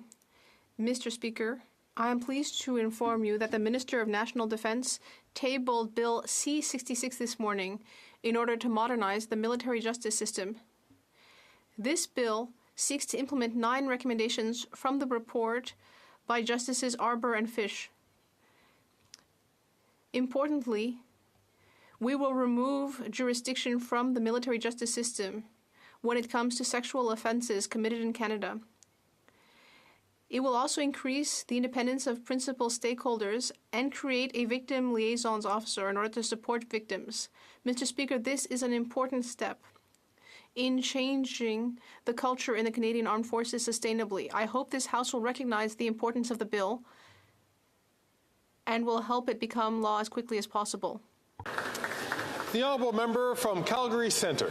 Mr. Speaker, after 8 years of this costly Liberal government, Canadians are suffering. The carbon tax has driven up the cost of everything, forcing millions of people to line up outside food banks. while families have to choose between heating their homes and feeding their families. The Prime Minister's own parliamentary budget officer says the average Alberta family will pay $2,943 in carbon taxes. The rebates only equal to $2,032, and that means that the Prime Minister's carbon tax scheme costs Alberta families $911 per year. 7 premiers and 70% of Canadians are opposed to the Prime Minister's carbon tax hike on April 1st. It's not too late for the Liberal and NDP members in this House to listen to their constituents and join us in telling the Prime Minister his carbon tax does not work. The common sense Conservative promise is straightforward. Axe this inflationary carbon tax and bring home lower prices. Here, here. Well done. The honourable member from Kamloops Thompson Caribou. Mr. Speaker, after 8 years of this NDP Liberal government, people are suffering from a cost of living crisis and are fearful of the pending carbon tax hike. I recently met with 2 seniors from my community who told me how difficult it is to buy food, clothing, and shelter. They're on the brink of financial disaster. They must eliminate necessities from their diet. They must shop at dollar and second-hand stores. They can no longer afford the luxuries of going out with a coffee and friend. People like them, seniors, are the biggest group facing homelessness because everything's gotten so much more expensive. As a cruel April Fool's Day joke, the NDP Liberal Prime Minister wants to make things even more expensive by enforcing another carbon tax on British Columbians. The NDP Premier of BC has no choice but to hike this tax because of the Prime Minister's carbon tax obsession. This Prime Minister callously refuses to listen to the reason and spike the hike and axe the tax. Yeah! The honourable member from Mississauga Lakeshore. Thank you, Mr. Speaker. I rise to recognize the 1-year anniversary of Alpha Discovery Kids' grand opening on Laruma Road. With locations in Mississauga and Oakville, Oakville's Discovery Kids is a staple of early years education in the GTA. With focus on children's development, they offer a unique curriculum based on 4 pillars: language, literacy, STEAM, physical activity and nutrition, and mindful awareness. Alpha Discovery Kids does this while also ensuring affordability for families. That's because they participate in Canada's National Child Care Plan, which lowers overall costs and supports working parents, while helping to develop the next generation of community leaders who will build up our economy. I was pleased to join teachers, parents, and children to celebrate this milestone. Congratulations to Alpha's Discovery Kids. Thank you. The honourable member from Edmonton Griesbach. Mr. Speaker, today is the International Day for the Elimination of Racial Discrimination, a day marked by the United Nations General Assembly to honor the 69 people killed by apartheid South African police at a peaceful demonstration against apartheid pass laws in 1960. Today, the legacy of colonialism, imperialism, and systemic racism continue to plague the globe, particularly those of African descent. From Sudan to Congo to Somalia, millions of Africans are still bearing the consequences. And here in Canada, Black Canadians continue to experience anti-Black racism, hatred, and discrimination. A coalition of Black and Indigenous federal public service employees have sued this government for rampant systemic racism, pay inequality, and mental suffering. On this important day, Mr. Speaker, I urge the government to move beyond lip service and give our Black federal public service employees what they deserve. L'honorable député de Saint-Hyacinthe-Bagot. The honourable member for Saint-Hyacinthe-Bagot.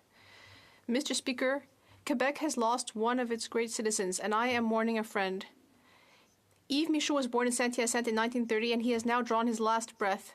He was a journalist, an editorialist, an activist, a politician, a diplomat, CEO of Montreal's Convention Centre, and was also called Robin Hood of the banks.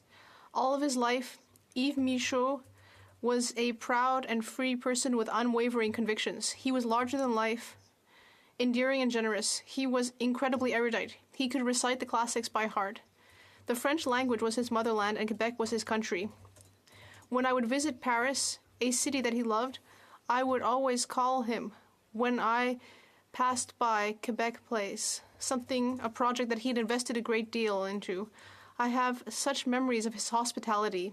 He loved food and good wine. On behalf of the Bloc Québécois, I would like to offer all my condolences to his family, his loved ones, and all supporters of independence. We will remember you. Thank you. The honourable member from Haldimand Norfolk. Our country is at a crossroads. On April 1st, the Liberal government will raise the carbon tax by 23%. This tax increase is opposed by 70% of Canadians and 70% of Canada's premiers. Canadians are struggling to make ends meet.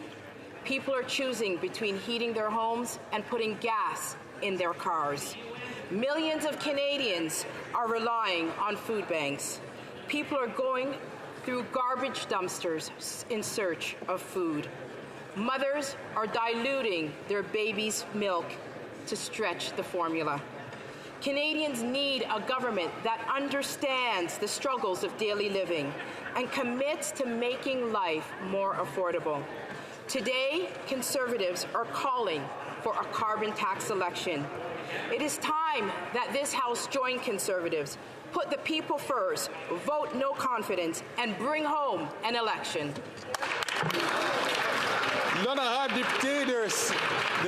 The Honourable Member for Saint Laurent. Mr. Speaker, on March 25th, Greeks around the world will celebrate Greek Independence Day to honor the women and men who fought with courage, pride, and determination for the freedom of their people, for future generations of Greeks, and for a liberated Greece. On March 25th, 1821, the Greek War of Independence started with an insurrection by revolutionary heroes like Theodoros Kolokotronis, Laskarina Mompoulina, and Rigas Feraios, who wrote that it is better to live 1 hour free than 40 years as a slave and prisoner. It is thanks to their victory in 1821 that Greeks around the world, including Greeks that make up our strong Greek-Canadian community, are able to thrive and contribute so much in the countries in which they live. This year's celebrations will be special because Greeks in Toronto and Montreal will be celebrating the Greek National Day alongside two prime ministers, our very own Prime Minister and the Prime Minister of Greece, Kyriakos Mitsotakis. Χρόνια πολλά σε όλους τους Έλληνες. Ζήτω η Ελλάδα! Ζήτω! Ζήτω ο Καναδάς! Ζήτω! Ζήτω 25η Μαρτίου! Ζήτω! Questions orales, oral questions. The honourable member from Regina Capel. After 8 years, it's clear this NDP Liberal Prime Minister is not worth the cost. And it's not just grocery prices that have skyrocketed in the last year. It's Jamaican vacations too, Mr. Speaker. The tab for the Prime Minister's trip this year came in at over $230,000, an increase of 42%. And of course, while Canadians have to pay higher prices themselves, he gets to pass his bill on to taxpayers. And now they have to pay the bill for his high carbon hypocrisy and the 23% tax hike that is coming. He's refused to cancel the hike. Will he at least let Canadians decide for themselves and call a carbon tax election?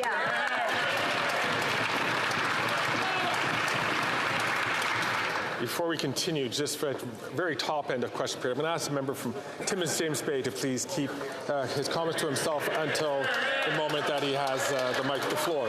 The Honourable Minister for Innovation. Mr. Speaker, the leader of the Conservative Party has become the CIO of Canada, the Chief Inaction Officer, Mr. Speaker. What he's advocating on this side of the House is inaction on climate change. It's an action on clean growth. It's an action on green jobs, Mr. Speaker. On this side of the House and millions of Canadians, we believe in action. Action against climate change. Actions to build the economy of tomorrow. Actions to build the jobs of tomorrow, Mr. Speaker. We're going to fight climate change and make sure that we bring more money in the pocket of Canadians. That's our plan. Again, I'm going to ask members to be very careful about ascribing acronyms or names to other honourable members. The honourable member from Regina Capel.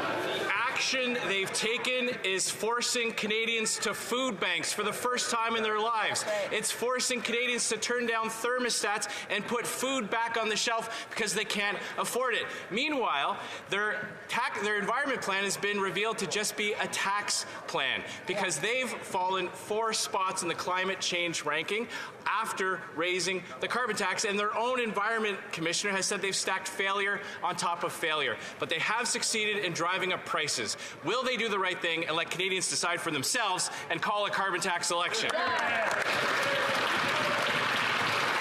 The Honourable Minister for Rural Economic Development. Thank you, Mr. Speaker. Mr. Speaker, our carbon rebate puts more money in the hands of 8 out of 10 Canadians. And just this morning, Mr. Speaker, I had a call from Keith in my riding.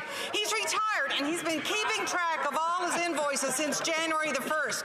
And he was delighted to tell me that even with adding a little extra, because he might have known the impact on this morning orange, that he is ahead $68 every single climate action rebate check. Thank you, Mr. Speaker.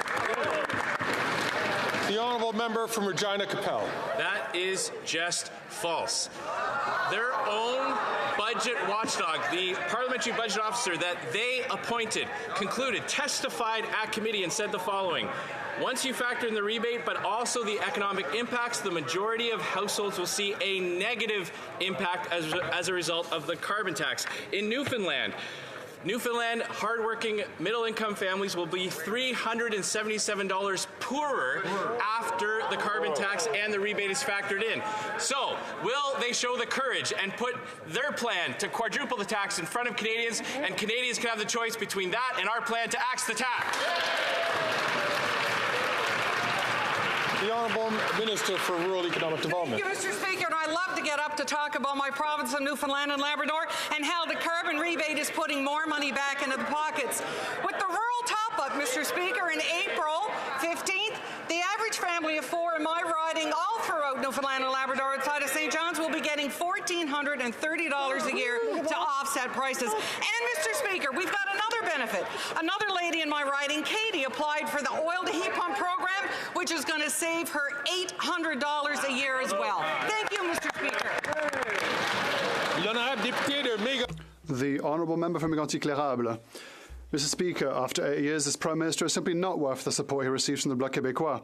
How can the Bloc Québécois support a Prime Minister who has doubled our national debt? How can the Bloc Québécois support a Prime Minister who has doubled the cost of housing for Quebecers? How can the Bloc Québécois support a Prime Minister who has forced hundreds of thousands of Quebecers to food banks? My question to the Prime Minister, what did he promise to the Bloc to save his career and his government? The Honourable Minister for Innovation. Mr. Speaker, for the thousands of Canadians who are watching us today on TV, it's clear. You hear the party of inaction on the other side, Mr. Speaker. Their strategy is inaction to counter climate change, inaction against economic growth, inaction in order to create jobs. On this side of the House, we believe that people believe in action against climate change, action to create the jobs of tomorrow, and they want economic growth, and that's what we believe, and that's what Canadians believe, and that's what we will do for our country, Mr. Speaker. The Honourable Member from Mégantic-Clérable. The millions of Quebecers who are watching us would have liked to have heard an answer to my question. The question Bloc MPs need to ask themselves today is this. Will they set aside their ideological bickering for once and vote for the Quebecers they allegedly represent and who are fed up with this Prime Minister's arrogance, a Prime Minister who has broken our immigration system, who has increased taxes, who allows dangerous criminals to serve their prison sentences at home? A Prime Minister who interferes in every single area of Quebec's jurisdiction. So I'll ask my question again. What did the Prime Minister promise the Bloc to save his career and his government?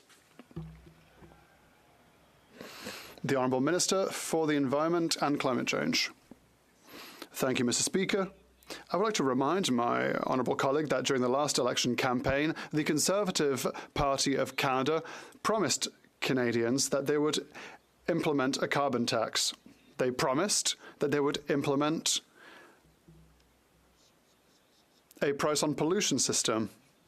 Not only that, through you, Mr. Speaker, I would like to remind the honourable member that he just has to look behind him, who was a minister in the Quebec government who actually adopted such a measure and who fought against climate change. Just ask her what she thinks about it. The honourable member for La Prairie. Mr. Speaker, we're barely a third of the way through the session, and already the Liberals are breaking records and refusing Quebec's legitimate demands. No to the right to opt out of drug insurance, no to the right to opt out of dental care, no to advanced requests for medical assistance in dying, no to full powers in immigration, no to the $1 billion refund for asylum seekers, no to Bill 21. It's like a competition. They're seeing how often they can say no. But they're going to take a plunge when the time comes to claim their prize. Do they realize that Quebecers aren't going to let themselves be disrespected like this? The Honourable Minister for Transport. Mr. Speaker, we've said yes for childcare, yes for a healthcare agreement, yes for dental care, yes for seniors, yes for youth. Mr. Speaker, we've said yes. They need to learn what yes means. They want yeses.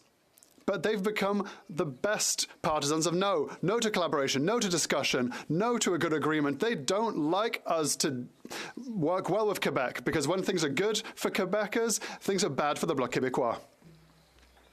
The Honourable Member for La Prairie. All their no's add up to a list that's already so long that you could unroll it all the way to the North Shore. Let's continue. No to the transfer of infrastructure and housing budgets. No to the repatriation of culture. No to the single tax return system. No to the abolition of the monarchy. No, no, no, no, no, Mr. Speaker. It's reminiscent of Gilles Vigneault, who sang, and listen to this: when a strong wind picks up, you better buckle up.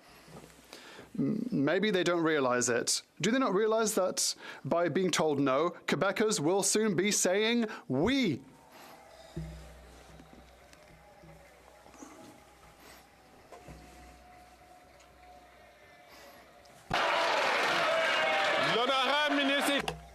The Honourable Minister for Transport. Mr. Speaker, our we and yes includes the Gaspé, the Eastern Townships, the Mauricie, Montreal, South Shore, North Shore. Our we, our yes, is for everyone. We work with the Outaouais as well. The federal government is working with Quebec for healthcare, for dental care, for our seniors, for our families, for our children, for the environment, Mr. Speaker. When things are good for Quebec, things are bad for the Bloc Québécois.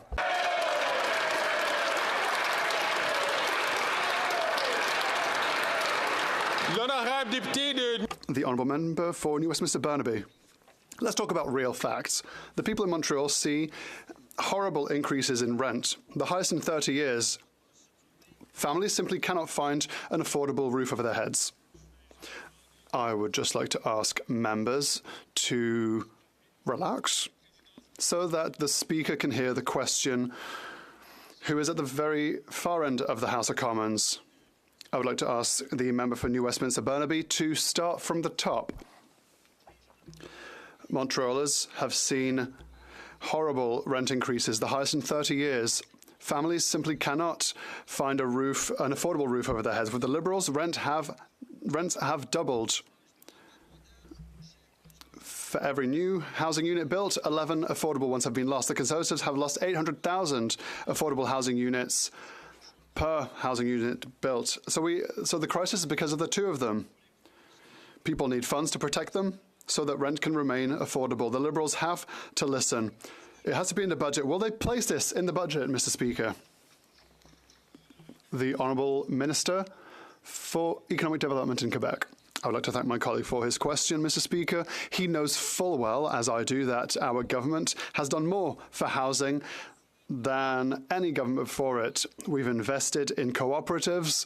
We've invested in cooperative housing units in Montreal and in the Greater Montreal area. That is one of the best places where we've seen the best results, and we'll continue to strike agreements like we've done with Quebec. Elsewhere, we've just announced $1.9 billion for housing, for affordable housing throughout Quebec. Thank you, Mr. Speaker.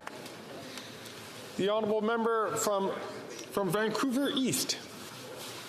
The median rent in Vancouver is now over $3,000. Finding a place in BC is a full-time job for renters as greedy landlords evict tenants to hike rent even higher. The Liberal government continues to let corporate landlords and greedy housing profiteers off the hook. Meanwhile, the Conservative leader would rather let his real estate executive buddies and developer friends maximize profits off the backs of Canadians.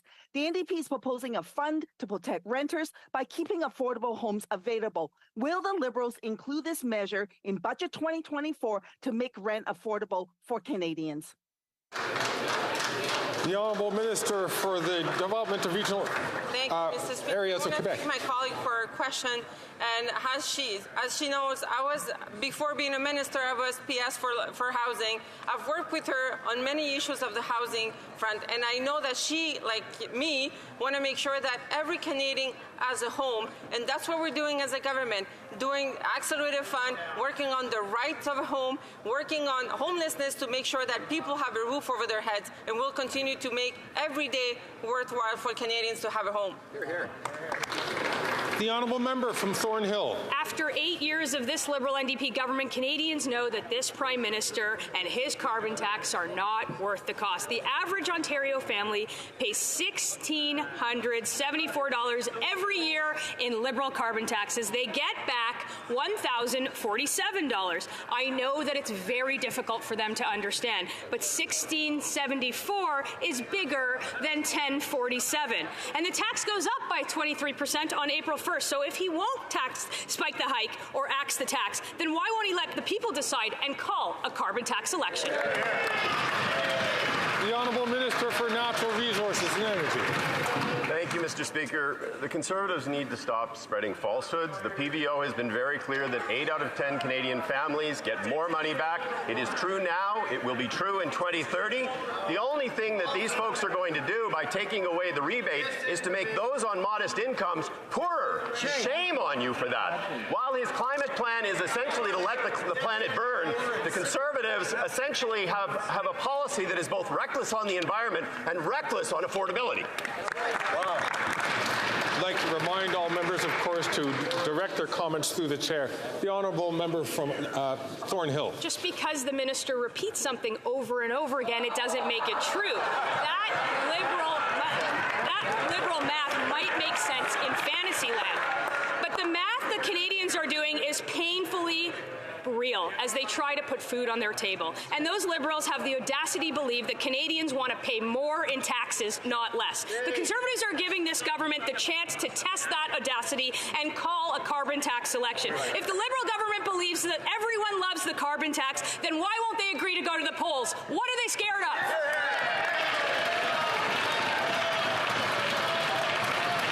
The Honourable Minister for Natural Resources. Once again, Mr. Speaker, I would say the Conservatives need to stop spouting falsehoods. Right. The average net benefit to Canadians in Ontario is $255 a year. In Manitoba, $365 a year. In Alberta, $723 a year. In Saskatchewan, $349 a year. What these folks are going to do is make poor people poorer, and they are going to essentially sacrifice the future of our children going forward. Shame on you.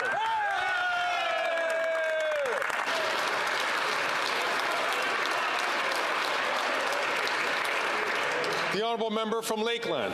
But no matter what the minister yells and flails about, it's clear that the NDP Liberals are not worth the cost, because after 8 years, Canadians can hardly afford to eat, heat, and house themselves. Near Lakeland, the Cold Lake Food Bank said last year was their busiest ever. Quote, "We gave out over 6,000 hampers throughout the year. So far this year hasn't slowed down." 6,000, by the way, is 40% of the town's population. And 1 million more Canadians will be forced to go to food banks this year over last. But this Prime Minister, he plans to quadruple his carbon tax anyway. So when will the Prime Minister cancel his April cruel day, spike the hike and axe the tax? The Honourable Minister. Mr. Speaker, I will share with you what is cruel. What's cruel is that the Conservatives would cut the carbon rebate, which, Mr. Speaker, is a price on pollution. 8 out of 10 Albertans receive more money from the Canada carbon rebate than they pay at the end of the year. $700 more in the pockets of Albertans. What do Conservatives want to do? Cut. What will we do as Liberals? We will defend the planet. We will make sure there are good jobs, and we'll make sure that life is more affordable for Albertans and all Canadians. The Honourable Member from Lakeland. Except the Liberal schemes and spin jobs can't cover up the cruel fact that the cost of everything is up, and so are emissions, because the carbon tax is a cash grab and not an environmental plan. But the parliamentary budget officer, he tells the truth. Unlike them, like most Canadians, Albertans will pay almost $1,000 more this year than they get back in fake rebates. So today, Conservatives will vote confidence in the costly coalition to axe the tax, build the homes, fix the budget, and stop the crime. But will this Prime Minister finally listen to the majority of Canadians and premiers, spike the hike today, or call carbon tax election so Canadians can decide and axe it themselves? The Honourable Minister. Mr. Speaker, once again, page 6 of the PBO report indicates that at the end of the year, Albertans are $700 better off thanks to a very real Canada carbon rebate. Mr. Speaker, in my riding of Edmonton Centre, well over 69% of residents want this government to fight climate change. We couldn't breathe the smoke in the air on September long weekend or May long weekend. These guys want to let the planet burn. We're going to defend the planet, put more money in the pockets of Albertans. They can do what they want to do. We're going to defend Canadians and make sure there's a planet for our kids and our grandkids.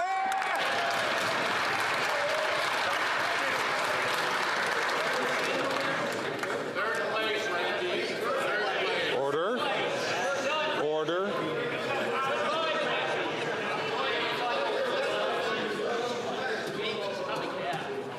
The Honourable Member from Dufferin-Caledon. This is how desperate and pathetic this Liberal government is, and the ministers that repeat these talking points, they quote a 2-year-old PBO report. 2 years old! The PBO was just at committee 2 weeks ago and debunked everything they have to say because the carbon tax costs Canadians, and we know it.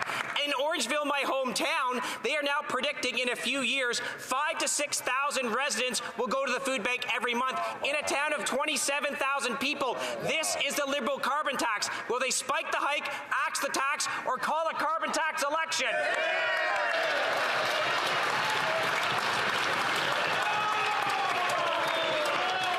The Honourable Government House Leader. Mr. Speaker, this member talks about 2 years ago. Let us go back approximately 2 years in time when the citizens of Dufferin-Caledon saw on their doorsteps a Conservative candidate who was there solemnly promising to put a price on pollution, a price on carbon for the people of Dufferin-Caledon and the people all across Canada. Now this member wants to take the check that's going to be arriving on April 15th with the amount of $280 away from the citizens of Dufferin-Caledon. So he's renouncing his promise in the last campaign, and he's renouncing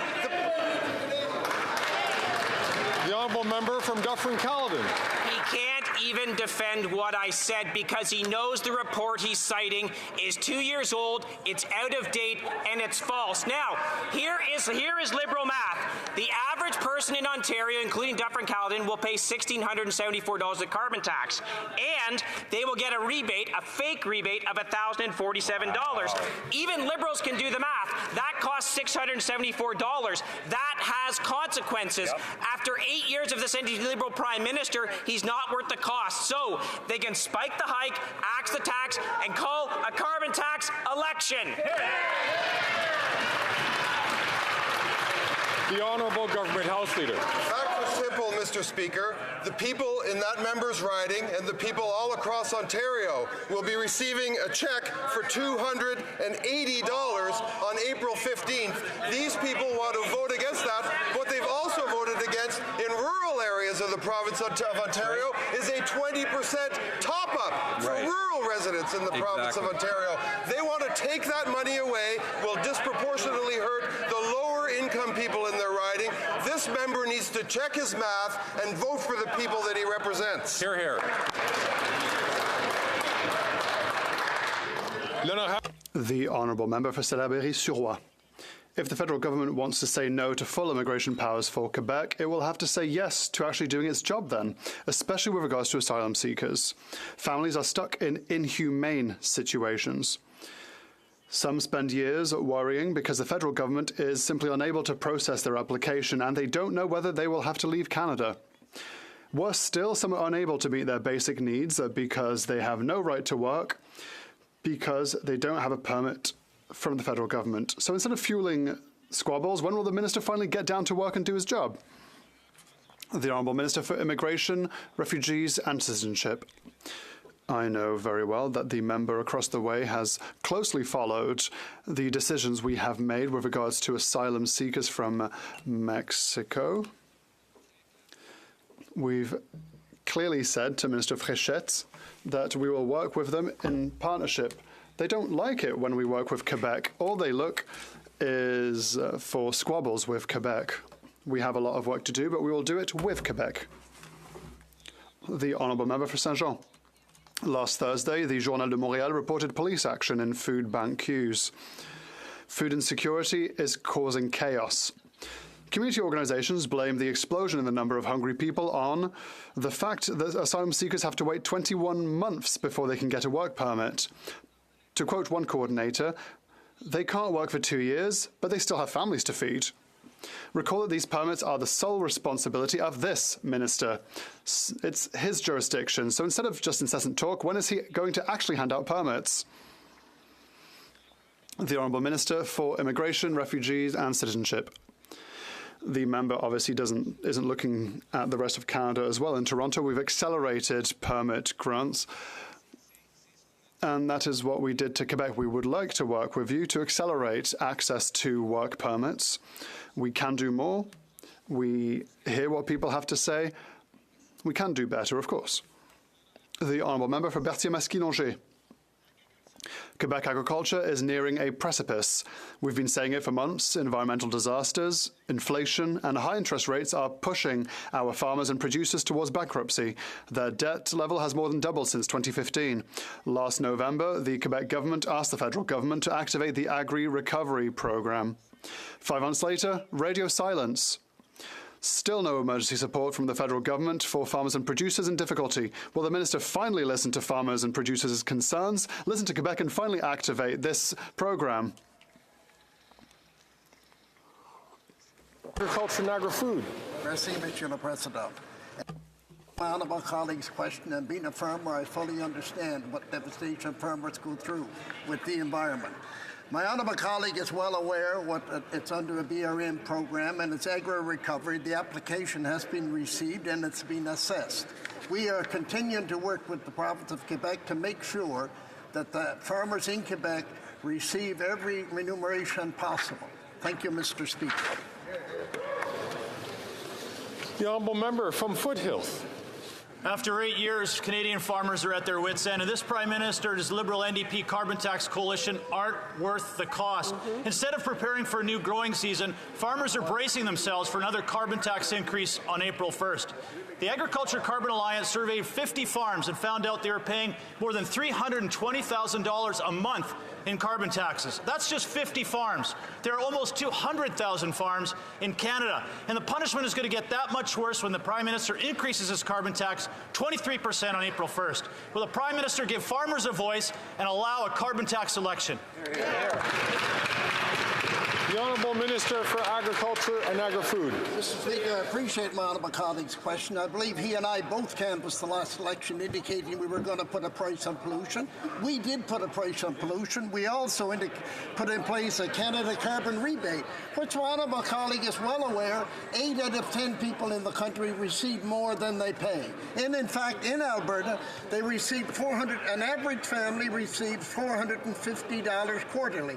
The question is, why does my honourable colleague and the Conservative Party of Canada want to take $450 every quarterly out of the people's pockets?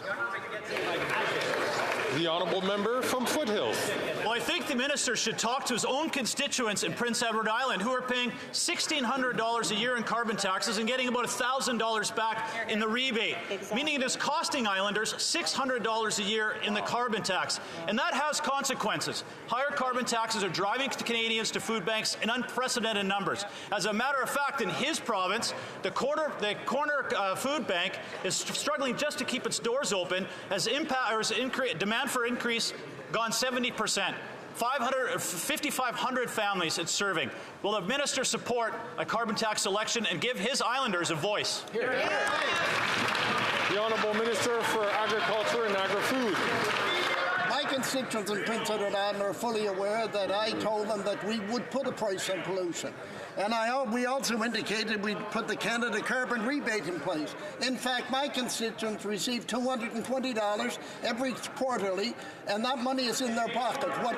What I cannot understand is why my honourable colleague wants to take that money out of their pockets. Farmers understand there's a problem with the environment. They also understand we have a program in place to address the environment. We have and will continue to do that, Mr. Speaker. The Honourable Member for Beauce. Mr. Speaker, the Bloc Québécois is keeping the Prime Minister in power even though he has broken our immigration system, raised taxes and doubled our national debt. What good is the Bloc Québécois if it doesn't even do its job as opposition? They continually vote with the government to make Canadians poorer and radically increase the carbon tax. Canadians and Quebecers deserve better. What did the Prime Minister promise the Bloc Québécois in order to hold on to power?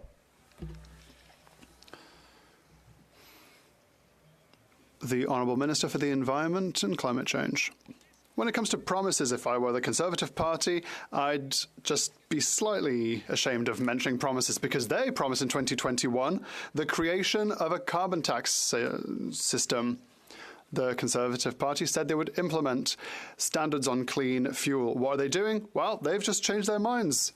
They change minds as much as they change underwear.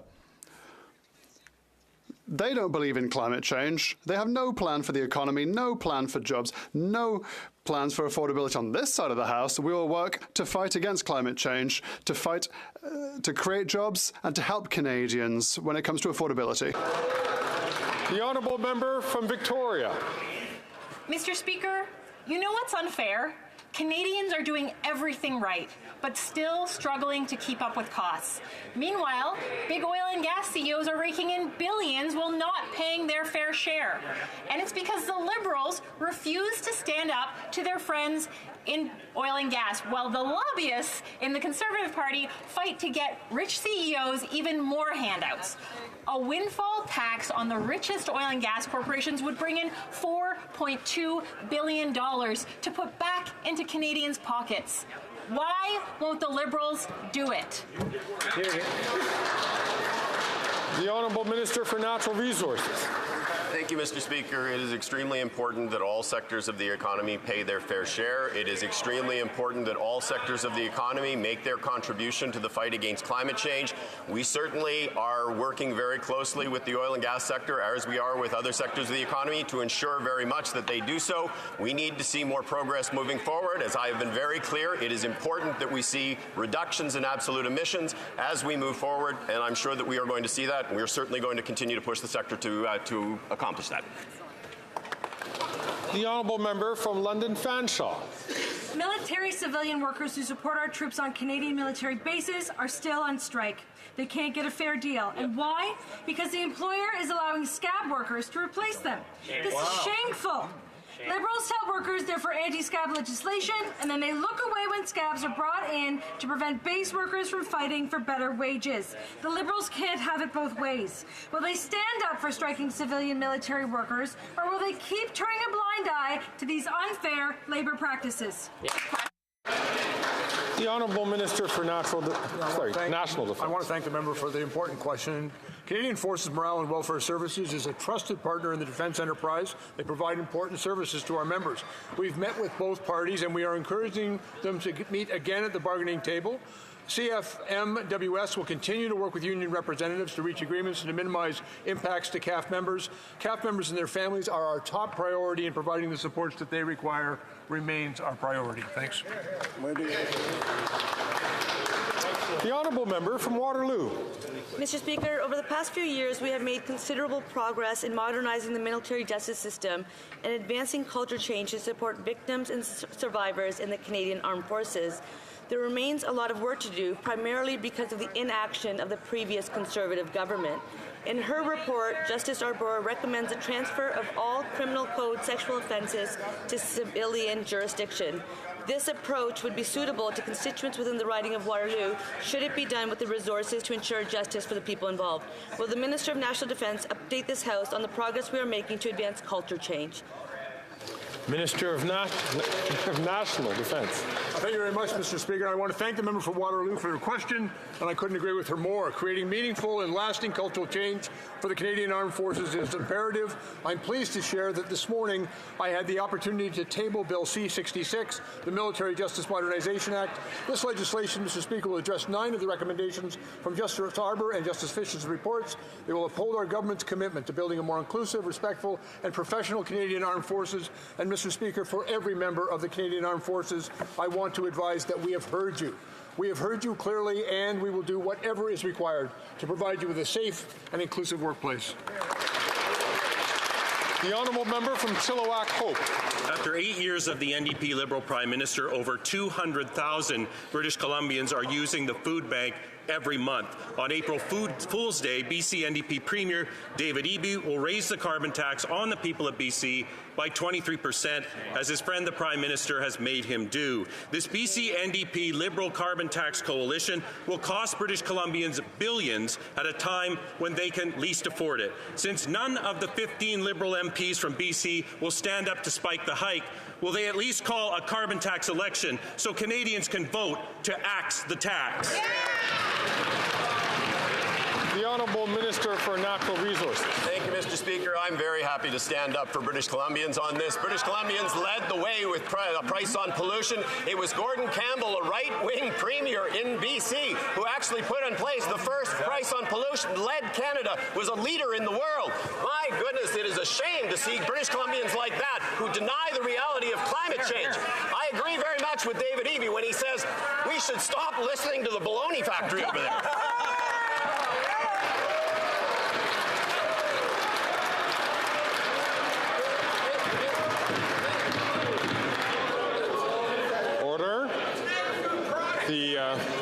The Speaker would like to hear the question from the member from Chilliwack Hope and the response that will be offered in answer to that. The Honourable Member. Well, Mr. Speaker, after 15 years of that NDP Liberal plan, emissions are up and British Columbians continue to get poorer. The BC NDP budget says that $9 billion will be taken from British Columbians over the next 3 years. They'll only give $3 billion back in rebates, pocketing the extra $6 billion.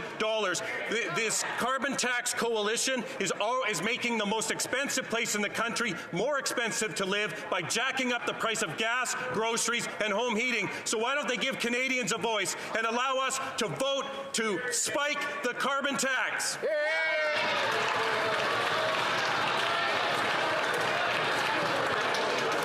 The Honourable Minister of Natural Resources. The party is entitled to its opinion. Order. I'm going to encourage members, especially the member from Kingston the Islands, please, to not have a conversation across the way. That also goes for members on this side in responding.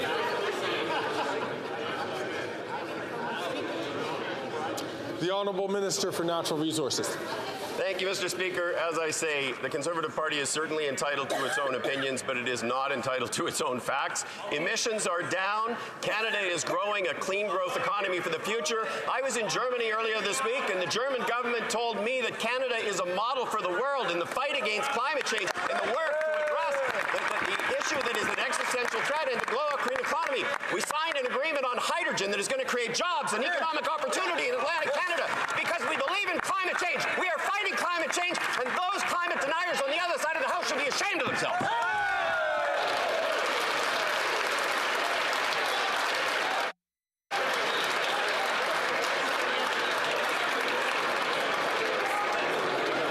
The Honourable Member. Order.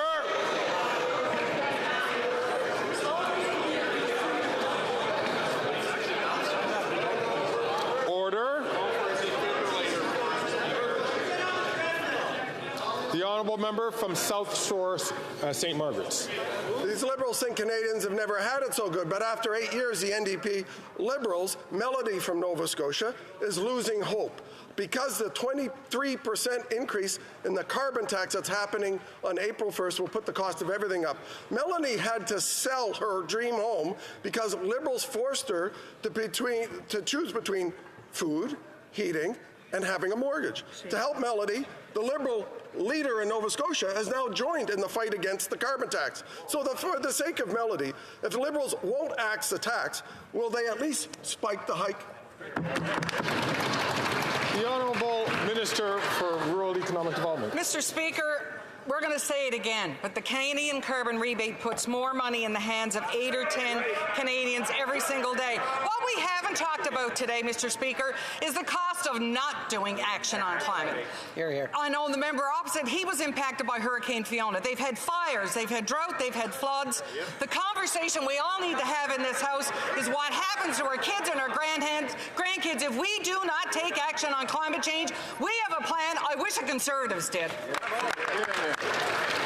The Honourable Member from South Shore St. Margaret's. That answers cold comfort for the families in my community that have increased the usage of the St. Margaret's Bay Food Bank by 30%. Right. Why? Because the parliamentary budget officer said that the average Nova Scotia family pays $1,500 in carbon tax and gets back $963 of their own money. That's less, since you can't add, that's $537 in more taxes than fake rebates. This Prime Minister is not worth the cost. So if the Prime Minister won't spike the hike or axe the tax, will it at least let the people decide and call a carbon tax election? The Honourable Minister for Rural Economic Development. Mr. Speaker, again, the Canadian carbon rebate, the Canada carbon rebate is putting more money in pockets of Nova Scotians. And April the 4th, the average family outside of Halifax is going to get $989. You add to that what we're doing in $10 a day daycare, what we're doing in lowering taxes for everybody, what we're doing in so many things for people, especially the heat to oil to heat pump program, that is saving hundreds and hundreds of dollars every year for Canadians. We are there to help Canadians every day. I wish the Conservatives were. The Honourable Member for Rivière-du-Nord. Mr. Speaker, a year ago, Supreme Court Justice Richard Wagner took the government to task on judicial appointments. He said the government's inertia with respect to vacancies and the absence of satisfactory explanations for the delays are disconcerting. Since then, the Liberals have been dragging their feet. Of the 85 vacancies to be filled, 68 remain. In February, the federal court ordered the government to get on with it. Instead, we learned on Monday that the Minister of Justice is challenging that decision in court. When will the minister get serious about the justice system and appoint the necessary judges? The Honourable Minister of Justice and Attorney General of Canada. I'd like to congratulate all Canadian Ismailis who are celebrating Nowruz Mubarak today. To answer the question, what I'd like to say is that I have been working on this for 7 months, and I've already named 74 judges to the bench. The average for the Conservative government was only 60 a year. So I am making my efforts and working twice as fast as the Conservative government did, and I will keep doing so. The Honourable Member for Rivière-du-Nord. Twice as fast as zero is still zero. The Chief Justice of the Supreme Court and the Federal Court are both telling the government that the number of vacancies is preventing the justice system from working properly. The Chief Justice said access to justice and the health of our democratic institutions are at risk. He's not just anyone, and rather than speeding up appointments, the Minister of Justice is challenging the Federal Court's decision and looking for excuses for his inaction. Clogging up the courts with political and partisan cases is not the solution. We need more judges. What's the minister waiting for? More Liberal candidates? The Honourable Minister of Justice and Attorney General of Canada. This is an important question, and what I'd like to tell all Canadians watching right now is that when there's a committee to recommend appointments, we never put a former Liberal on that advisory committee, which is not the case for the previous government. So we have taken steps to avoid partisanship, to appoint high-quality, diverse candidates, bilingual candidates, which is necessary for judges not just in Quebec but all across Canada. Thank you. The honourable member for Portneuf-Jacques-Cartier. Thank you, Mr. Speaker. My colleague from Beauce didn't get an answer, so I'll try again. The Bloc is propping up this Prime Minister, even though he has broken our immigration system, raised taxes, and doubled our national debt. A vote for the Bloc will cost you, and it's going to cost even more on April 1st, because this Liberal Bloc government is going to raise taxes by 23%. It's not on. What did the Prime Minister promise the Bloc to keep his government in power? The Honourable Minister of Innovation. Mr. Speaker, Quebecers watching at home don't understand. This isn't the first time they haven't understood the Conservative Party. What the member just said doesn't apply in Quebec, Mr. Speaker. They're the party of inaction, Mr. Speaker. What Quebecers want is action on climate change, action on economic growth, action to boost green jobs. The Conservatives are voting for inaction. We are voting along with Quebecers to move Canada forward. The honourable member for Portneuf-Jacques-Cartier. Mr. Speaker, my colleague just said, talked about not getting it. Let's talk about not getting it. I'm going to ask again. The food banks are overwhelmed. No one has ever seen the likes of it in this country. People who voted for the Bloc must be sorry. The Bloc has been supporting the Liberals and keeping them in power. I remind you, this Liberal Bloc government is going to impose an additional 23% tax on April 1st, and it's no April Fool's Day joke. A vote for the Bloc will sure cost you. Does this minority government will they reveal the secret deal they have with the Bloc Québécois? The Honourable Minister of Transport. That's not very nice for my colleague to give that kind of spanking to the Bloc. They've already got enough to deal with. The minister talked about inaction. What does inaction lead to? Forest fires, displaced people. And where was he when this happened in Quebec and all across Canada? They've been sitting on their hands, doing sweet nothing, while we've been getting down to work. I would always encourage members to be respectful. Go ahead. Mr. Speaker, after 8 years of this NDP Liberal Prime Minister, food bank usage in Edson is up nearly 300%. Now on April 1st, these Liberals want to raise the carbon tax another 23%, making groceries, gas, and heating more expensive for Canadians. They are on track to quadruple the carbon tax. The average family in Alberta will pay nearly $3,000 of carbon tax this year. Will the Liberals finally allow a carbon tax election so Albertans can decide to axe the tax? The Honourable Minister. Mr. Speaker, the Member of Parliament for Yellowhead is simply wrong. Albertans in rural Alberta, with the doubling of the rural top-up, will receive $2,160 in rebate in the upcoming year. More money, $700 more, $960 more if you're in rural or remote Alberta, Mr. Speaker. I have one message for Albertans and for Canadians. Stop the Conservatives and don't let them ruin the rebate. The Honourable Député. The Honourable Member for Lac Saint Louis. Mr. Speaker, tourism brings economic growth to communities across the country. In 2022, tourism supported 1.9 million jobs in Canada.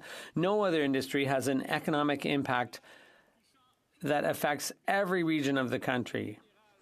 The federal tourism strategy, the tourism growth strategy, recognizes the opportunities involved in attracting more international events, such as conferences and conventions. Can the Minister of Tourism tell us how the government is seizing the opportunity of business tourism?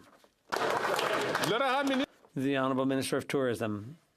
Thank you, Mr. Speaker. I'd like to thank my colleague from Lac Saint Louis. He and I and this government believe that Canada is a destination of choice for international business events. So there will be a $50 million investment in bringing more than $170 million into the Canadian economy while creating good jobs in places like Calgary, Vancouver, Toronto, and Vancouver, as well as in the regions. So that'll bring over $170 million into the Canadian economy, and I sure hope the Conservatives will support this. Calgary, Midnapore. After 8 years, scandal runs rampant in the Liberal NDP government. We all know about ArriveCan, and now we know about another $5 million in fraudulent billing. To make matters worse, the billing is across 36 departments and dates back to 2018, pre-pandemic.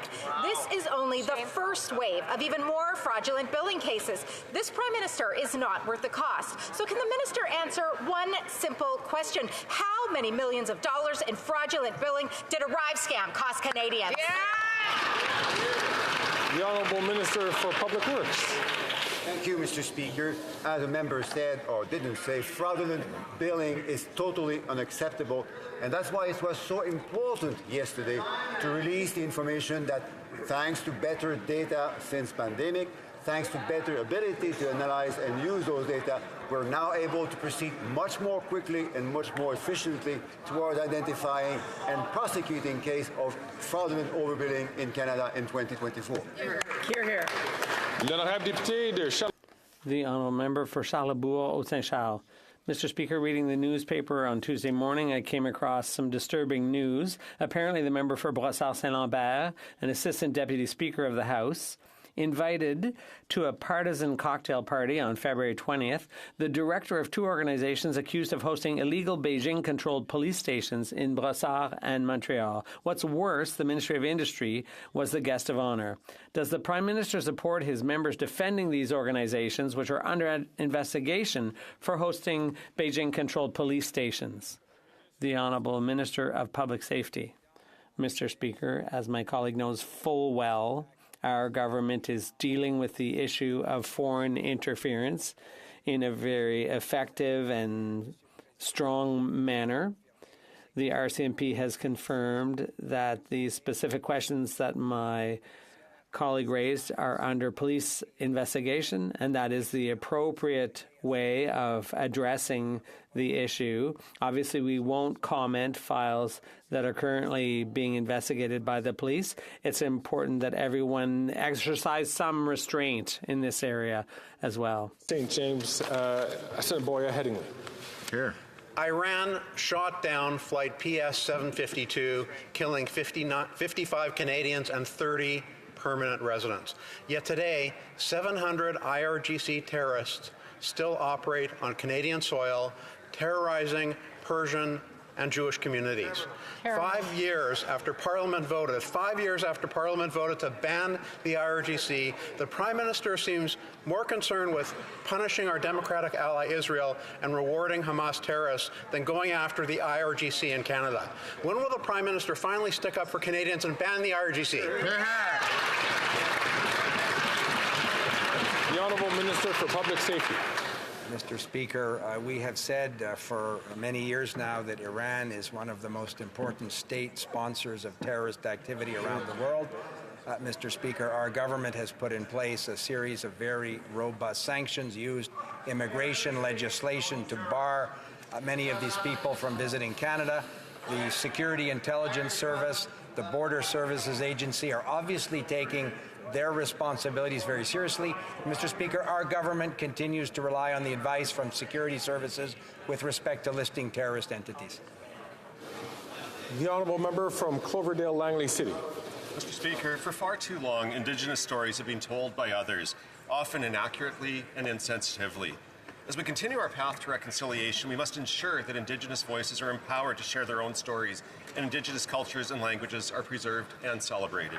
Can the Minister of Canadian Heritage provide an update on the work of the Indigenous Screen Office and the unique role it plays in the promotion of Indigenous artists and producers?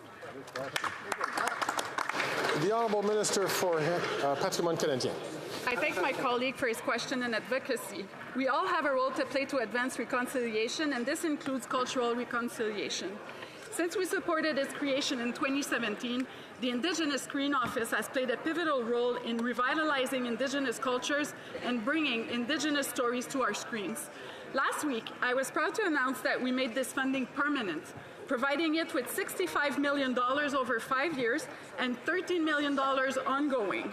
This funding will support and promote the work of Indigenous creators to share their rich and diverse cultures and languages for years to come. The honourable member from Esquimalt Saanich. Mr. Speaker, there's panic amongst community-based health prevention groups who are working to limit the spread of HIV in Canada. On March 31st, the Liberals are letting funding for HIV self-testing kits run out. Self-test kits have quickly become a vital tool in limiting new infections and moving toward the eradication of HIV/AIDS. We know community-based distribution of test kits works. Frontline workers were hoping to see the funding double rather than end. Will the minister today commit to providing the funding needed to help eliminate HIV?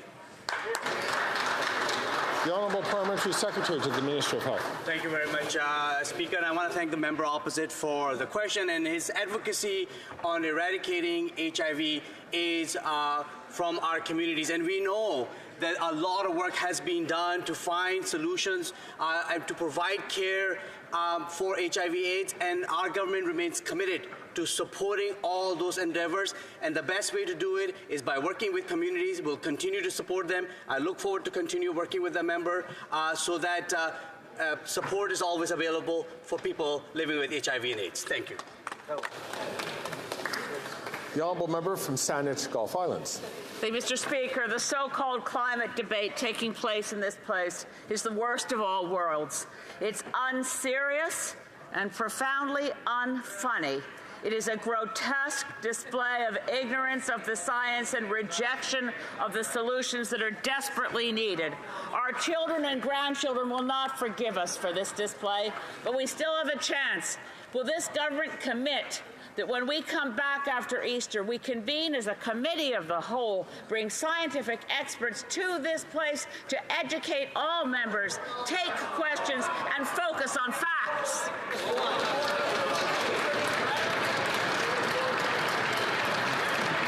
The Honourable Minister for Natural Resources.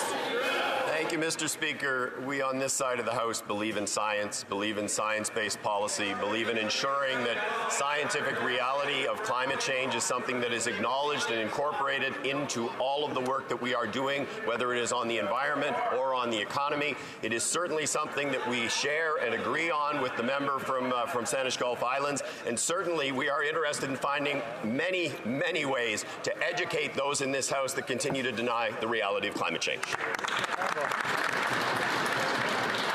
Question period has now come to an end, and we turn to the regular Thursday question from the opposition House Leader. Yes, Mr. Speaker, and it being Thursday, we are in the middle of the carbon tax election debate, this being the Conservative motion for today, where we are urging the government to take this to the Canadian people. They believe that Canadians will prefer their plan to quadruple the tax. We believe Canadians will choose our plan to axe the tax. So, simple question for the government. If this motion passes today, will they do the right thing and dissolve Parliament and call a carbon tax election? And if not, if they don't have the spine, if they don't have the intestinal fortitude to take this to the Canadian people, when we come back after Easter, can the House Leader tell us what business the House will be dealing with? Great Thursday The Honourable Government House Leader. Well, Mr. Speaker, that member knows very well that he's about to stand up this evening and remove $376 that will be landing in the bank accounts of all of his constituents on April 16th. He's going to vote against that. And if you go a little further outside his riding into the Great Prairie areas of Saskatchewan, they will get a 20% rural top-up in addition to those $376. So, in fact, we will be very steadfast, Mr. Speaker, in supporting the policies of this government today and every day. And tomorrow, we will resume second reading of debate of C-38 concerning new registration requirements. When we return, and we indeed will, following the constituency weeks, we will call Bill C-61, an act respecting water, source water, drinking water, wastewater, and related infrastructure on First Nation lands. Tuesday, April 9th shall be an allotted day.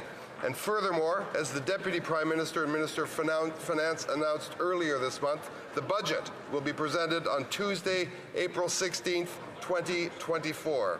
And pursuant to Standing Order 83, Paragraph 2, I request the designation of an order of the day for the budget presentation at 4:00 p.m. that day. Enfin, Monsieur le Président. Finally, Mr. Speaker, there have been discussions between the parties, and I think you would find unanimous consent for the following motion: that a take-note debate on softwood lumber be held on Monday, April 8th, 2024, pursuant to Standing Order 53.1, and that notwithstanding any standing order, special order, or usual practice of the House, A, members wishing to speak during the debate may indicate to the Chair that they will be dividing their time with another member. B, the time provided for the debate be extended beyond 4 hours, as needed, to include a minimum of 12 periods of 20 minutes each, and C, no quorum calls, dilatory motions, or requests for unanimous consent shall be received by the Chair. Thank you, Mr. Speaker, and a good break week to all of my colleagues. All those who are opposed to what the Honourable Minister has proposed will please say nay. The House has heard the terms of the motion. All those who are against it will please say nay. Carried. Ordre du jour. Oh, excusez-moi, l'honorable. The Honourable Member for Regina Capel. I'll make a very brief intervention in response to the Government House Leader Parliamentary Secretary's response to my question of privilege on Bill C-63 and the leak that occurred. The Parliamentary Secretary's 25-minute submission extensively quoted the internet. What it did not do, however, was explain exactly how the sources Travis Danraj and Rachel Aiello spoke to were lucky enough to state precisely which of the options the government consulted on would actually make it into the bill. Had the reporting been based on the published consultation documents, the media reports would have said so, but they didn't. Right. They quoted, quote, sources. Sources who were, quote, not authorized to speak publicly on the matter before the bill is tabled in Parliament, end quote. And the Parliamentary Secretary's implication that the sources were all stakeholders, uninformed about the ways of Parliament, is demonstrably untrue.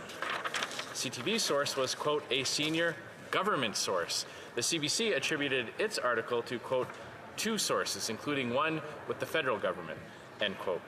Besides, had these sources actually all been stakeholders, speaking about previous consultations, why would they have sought anonymity to begin with, let alone specified the need for anonymity?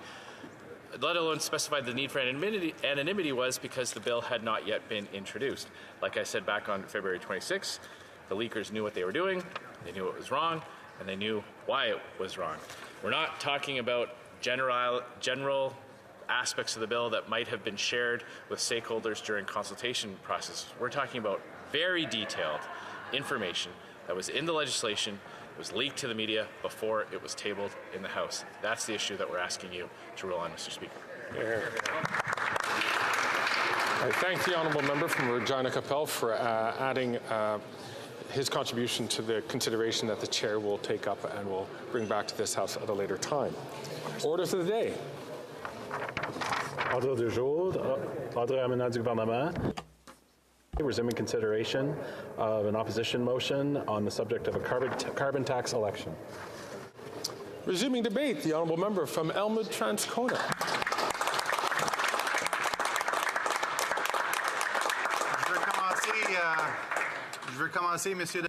I would like to start, Mr. Speaker, by thanking you and by thanking the House as a whole for a bit of latitude for my last words in the House of Commons. I want to start by saying thank you to all the people in Elmwood-Transcona that have made my presence here in the House of Commons over the last 8.5 years possible. I want to say thank you to all the people who supported me coming here. I also want to say thank you to all the people who shared feedback over the years, including and perhaps especially when they didn't agree, at least the constructive feedback. And as members here in this chamber know, I mean, we strive to get back to everyone as best we can, but even when we can't, hearing from people, reading their letters helps inform what we bring to this House of Commons, and I've had the benefit of the wisdom of many people through the riding over the last 8.5 years, and I say a big thank you to them. I want to say a particular thank you to my wife Janelle, who is on Parliament Hill today for my final remarks. Her sacrifices in order to make this time for me to be here have been incredible, and I wouldn't have been able to serve folks in Elmwood-Transcona without her hard work at home, making all of this possible for me and for our family. And I'm very grateful to Janelle for all of that work. Hear, hear. Bravo. She's deserving of all that applause and much more. My sons Robert and Noah are here today along with my mother Brenda, and I want to say thank you to them for all the ways that they've supported me.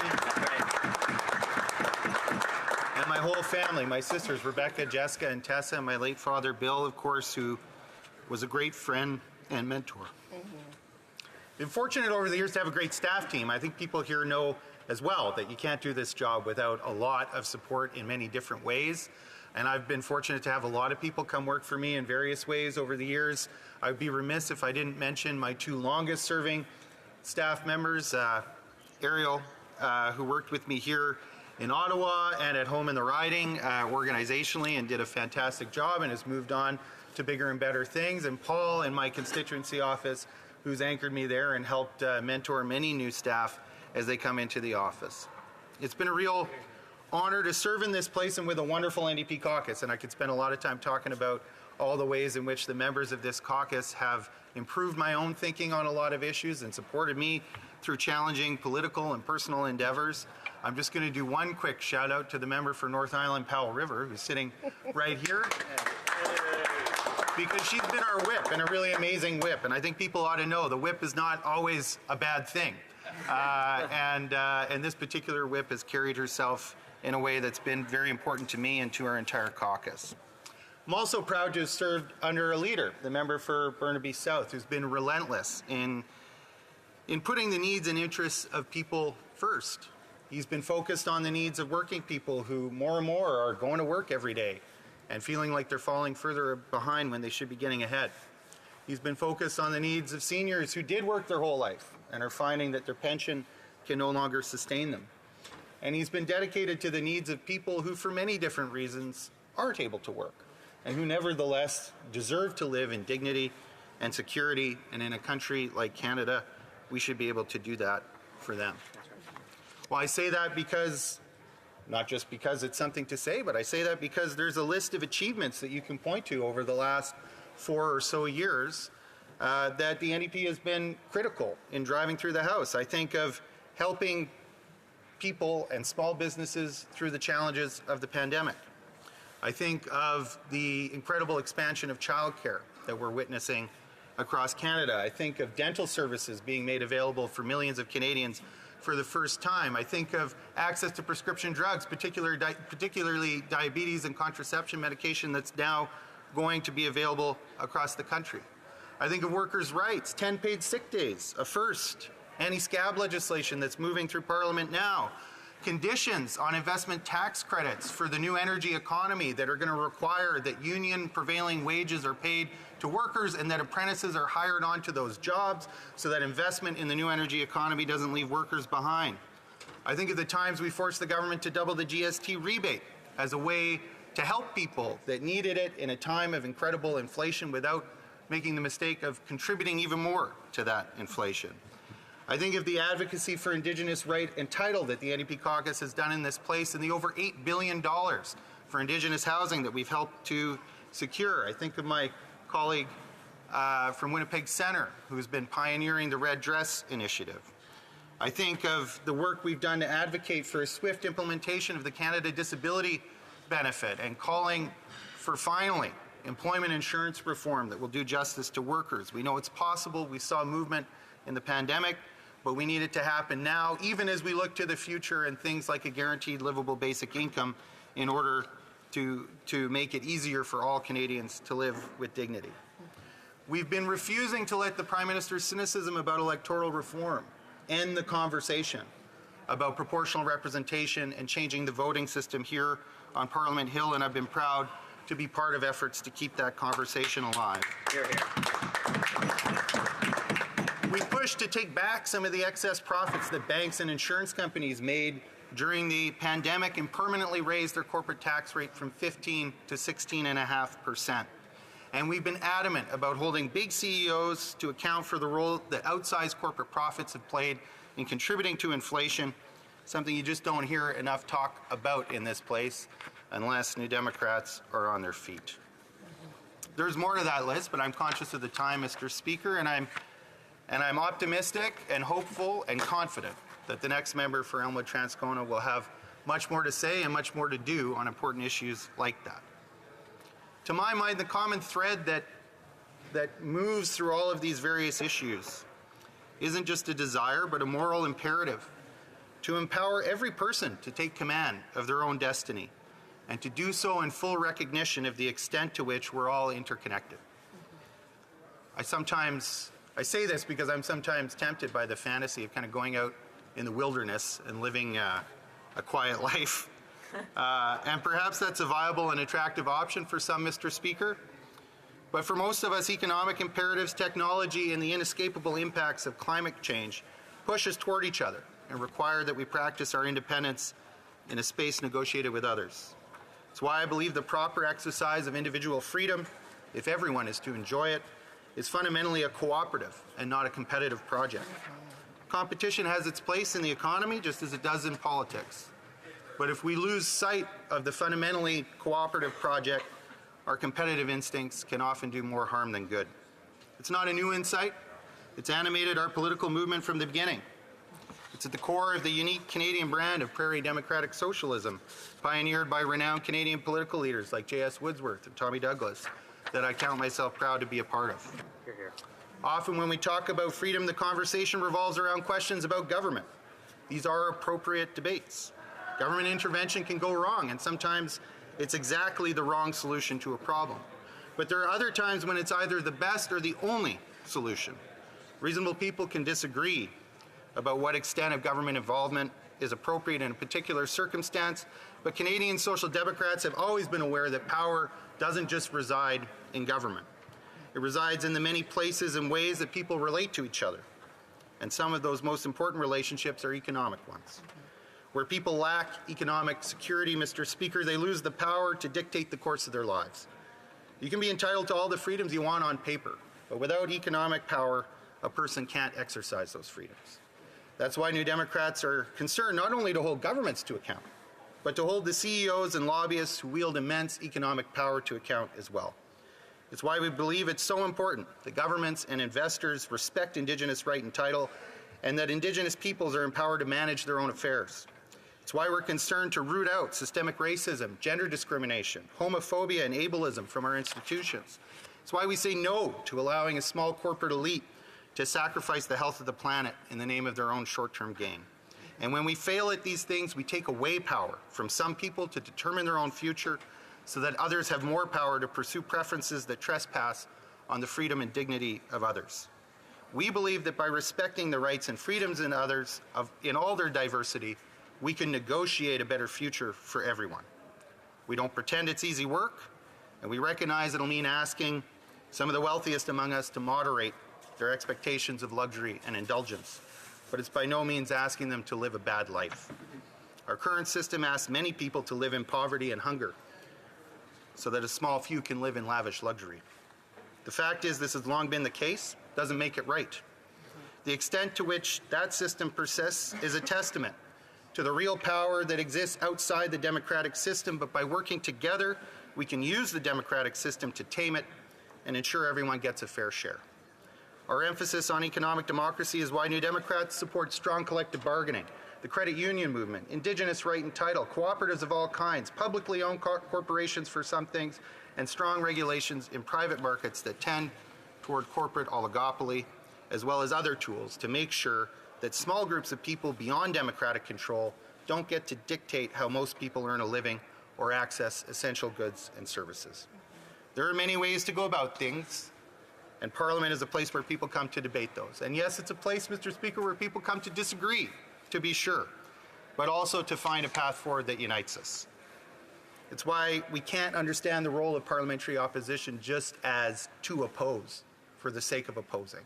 And I hope that in my time here as part of a team that has been dedicated to the interests of people, we've shown how you can do the good work of opposition and holding people in power to account, while nevertheless going out of your way to find those places where you can collaborate and make progress on the things that matter to people, even as you disagree about other important things. And so I thank you once again, Mr. Speaker, for a little bit of latitude, both in terms of subject and time, to put those final remarks on the record.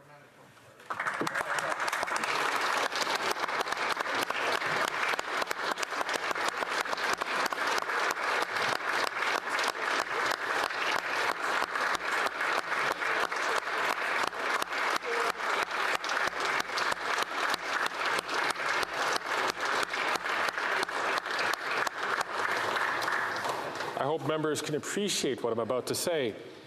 Comments? The honourable member from Winnipeg South. Well, thank you, Mr. Speaker. And I was not aware until today that the honourable member from Transcona Elmwood would be giving his farewell address. And I just have a few comments, Mr. Speaker, as others will. But I really just want to very sincerely thank him for his incredible service to this House and to his community.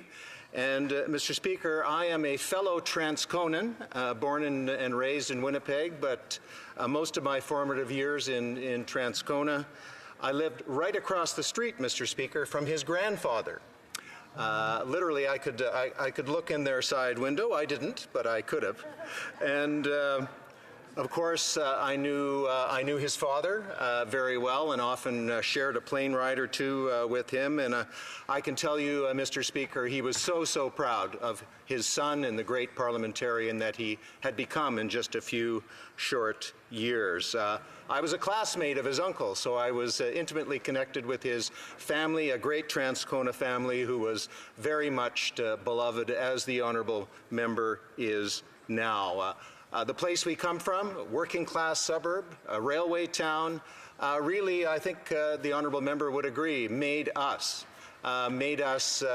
very sensitive to the needs of working people, of the aspirations of the middle class, and I still call Transcona home, Mr. Speaker. So, Mr. Speaker, I'm not going to go on. I just want to again thank the member and thank him for his contribution to this House, to my province, to our country. He is an intelligent, thoughtful, always well-prepared member of this House. I wish him well. I know his service will continue for the country, but very importantly for the province we both love, Manitoba. I wish the honourable member well.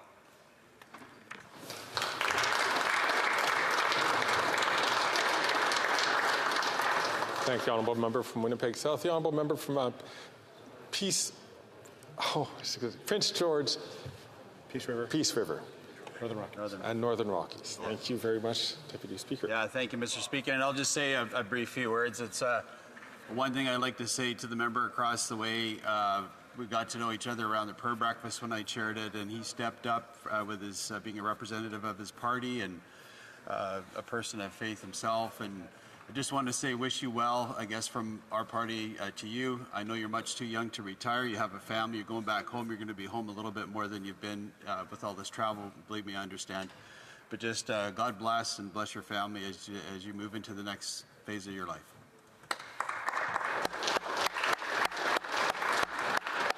L'honorable député de Joliette. The honourable member for Joliette. Thank you, Mr. Speaker. I'm using a compliant microphone. Mr. Speaker, I would like to thank and commend my colleague and friend. I would like to highlight his commitment for one of the most noble parts of entering politics, that is, to help people and to improve their lives, especially those of workers and the more popular classes. I would like to commend his way of doing politics, both feet anchored into the ground whilst not renouncing his values. The member for Elmwood Transcona is someone who is intelligent. He is the incarnation of Canada's left. Close to the workers' unions and the interests of ordinary people, pragmatic, always firm on its principles. Mr. Speaker, it's always a pleasure to work with this Member of Parliament, both in the House and in committee. On the Finance Committee, he was our Jedi when it came to breaking deadlocks. He's always come up with solutions that reconcile differences. It's a rare talent, often imitated, but never equalled. I agree that it is a great opportunity to be able to work with the Premier of Manitoba, the bearer of so much hope. I wish him every success in continuing to make a real difference to the lives of ordinary people in his new role. I also wish him more time with his family. Dear Daniel, thank you for everything and see you soon. The Honourable Member from Saanich Gulf Islands. Thank you, Mr. Speaker. Well, I don't know about the rest of you, but I'm just not going to get over missing this member for a very long time, probably never. And one reason is, he knows this, I loved his dad so very much. His dad, Bill Blakey, was a grand friend and a voice for this planet. And I'm thinking the other day, I remember your dad through the Speaker, I remember his dad talking about climate change in this place in 1986. A brave and courageous, a man of great heart. And this member, Elmwood Transcona, is a chip off the old block. Someone who speaks with knowledge, speaks with profound understanding of the Westminster parliamentary tradition. There's probably nobody else in this place who could get as passionate about confidence conventions as this member from Elmwood Transcona. And I had the great privilege over the last little while, because I really disapprove of heckling. And I've never heckled, not once, and I wouldn't have liked it if this member had heckled, except at the very end there, that was primo.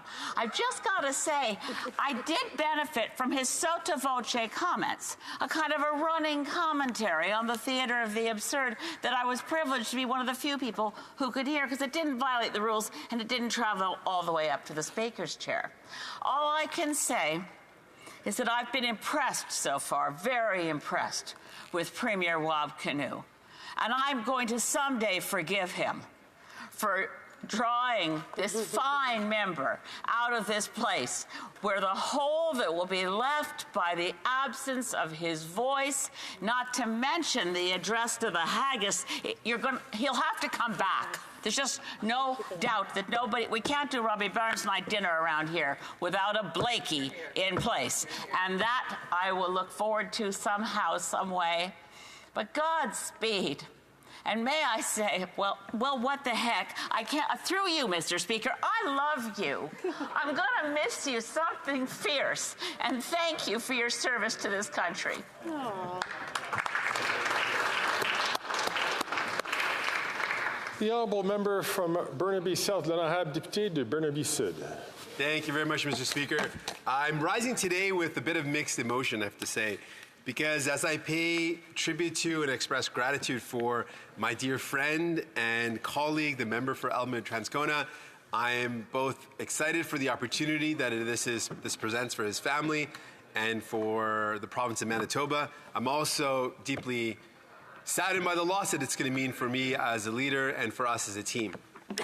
I want to acknowledge right off the bat that his late father, Bill, and mother, Brenda, did a great job. They made not just a great human in the member for Elmwood Transcona, but all the kids. I mean, you would think you got a number of kids you might miss here or there, but every single one of them are incredible. So big shout out to the great work done by some fabulous parents. I think about this speech as almost a bit of a resume, if I could, so that it's on the record for folks to know what this great member has accomplished. First of all, for folks who don't know, we talk about sometimes the idea of a poet warrior or a philosopher warrior. This is a philosopher electrician. Someone who has a master's degree in philosophy and is a Red Seal electrician. Someone who brings and combines the idea of being a worker who has worked on the front lines as a proud member of IBEW, and someone who has the heart of a philosopher, and brings that to this parliament. That already is something pretty phenomenal.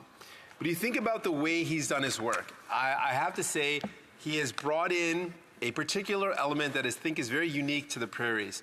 There's prairie pragmatism that comes from having been in a province where we know for the past 5 decades, the majority of that time, this province was governed by a new democratic government that ran on the principle and governed on the principles of compassion and competency and getting stuff done. And that is very much what you see in the member for Elmer-Transcona. This principle of having deep compassion and care. You heard it in his speech. He cares deeply about workers, cares deeply about people, but also wants to get things done. And as he's played many roles in our team, he's been caucus chair, and most recently he has been my critic for finance. And I think you will have difficulty, Mr. Speaker, finding another finance critic from any opposition, but particularly the fourth party, who has played such an outsized role in shaping our country.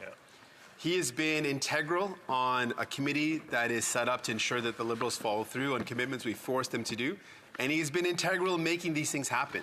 He has played a fundamental role in shaping our country when it comes to bringing in and negotiating record-breaking, history-making dental care and pharmacare programs. Programs which are going to save and improve the lives of millions of people, ensuring that people have access to needed medication as well as access to dental care, which we know has direct impacts on health. He has been integral in making that happen. We have forced this Liberal government to make significant changes, and I have to say with confidence I could not have done that work without having the member for Elmer-Transcona there. I also want to share, as someone who has a young family, I know the incredible sacrifice that is involved. And so I also want to take a moment to acknowledge Janelle and their 2 incredible kids, Robert and Noah. Thank you for sharing your pops and your partner with us. It has made a huge difference in the lives of Canadians. I hope you know how much it was worth it. I know sometimes it maybe didn't feel like it when he was so far away, but it has made a huge difference in this country.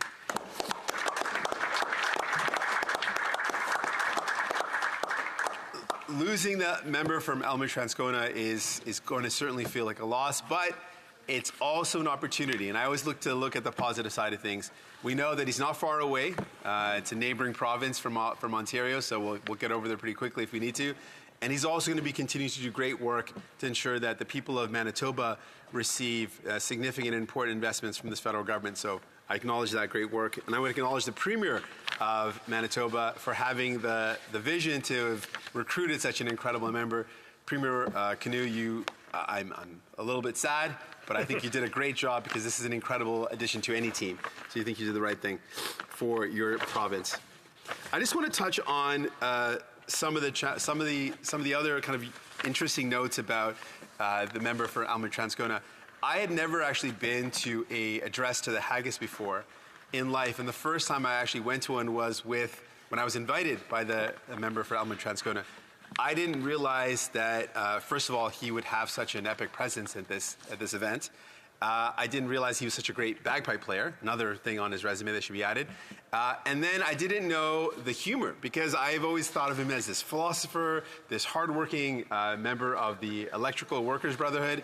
And then I heard him break out into a Scottish accent, which I didn't know was a thing, and just regale the crowd with incredible humor. And so I thought, this is an incredible package. A philosopher, electrician, member of parliament, plays the bagpipe, can regale a crowd with Scottish accent, and it was an incredible experience. Thank you for everything that the member has contributed to this parliament. Thank you for, through you, Mr. Speaker, for the work that you've done on our team. Our movement is better because of you. You have done your father proud, I know, and your mother proud, and your family proud.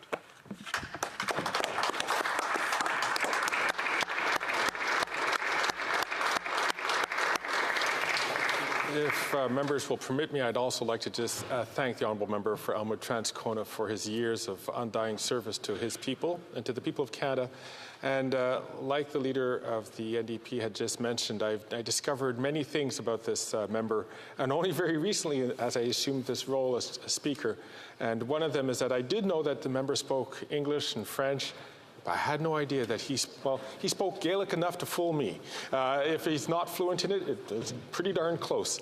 I appreciated his address to the haggis, which will always be a memory, and I hope that he will honor us by coming back every Robbie Burns Day to participate in the ceremonies here on the Hill.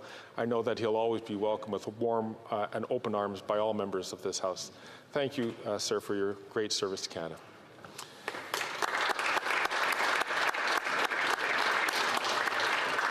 Resuming debate, the honourable member from Chilliwack Hope.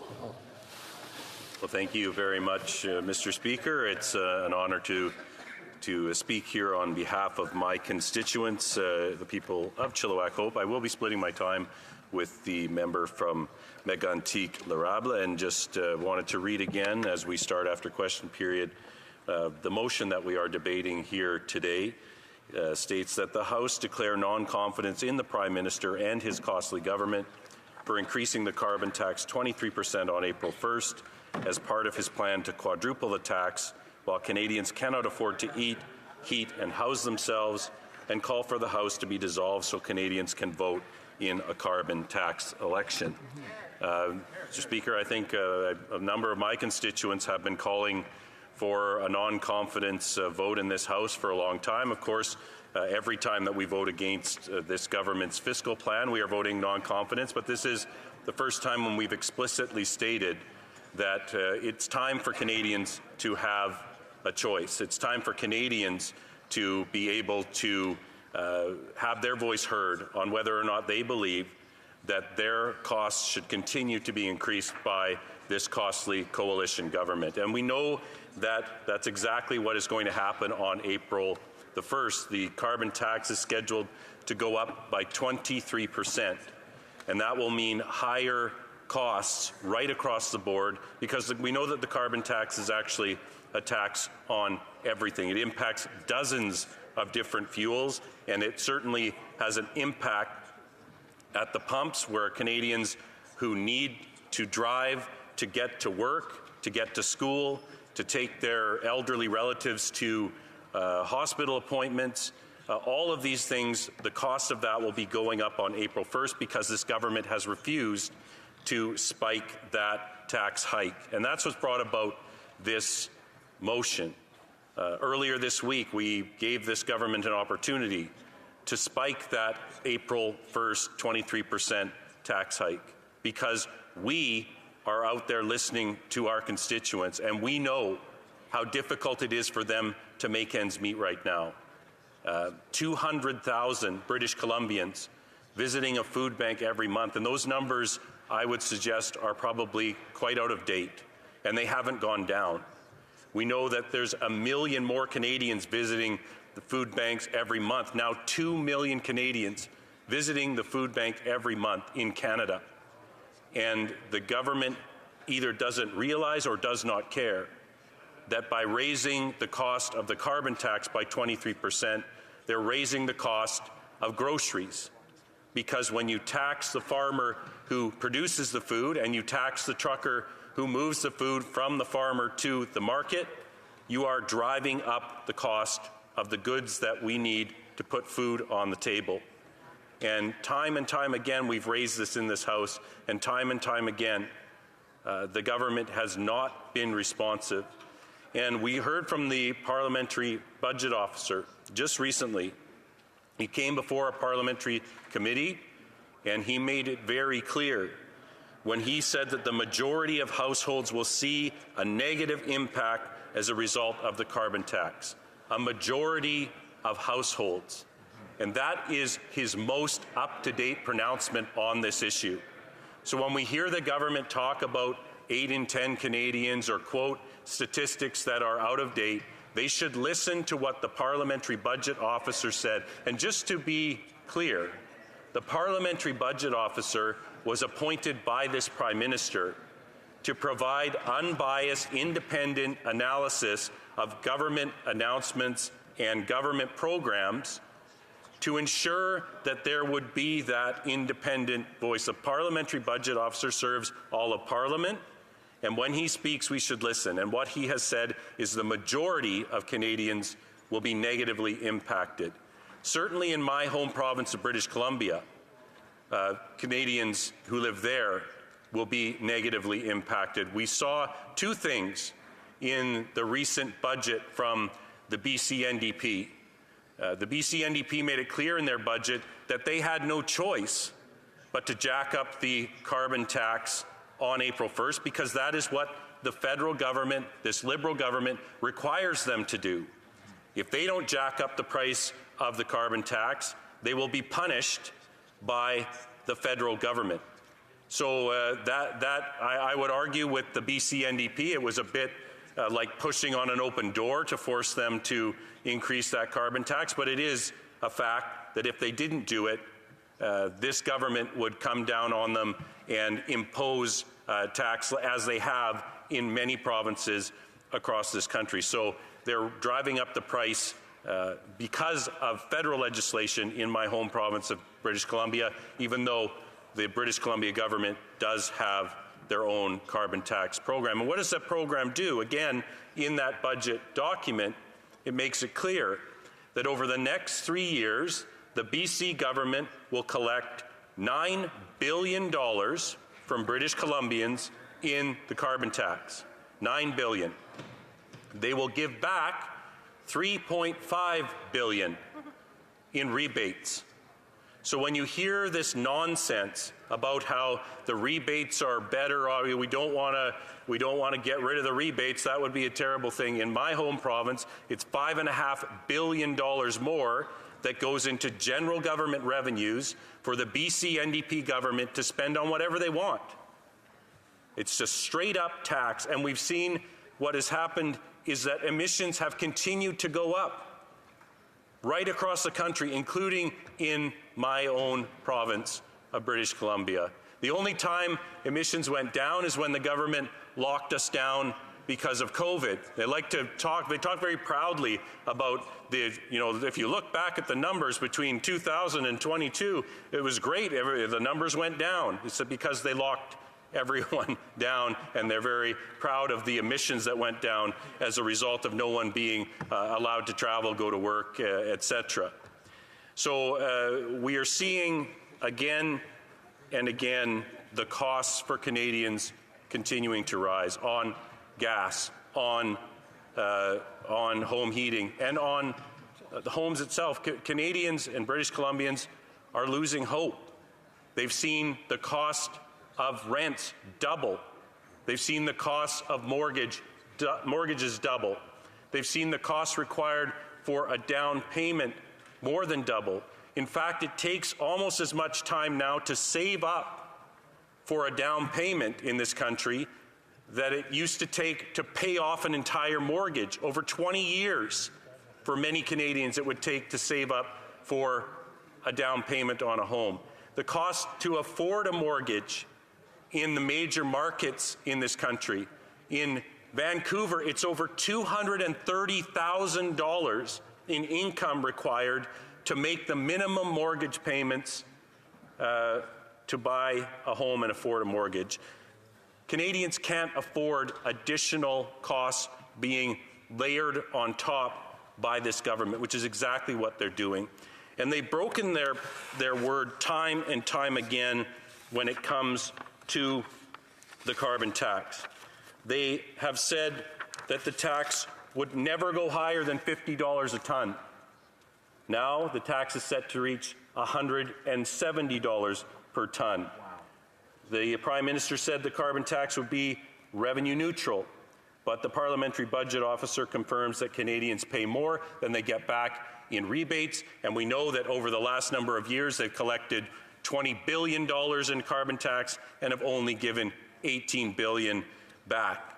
They said it would help to lower greenhouse gas emissions, but this government has not met a single environmental target that they have set, and they will miss their 2030 target as well.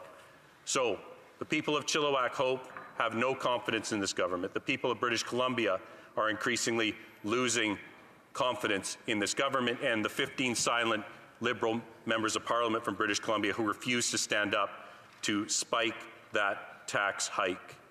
So it's time for an election.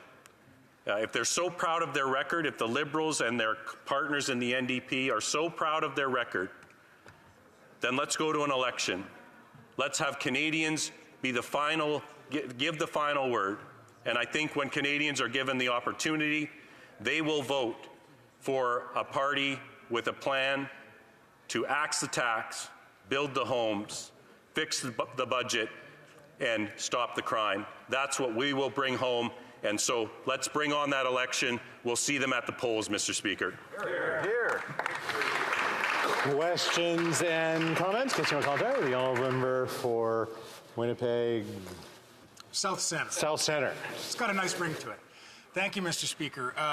Appreciate the remarks from my colleague. I've raised a few times in the House in response to comments colleagues across the way have made vis-a-vis the relationship between a price on pollution and food prices, that we have very clear data, including from the OECD, that tells us that Canada has the second lowest inflation rate in terms of food prices in the G7. Now, this is on par with the United States, which is a jurisdiction that does not have a price on pollution. And now, I want to save my colleague, who I know will come back and say, well, yes, Mr. Speaker, we don't have data because the Liberals don't track it. So I'll just get ahead of that a little bit and say, actually, there's no data because there is no evidence to support the assertion that he and colleagues have made in relation to food price increases and a price on pollution. I'm wondering if you can comment on why it is that OECD data is suggesting that his position is contrary to ours. Thank you, Mr. Speaker. The honourable member for Chilliwack Hope. Well, thank you, Mr. Speaker. And I think when my constituents go to the grocery store, they see a massive increase in the cost of the price of groceries. And I think it is common sense that when you raise the price of gasoline and diesel, not only does that affects everything that moves in the country, and we don't have the ability to grow everything that people buy in a grocery store locally. So this stuff is moving thousands of kilometers many times, and there's a price that goes from through the entire supply chain. And so I don't think it's accurate. I think that the Agriculture and Agri-Food Committee has been studying this very extensively, and they've heard from numerous witnesses who have indicated that the carbon tax, in fact, does have a negative impact on the cost of food, and by that I mean it drives the price up, and we stand by that, Mr. Speaker, as do the witnesses who have appeared at Agri-Food Committee. Et commentaires, questions and comments. The honourable member for New Westminster Burnaby. Thanks very much, Mr. Chair. I like my colleague. Travel back and forth with him quite often to BC. And just wanted to remind him of a few of the facts that he kind of missed over during his speech. The food bank lineups doubled under the Harper government, under the Harper regime. It's doubled again under the Liberals, absolutely. That's why the NDP has been fighting for more affordability measures for Canadians. The price of housing doubled under the Harper regime, doubled again under the Liberals. But the Conservatives are responsible for 50% of the crisis, except even more than that, because 800,000 affordable housing units were lost, converted into high-priced condos under the Conservatives. And the reality is, food price gouging was encouraged under the Harper regime, and the Conservatives have not said a word in this House of Commons about the food price gouging we've seen from the big corporate food chains and their CEOs. Now, he did correctly identify that, finally, it's good to have a Conservative admit that there is a different approach on the price on pollution in British Columbia and Quebec and the Northwest Territories. So I appreciate that he actually mentioned that. However, he didn't mention the fact that it came under Gordon Campbell, the BC Liberal Conservative government that was supported by him and other Conservatives up until very, very recently. The BC Liberals were their party of choice. Will he admit that the BC Liberals and Gordon Campbell put the price and pollution in effect? Member for Chilliwack Hope. Yes, they put it in effect, and it didn't work. And it's been continued. It hasn't worked under the BC Liberals, and it hasn't worked under the BC NDP. And to hear this member get up and criticize the Liberal government on anything, to me, is hilarious, because he has supported them every step of the way. Every budget measure they've made on housing, on food pricing, on any part of it, he has been there as the most reliable partner that the Prime Minister has ever had. So for him to criticize a government that he will support no matter what they do, I think is disingenuous. And I think the people in British Columbia, when they have a chance, hopefully in an election, a federal election, will be sending a lot more Conservative members of Parliament here to fight for them, to fight for lower prices, to fight to bring the cost of living down so that they can afford to feed their families, put a roof over their head, and drive their car to work. Hear, hear. Now, while I appreciate the debate today, I just need to remind honourable members to keep their questions and answers as short as possible so that people can get to participate in the debate. Resuming debate, the honourable member for Mégantic-L'Érable. Thank you very much, Mr. Speaker, and I'd like to commend my colleague from Chilliwack Hope for his excellent speech today. Once again, he has shown that the Conservatives can bring forward concerns to this House from people across the country. We just heard about the concerns from the western side of the country, thanks to my colleague, and I'd like to thank him. Mr. Speaker, today I think we need to take a few minutes to mention that the House is meeting to debate a non-confidence motion. What does that mean exactly? It's very simple. If the government does not win the vote, then it has to trigger elections. And the motion says that the House declare non-confidence in the Prime Minister and his costly government for increasing the carbon tax 23% on April 1st as part of his plan to quadruple the tax while Canadians cannot afford to eat and other things. Mr. Speaker, we're in a situation today where the future of the Liberal government is in the hands of the opposition parties. Now, obviously, the Liberal members, even though some of them would prefer to vote with us, well, they're going to vote with the government, obviously, because they have to toe the party line. And in the same party, there's another party, and that's a coalition, the Liberal NDP coalition. And it would be very surprising that the NDP decide it would be surprising that it decide to stand up and, vote with us because they need to keep the Liberals in power because they want to manipulate the government. So that gives us another reason to want to change this government, Mr. Speaker, when we know that it's being manipulated by another party. And then there's the Bloc Québécois, obviously, which also has a number of recriminations every day. It's always calling out the Liberal government. And the majority of Quebecers would like the Bloc Québécois to vote with us because they want to change the government as well. They want the Prime Minister to leave. So there's an opportunity for the Bloc Québécois to do what it has claimed to be doing since the beginning, which is to vote down this government, this Liberal government. But the expectations are not high because from what I've heard today, once again, the Bloc Québécois is going to defend the Liberal government and the Prime Minister. But why, Mr. Speaker? Why? Do we have the impression that this is a majority government, whereas it's not? The people who are listening to us today need to know that this is a minority government. And so it should not have this arrogance that it has right now as it imposes its inflationary expenses, which mean that its decisions have created chaos across the country in terms of housing costs, in terms of inflation, in terms of groceries. All of these decisions should have led the opposition's party to say, that's enough. We're going to vote this government out. It's a minority government, and there's no reason to keep it in place. But unfortunately, most people don't seem to be in any rush to trigger an election and change the government. And in fact, I know that the leader of the Bloc Québécois very proudly in a La Presse article said, I'm not worried about waiting for an election. I think that we need to identify our adversaries, and so the Bloc MPs will continue to support the Liberals, and we're patient while waiting for an election campaign.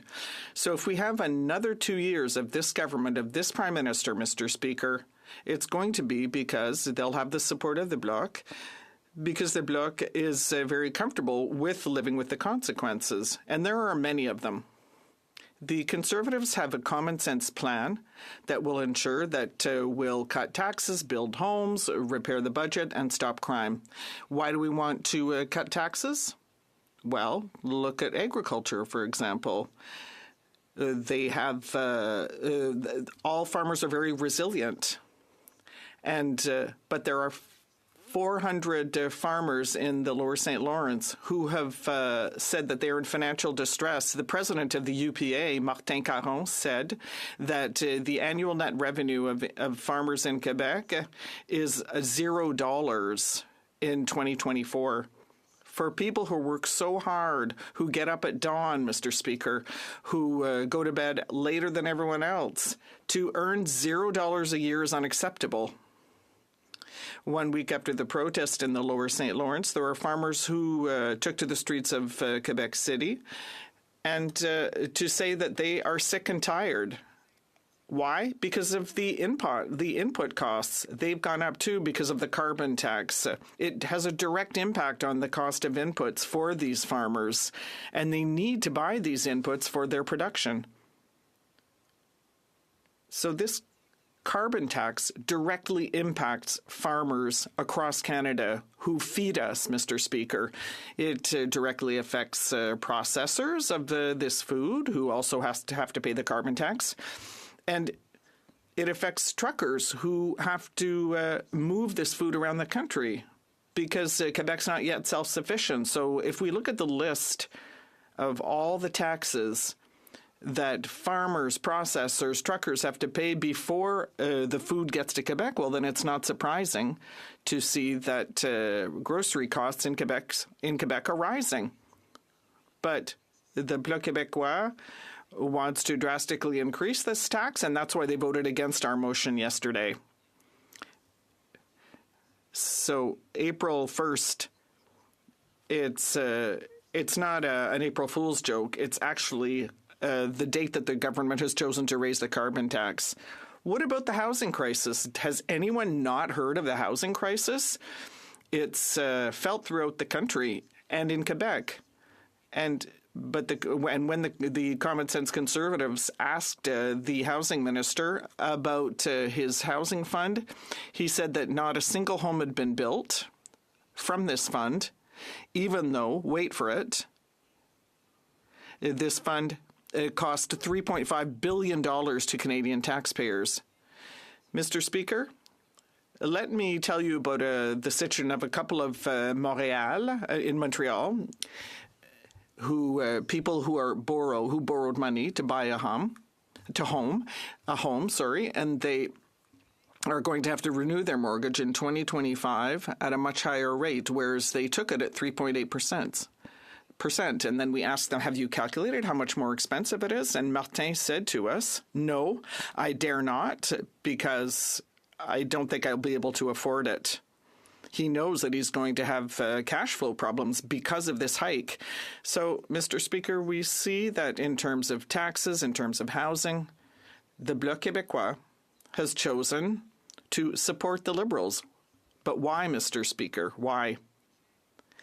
Well, we know that the government's inflationary spending have done what? They've contributed to the hike in interest rates.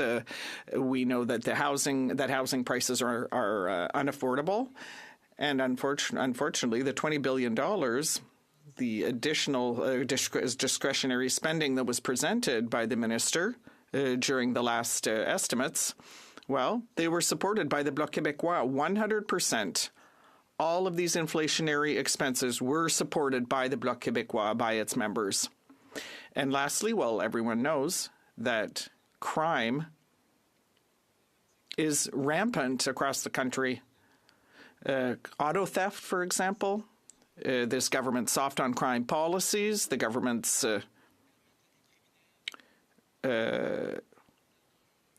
willingness to look the other way when criminals are allowed, when repeat offenders are allowed to serve sentences at home. Well, that simply sows chaos across the country, and we want to put an end to that. And unfortunately, these soft on crime policies have also received the support of the Bloc Québécois. So I'm calling on the Bloc Québécois to support our motion this evening so that they can truly represent the interests of the majority of Quebecers who no longer want anything to do with this government. And there's one way to do that is to forget ideology. They have to vote for the Common Sense Conservatives motion this evening if they want to rid themselves of this government. Questions and comments? The Honourable Member for New Western-Burnaby. Mr. Speaker, I'm very fond of my colleague, but we need to set the record straight. We have seen that when lineups for food banks started to double, that was under the Harper government. So the Conservatives were even worse than the Liberals are. If we look at housing prices, for example, those prices doubled under the Conservatives. So the Conservatives are blaming the Liberals for the exact same things that they themselves did. And the Liberals are blaming the Conservatives for the same things that they're doing. And so it is the NDP that is the only common sense party here and recognizes the housing crisis as well. Now, I know that my colleague knows full well that in Quebec, there is a pollution price that is different, as it is in BC. It's not regulated by the federal government. But the question that I have for my colleague is simple. There's been an increase in food prices caused by grocery CEOs. So why didn't the Conservatives say anything to counter this grocery hike in order to increase CEOs' profits? The Honourable Member.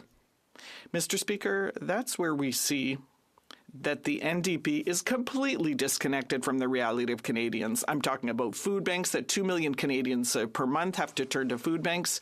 There are food banks in my riding that have to pay, that are seeing a 50% increase in attendance, and all he can do is criticize things that happened many years ago. We are forward-looking. We're looking to the future to ensure that Canadians can get their country back by getting rid of this government, because the Situation is not going to be like this once the Liberals are gone. But once again, the NDP wants to support the Liberals, so they can blame the government all the time, but they always end up supporting it. So, Mr. Speaker, between you and me, NDP, Liberal, NDP, it's pretty much the same thing.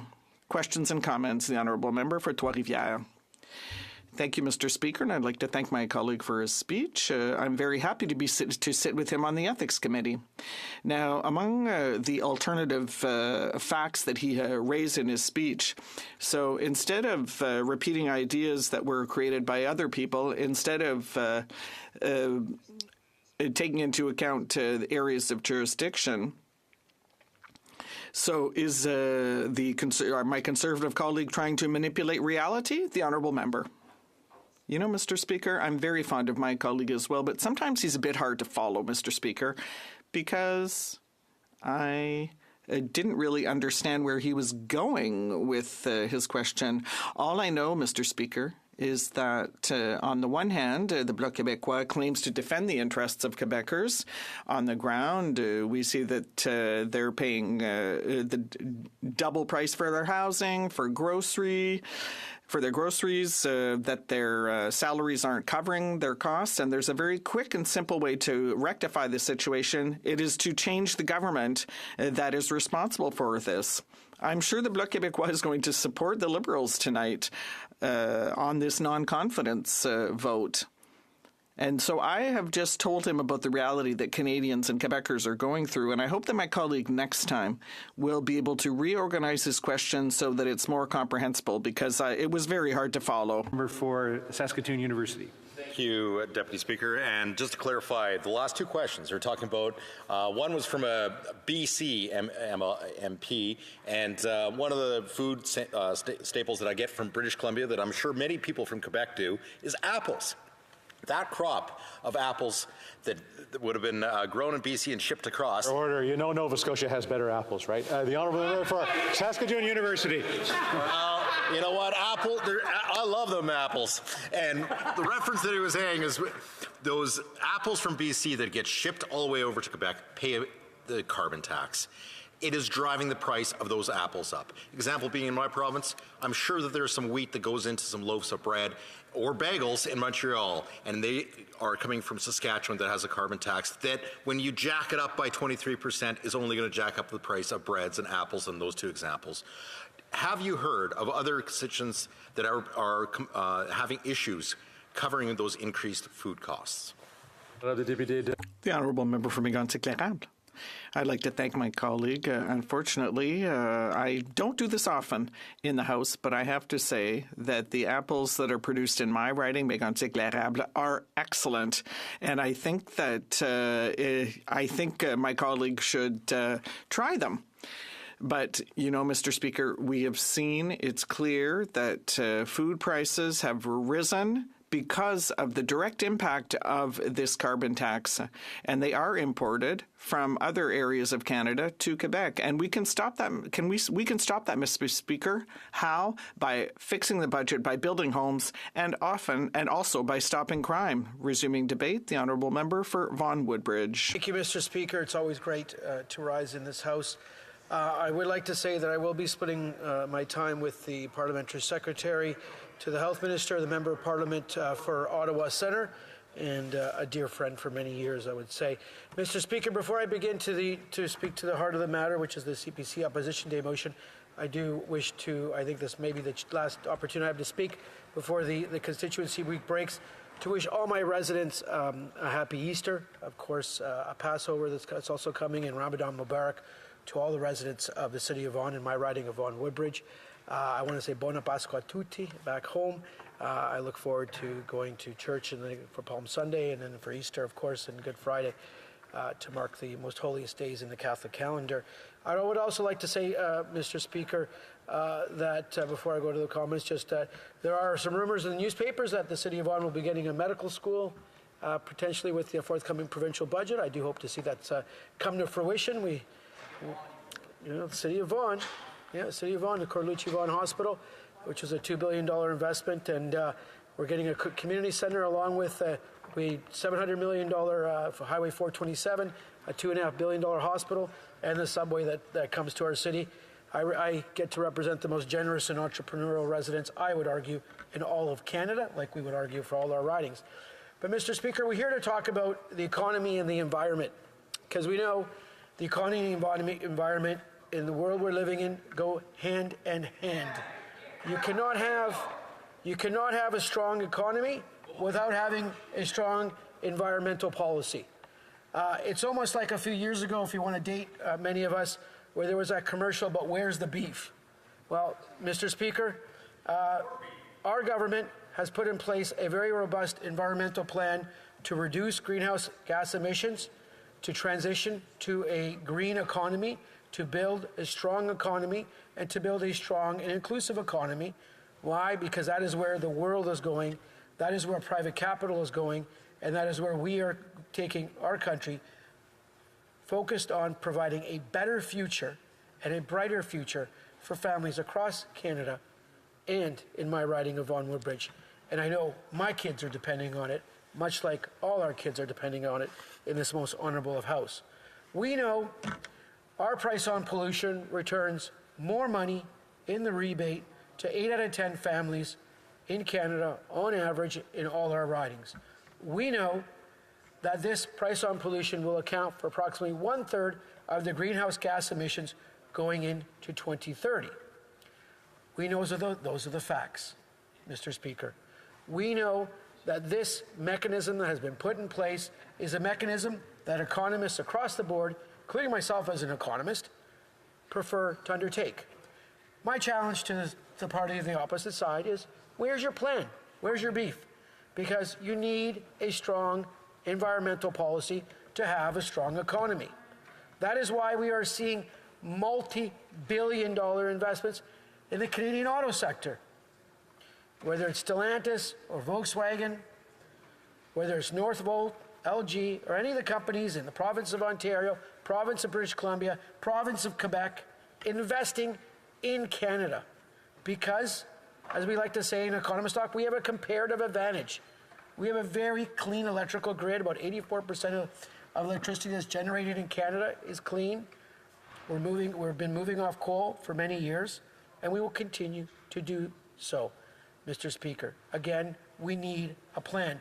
And Mr. Speaker, our environmental plan builds upon many, many economic policies that we put in place to, yes, build a stronger, more inclusive economy, but also strengthen and expand our social safety net. The Canada Child Benefit, which is delivered monthly, tax-free, literally almost $30 billion a year annually to families, which has lifted hundreds of thousands of children out of poverty. The Canada Workers Benefit, again, another measure, which I love, and I argued for, and one of the reasons I entered politics, that lifts hardworking Canadians, those really trying to get ahead and get a hand up, and we'll be there for them. And we expanded it 3 times. Now, the Canada Dental Care Program. Mr. Speaker, if there's one thing I heard from my seniors since I've been in office for 8 years, is that they needed help on the dental side. We've come up with a program, means tested, run by Sun Life, and which will help my seniors in my riding, the over 20,000 seniors. And there are over 1.5 million seniors to date that have been approved. Again, another measure for affordability. On the economic front, you know, when we think about the carbon pricing model, we know that is the most efficient way to reduce emissions, help Canadians, move our economy forward, and green our environment and green our economy. The opposite side has not offered any plan. Again, I go to the reference of the commercial, where's the beef? There is none. You need to offer to Canadians a plan to take our economy forward, to strengthen our families and our communities, and that's what we continue to do. On the other side, we hear platitudes, we hear half-truths, unfortunately. We need to make sure we make life more affordable for Canadians, and we, again, grow our economy. It was great to see on this Tuesday, the Canada inflation report came out from Statistics Canada. We've gone below 3%. Big drops on cellular prices, on internet, drops on food prices. All the while that we have these economic policies, our environmental policies that are continuing to reduce GHG emissions and move our economy forward. And I will say, Mr. Speaker, we all know, and I'm a pro-business individual in this honorable chamber, we know that businesses need certainty. They don't need slogans. Businesses need certainty. Again, Mr. Speaker, they don't need slogans. So those auto companies investing in Canada for the EV transition, the folks in the nuclear industry where we've seen a renaissance in nuclear power, where we just made, thank you, sir, thank you, Speaker, where we just made a $50 million investment, where we just partnered with Romania to build the CANDU reactors there. We need to ensure that businesses have stability and certainty in the policies that we put forward. And that is important because it is highly irresponsible for the other side, who are auditioning, I would say, and I would hope, for something, but not really, who should be responsible, but are not, to introduce policy uncertainty in the environment we're in, where we know the Inflation Reduction Act in the States has propelled the United States, where we know Europe is investing in hydrogen. And that reminds me, Mr. Speaker, earlier this week, the Minister of Natural Resources was in Germany, something I like to see, and I was so glad to hear that Canada and Germany have announced a hydrogen accord, a further build-out of Canadian energy that will go to Europe to green their economy, to move them off any sort of dependency from the dictatorship and the tyrannical regime of Putin. That is something really, really important. So when I see the opposite side not offer a plan, it's so disappointing. It borders sort of a little bit on irresponsibility and just cowering from responsibilities. And maybe that's too strong of a word, but really ducking from the responsibilities. To Canadians, we've just had one of the warmest winters on record, I believe, here in Ottawa and in Toronto. There was no snow.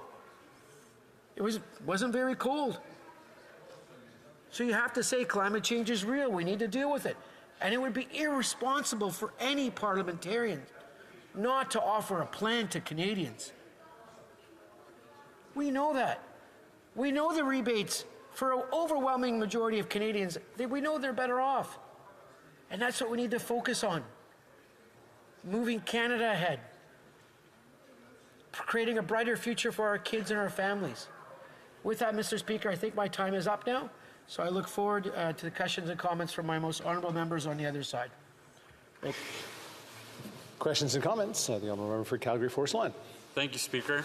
I wanted to correct the member on many of the falsehoods that he stated, and not even by my own facts. The Prime Minister's own hand-picked parliamentary budgeting officer said that more Canadians are worse off because of this carbon tax scam, and there's more and more proof. Just like in Alberta, where a family, an average Albertan family will pay $2,900, but then the rebate is only $2,000.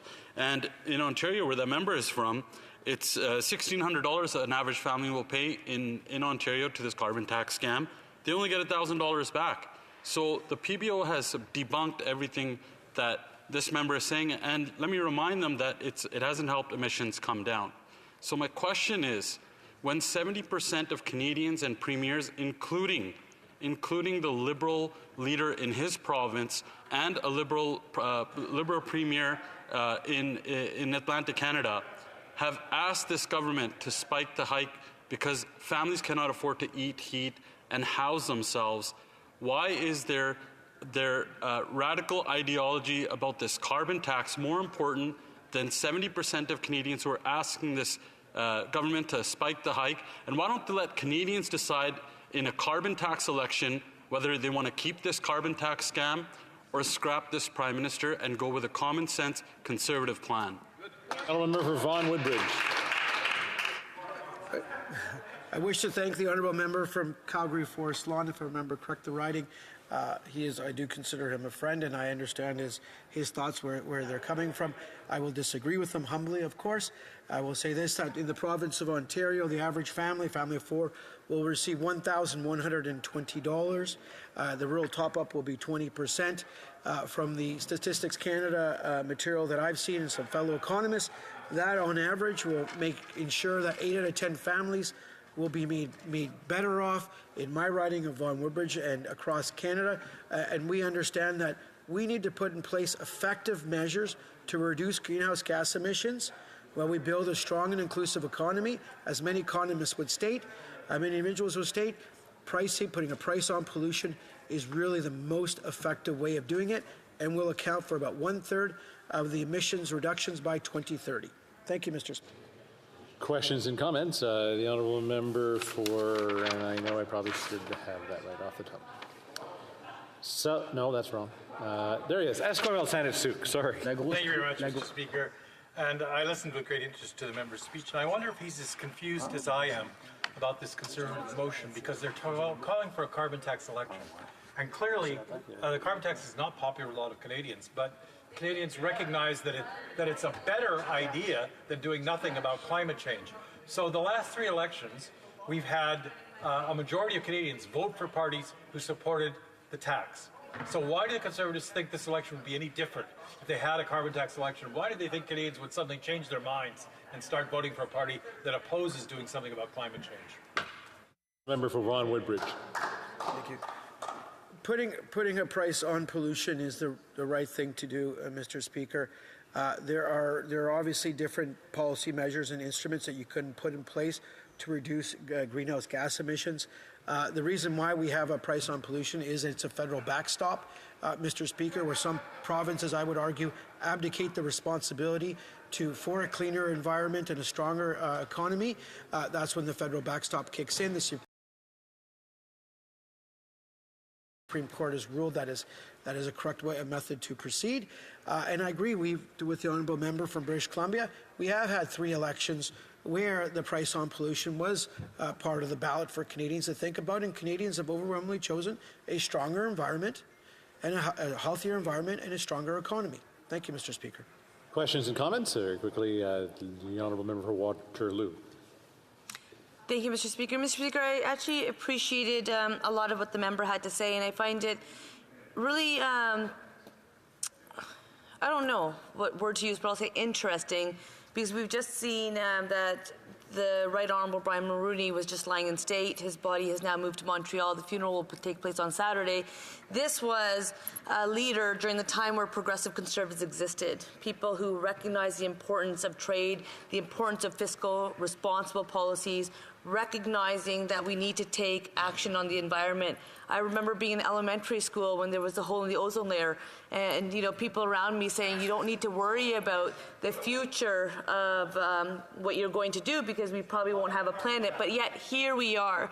And I hear conservatives chirping from across the way, and one of the members just said, call an election. I said elections cost money, and I said, there was one time that the Conservative Party, the C stood for conservatism. Today it stands for cocky and chirping and nothing less. And so I asked the member, do we need to be concerned about the environment? Should we be concerned about future generations? Does the government of Canada have a role to play? Or do we just need slogans and gimmicks, which is the only thing that Conservatives offer? Thank you, Mr. Speaker. At a time, the honourable member for Vaughan Woodbridge can respond. Very quickly, Mr. Speaker, I thank the honourable member from Waterloo for their question and their insight.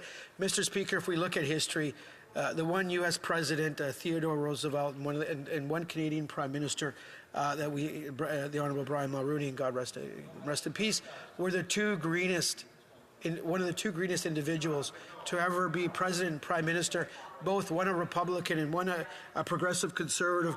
And it's really, really sad to see the state of affairs where the conservative movement has gone, where they can't offer up a real plan for the environment and only can do slogans like they are doing, because that's not leadership. That's abdication of leadership, Mr. Speaker. Thank you very much.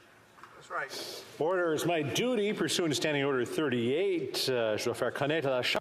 To inform the House that the questions to be raised tonight at the time of adjournment are as follows. Port Moody Coquitlam on persons with disabilities.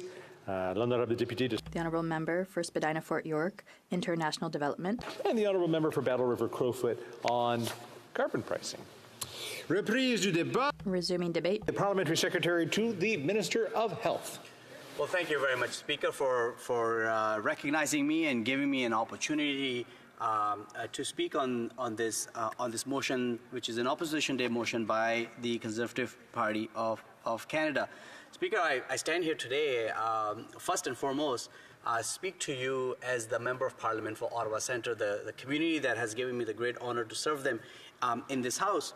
And someone like many members in this House who knocks on doors often and speaks to his constituents, I can tell you that the issue around fighting climate change is the #1 issue that I hear when I'm speaking to my constituents. In fact, most recently, I sent out a mailer to all my constituents. I'm sure many of you received it, since many of you live in my riding when you are here working on behalf of your constituents, which was a pre-budget consultation document, because I like to reach to as many constituents as possible, asking them to share their thoughts as to what should be included in the upcoming budget. And we just went through analyzing the information that we received through that, and the #1 issue that was highlighted, and I got thousands of responses back, both through paper and online, was climate change. Wanting this Parliament, the Government of Canada, doing more to fight climate change, to make sure that we are in fact reducing emissions and doing more to do that. And to me, I did not hear in that commentary issues around price on pollution, but a request, a need, a demand to do more. I admit, affordability was also one of the issues we recognized. Better healthcare was another issue that was part of the feedback I have received. But climate change and fighting climate change was the number one issue. Look, I'm a very factual guy, and I want to discuss the issue around price on pollution in a factual way. What we're debating right now, and Conservatives are entitled to oppose this system, is identifying that carbon is a pollutant that is causing global warming, that the greenhouse gas emissions have to be reduced in order for us to effectively fight climate change.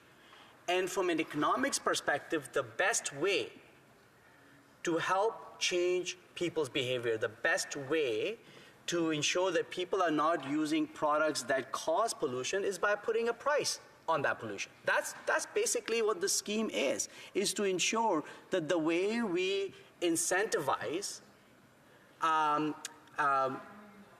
solutions that are less carbon intensive, that causes greenhouse gas emissions, is by making the use of carbons, fossil fuels, more expensive. And therefore, we have chosen a mechanism that puts price on pollution. Now, the federal government, as you've heard from the member from Vaughan mentioning earlier, federal government's scheme is just a backstop. The provinces and territories are free to have their own mechanism. In fact, someone mentioned the province of Ontario. I had the honor of serving at the provincial level when we brought in a cap-and-trade system in Ontario by putting a price on carbon that way. In fact, it was the same system that exists in Quebec and California, and we had engaged in a carbon trading mechanism. And if that system would have been in place today in Ontario, because Premier Doug Ford, who is a Conservative, got rid of that system, there would have been no price on pollution in Ontario today, because the provincial system would have prevailed, as the case is in Quebec, as is the case in British Columbia. So this particular price on pollution mechanism exists as a backstop only for those provinces and territories where there is no price on pollution. That's point number one. Second point is that we do recognize that price on pollution, in order to help incentivize innovation, in order to change people's behavior and have them move away from using more carbon-intensive or fossil fuel intensive products, we do recognize that it will cause some hardship for those who don't have that much disposable income, that certain prices, the cost of those things will go up as a result of that price of pollution as that transition is being made. And that's why the second element of this program or this scheme is really important, which is the Canada carbon rebate, to make sure that the money that has been collected goes back to Canadians, to Canadian families, the consumers who in the end of the day are paying that price, so they are not being left behind. That aspect is really important. The Canada carbon rebate, which goes to 80% of Canadian families, and I'll speak to only my province of Ontario, where a family of four is receiving $1,120 per year. That's about $280 every quarter they're receiving in order to offset that cost that they may be paying by paying the price on pollution. So we have thought through both those elements in terms of how we can effectively reduce emissions by making pollutants like carbon more expensive, but also at the same time making sure that the monies that are collected are then given back to Canadian consumers, given back to Canadian families, so that they can, they're not left behind and are able to make ends meet. Now, I think we all, from a public policy perspective, recognize the fact that climate change is real, that in order for us to have a strong economy, in order for us to be able to meet our international obligations that we are part of through the Kyoto Protocol, in order for us to be able to work with other countries who are also taking action on climate change. Every political party who wants to govern needs a credible plan to deal with this. And what I find baffling in this debate is that we only hear slogans from the Conservative Party. There's nothing of a plan but a tagline, a bumper sticker they've created. And perhaps they're entitled to that. But before they ask for another election, and there will be another election, welcome to democracy, that's a given, thankfully, there will be an election, they need to be able to come with a credible plan or acknowledge the fact, perhaps that's what they believe, that climate change is something that they don't want to address. If that's the case, let's hear it. Let's tell us what your views are on climate change. Because I can tell you, speaking to my constituents in Ottawa Centre, listening to them, inaction is not a plan. They want real, concrete action by their government in order to address climate change, and not just a plan on the back of a napkin, but a credible plan, a plan that actually will make a difference. As it was said by, I think, member from Waterloo, this is not a new idea. I think Mr. Mulrooney has been mentioned a few times. One of his biggest legacies, besides championing the Montreal Protocol that resulted in stopping the depletion of ozone layer, was to put an end on acid rain. Acid rain was caused because of, in eastern part of the country, because of emission of sulfur dioxide. Sulfur dioxide, yes, cap and trade. But what's cap and trade? Was a price on sulfur that was put to make it more expensive for the emission of sulfur dioxide that resulted in for the elimination of end of acid rain. The point is, you can look at different kinds of mechanism, but that's what we're trying to do. We need to hear a credible plan from Conservatives. This is a plan that is making an impact, and we're starting to see a reduction in emissions in Canada because of our action. Thank you. Questions and comments? Question commentaire. The Honourable Member for Foothills. Thank you very much, Mr. Speaker. And my Liberal colleagues are talking a lot today about the legacy of Prime Minister Brian Mulroney, and we are all proud of his record as one of the most environmentally friendly leaders in the Western world, but they keep talking about what he achieved in terms of addressing the hole in the ozone layer and addressing acid rain, incredible successes for a Conservative Prime Minister. But I would just like to ask my colleague, he talks about cap and trade, which was a cap and trade on the emitters. I would just like to ask him, when the Prime Minister Mulroney was the Prime Minister, how high was the carbon tax to resolve the ozone layer and the acid rain? How high? What was the cost of the carbon tax? Member for Ottawa Centre. Well, I thank a member, and I think he just made my point, because a cap and trade is actually a price on pollution. Right. That is exactly the point. In case of Quebec, they do have a cap and trade system. In case of Ontario, until 2018, we introduced a plan that was a cap and trade system. The mechanism is the same, which is to put a price on pollution, because speak to any economist. In fact, the economists who are probably advising you, they are probably telling you that is the most efficient way, it is the most effective way to actually reduce the use of a pollutant. Come up with a credible plan. Don't campaign on slogans. Ain't gonna work. Questions and comments? Question commentaire. The Honourable Member for Esquimalt, Saanich-Sooke. Mr. Speaker, and my question, since the Conservatives are constantly raising costs, is whether the honourable members had the same experience I've had, where I've had constituents come to me and say they've been quoted 100% increase in their fire insurance. They've come to me and said, I can't get flood insurance. And the insurance company says to me, it's because of climate change. And so while we talk about the carbon tax as increasing costs, I find my constituents are facing far higher costs as a result of climate change than anything that's going on in the carbon tax. And of course, there's no rebate when your insurance premiums go up by 100%, or you can't get flood insurance at all. Member for Ottawa Centre. I agree with the member, and I thank you for raising the point. And as I was saying earlier, inaction is not a plan. We can decide to make very short-term decisions right now and bury our head in the sand and let the future generations be responsible for themselves, or we take our responsibility as parliamentarians seriously and make sure that we're making decisions today that's going to impact the lives, the future generations. That's our role. We are in here not to make decisions for ourselves today, but making sure that Canadians and Canada prospers.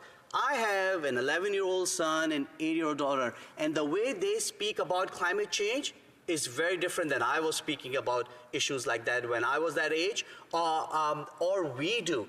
This is a real threat for the prosperity of our country, and is incumbent upon us, for all of us, to be serious about this and to come up with a credible plan, and I ask the members opposite to do the same.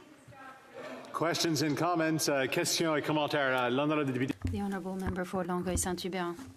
Thank you, Mr. Speaker. I want to share my discomfort with this debate, and that we also had on Tuesday on the carbon tax. Quebecer believes in climate change.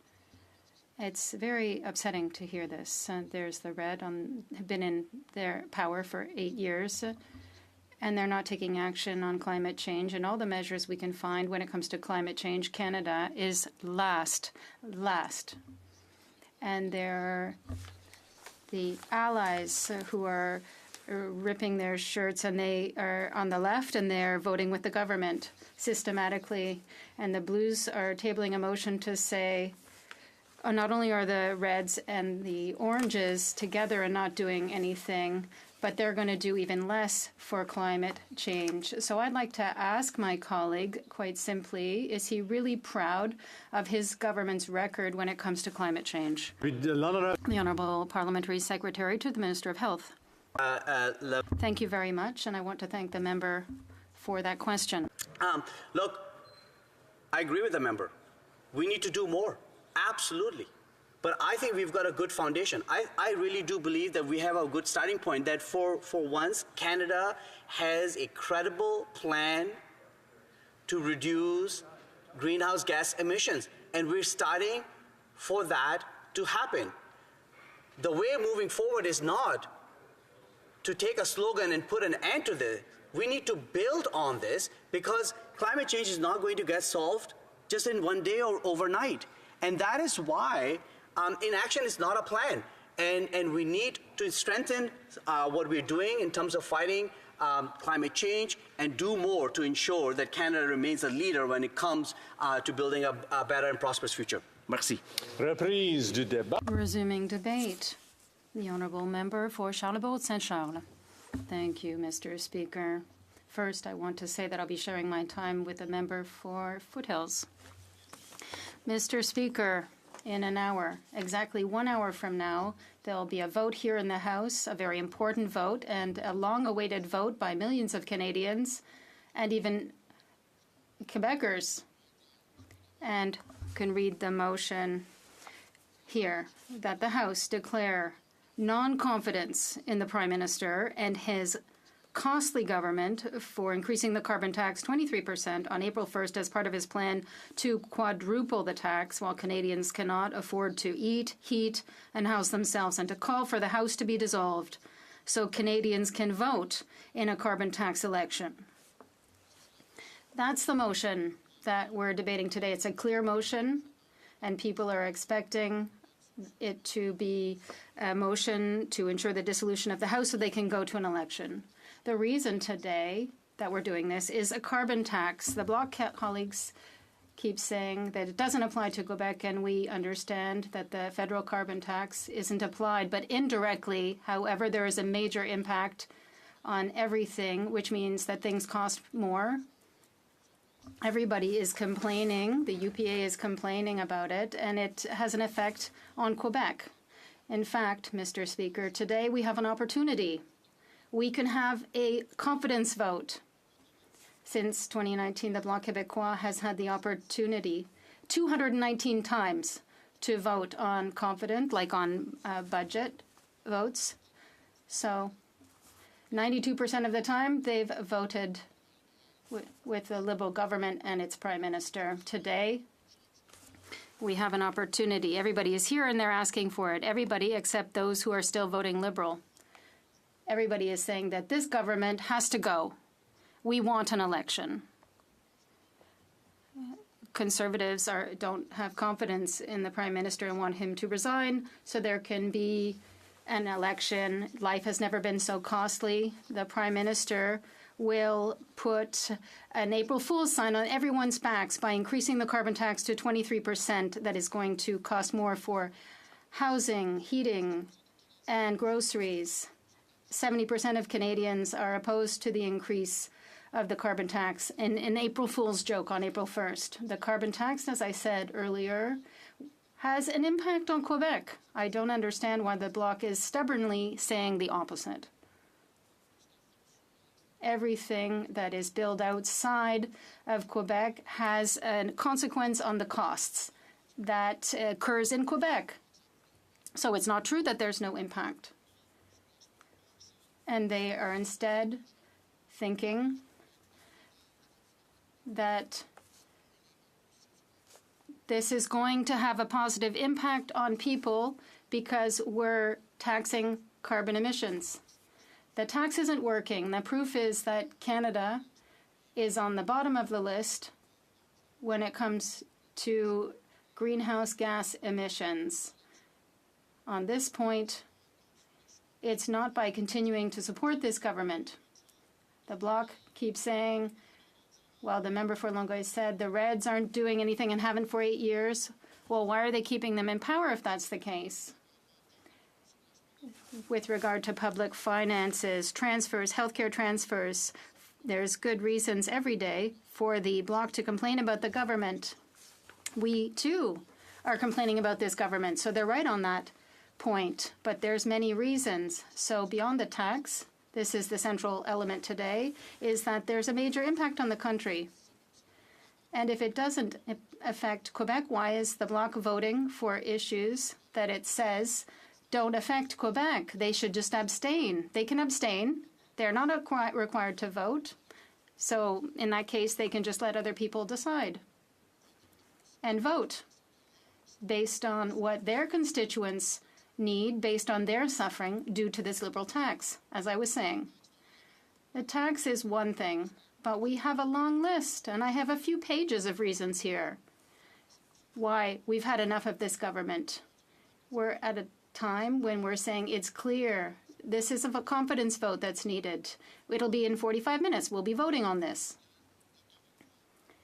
Well, I know the NDP. They're another story altogether. They have an alliance with the government. It's a bit weird. The Bloc has an opportunity today to vote with us and say, that's enough. The government isn't doing the job, and we want a change. The Prime Minister has been there for 8 years. There was a SNC Lavalin, Jody Wilson-Raybould, who was pushed out. We knew that she was right. You know, there are many scandals, and it lasts a few weeks, sometimes a few months, and then finally people forget, and then there's a new scandal.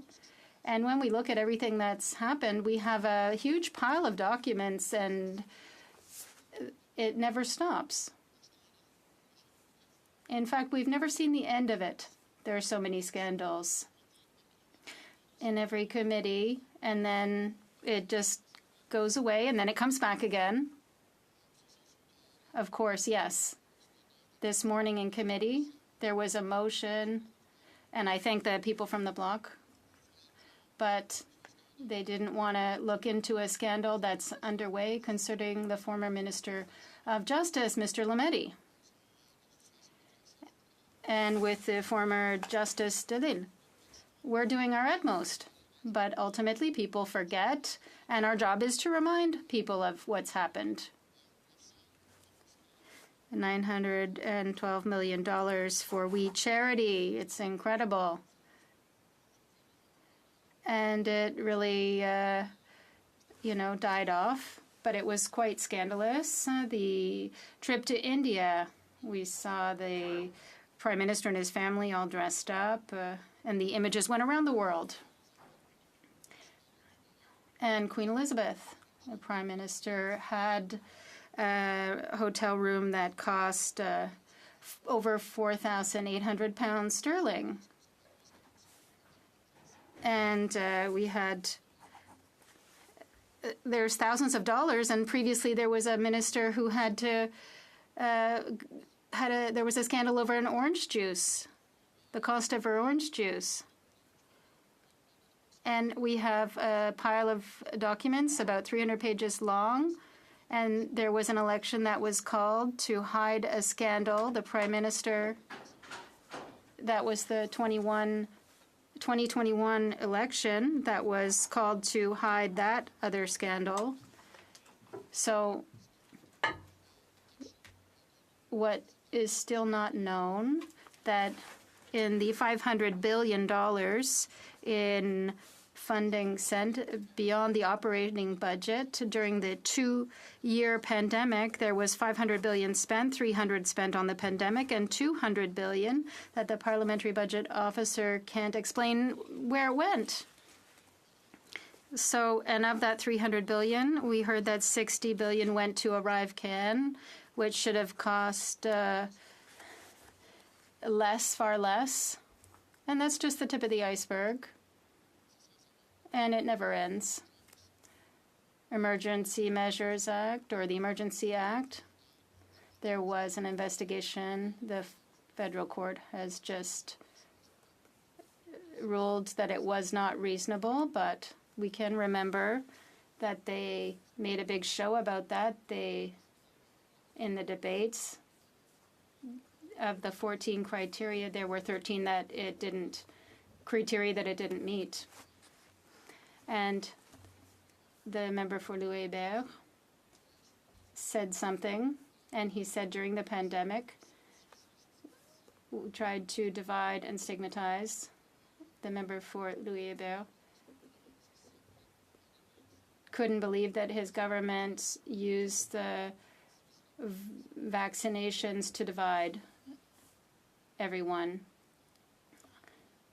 So we could talk about this to remind Canadians of what happened for a long time, and we could remind people why today it's important to vote for the Conservative Party's motion, a non-confidence motion in this government, so that there can be an election called, so Canadians can ultimately make a decision on a new Conservative and majority government. Thank you.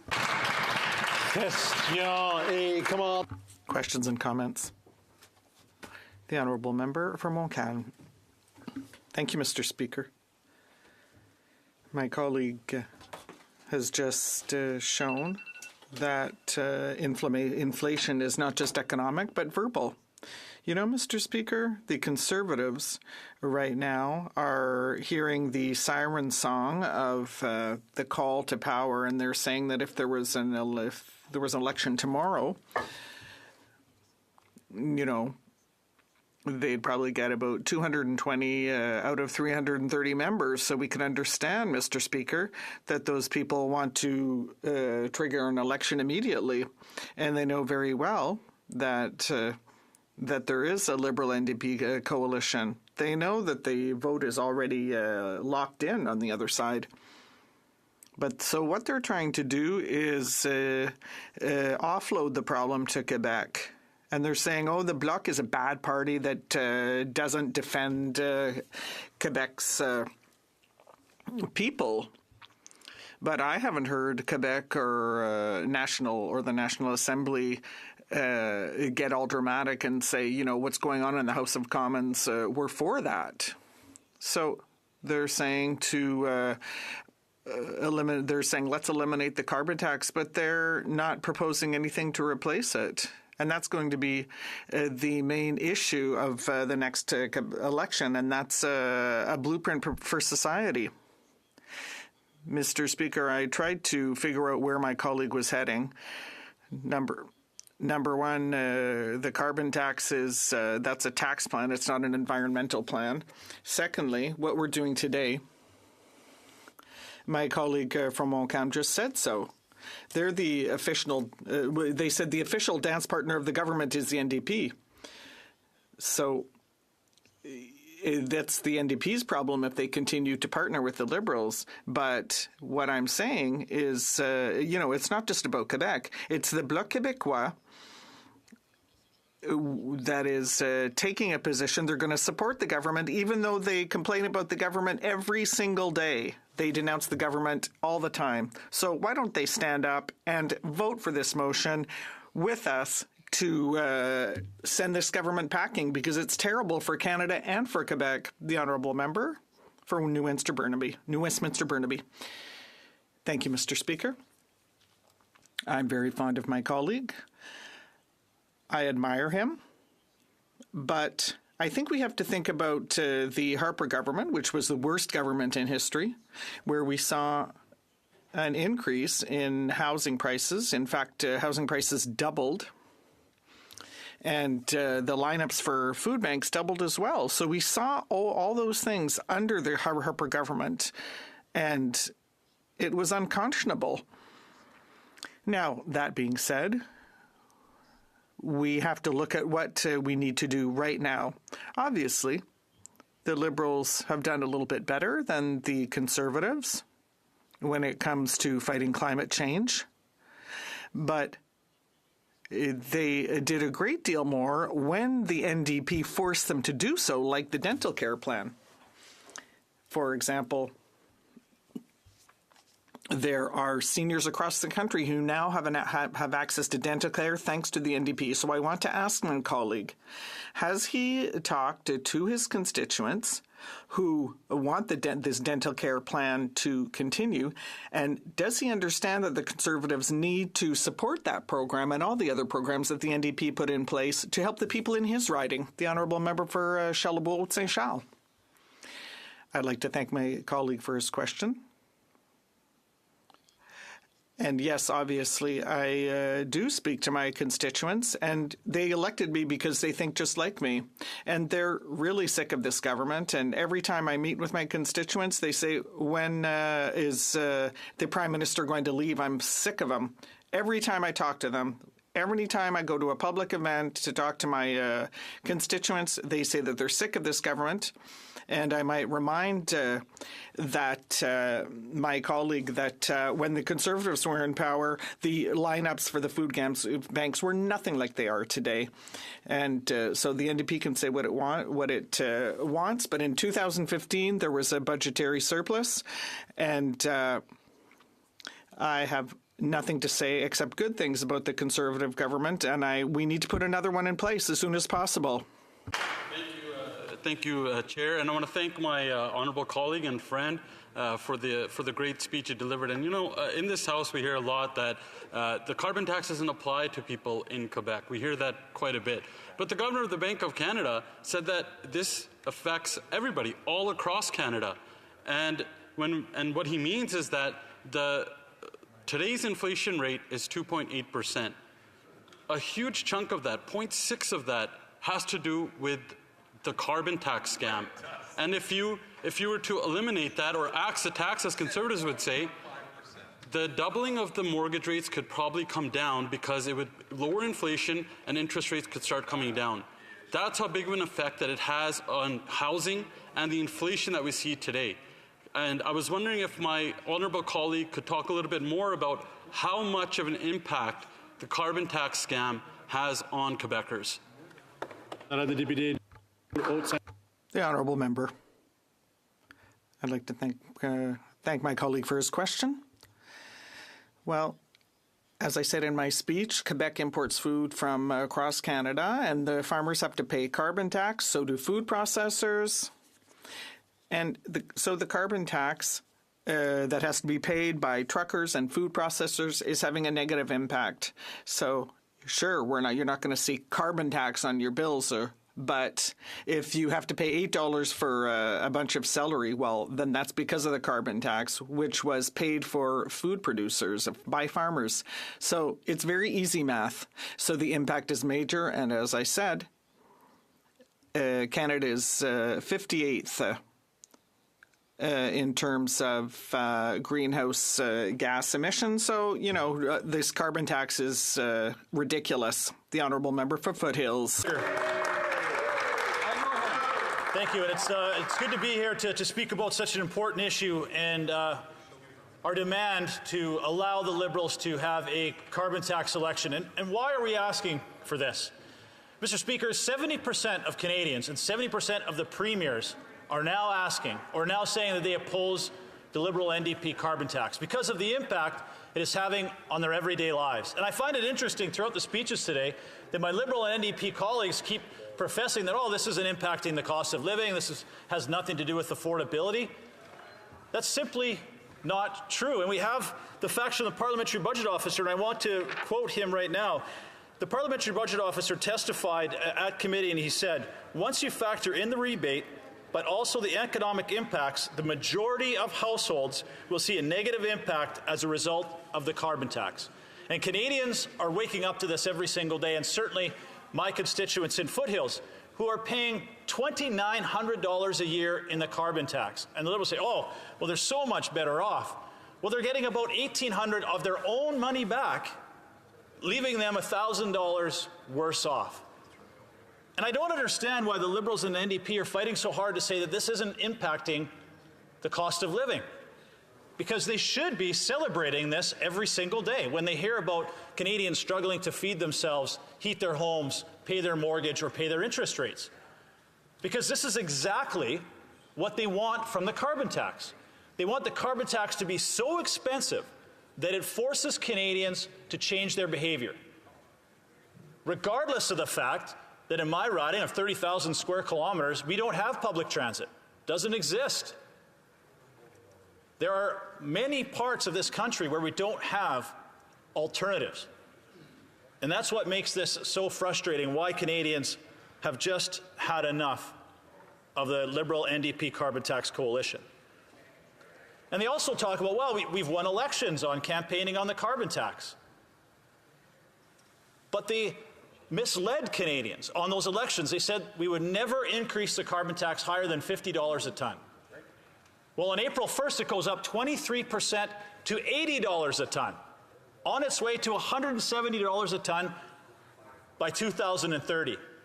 So clearly, the promise to Canadians from the Liberal NDP carbon tax coalition is that carbon tax would never go over $50 a ton.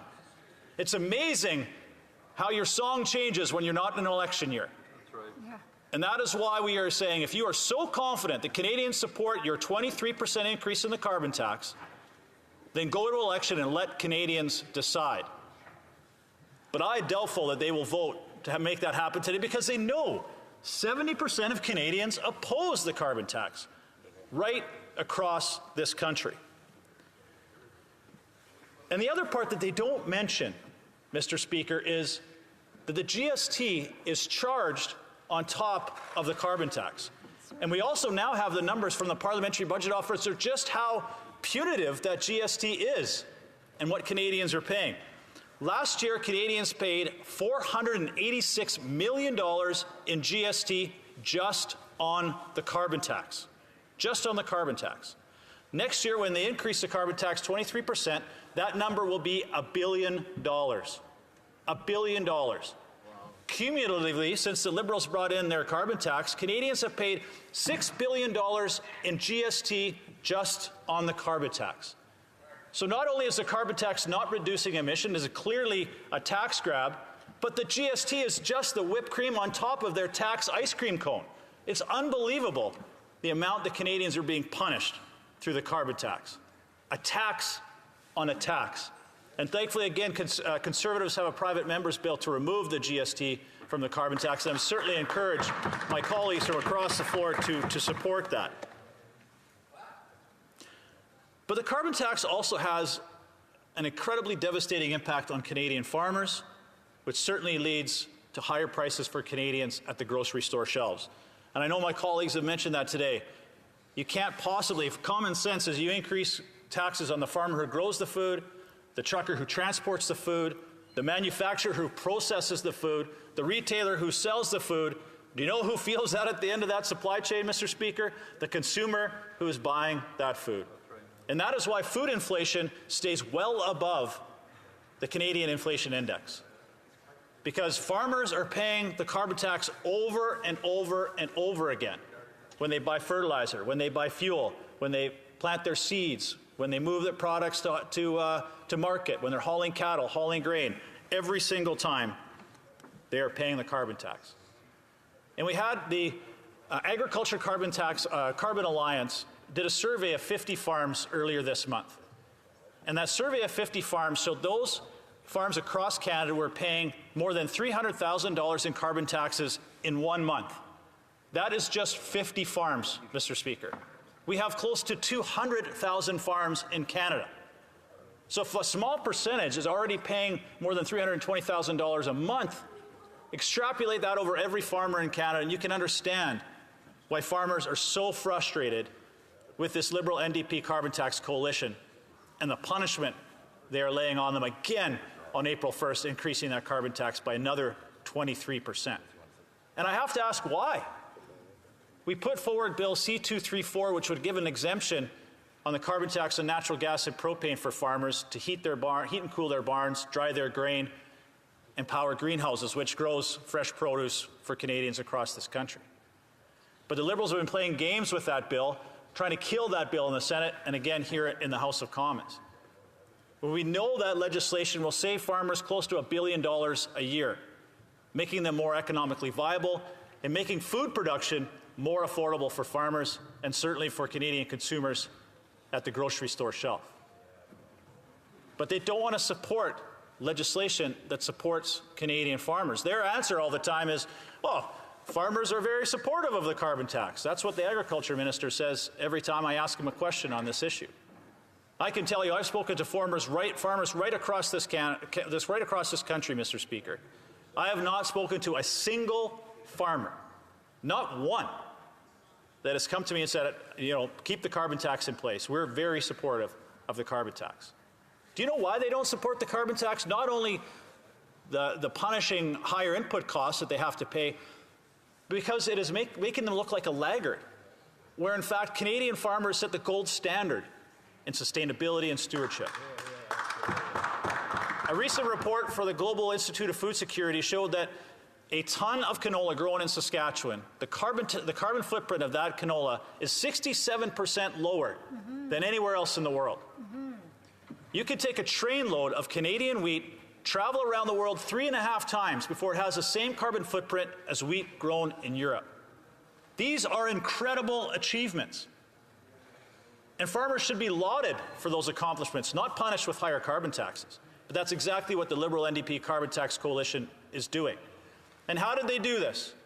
They didn't do this through punitive regulation and carbon taxes. They did this through embracing new innovation and new technology, something they do every single day. But there are consequences to these carbon taxes. Canadians feel it every single day, but I want to talk about some specifics. Call West Grain Farms in Collingwood, Ontario paid $36,000 in carbon taxes in 1 month. Quattro Farm in Bow Island, Alberta, $93,000 in carbon taxes in 2023. The Kielstra Farm in my riding of Foothills, $180,000 in carbon taxes last year to heat and cool their barns for their chickens, which is an animal health issue. A farm in the riding of Simcoe Grey paid $25,000 in carbon taxes in the month of November alone. This leads to higher food costs, and we're seeing 2 million Canadians go to a food bank every single month. Unprecedented numbers.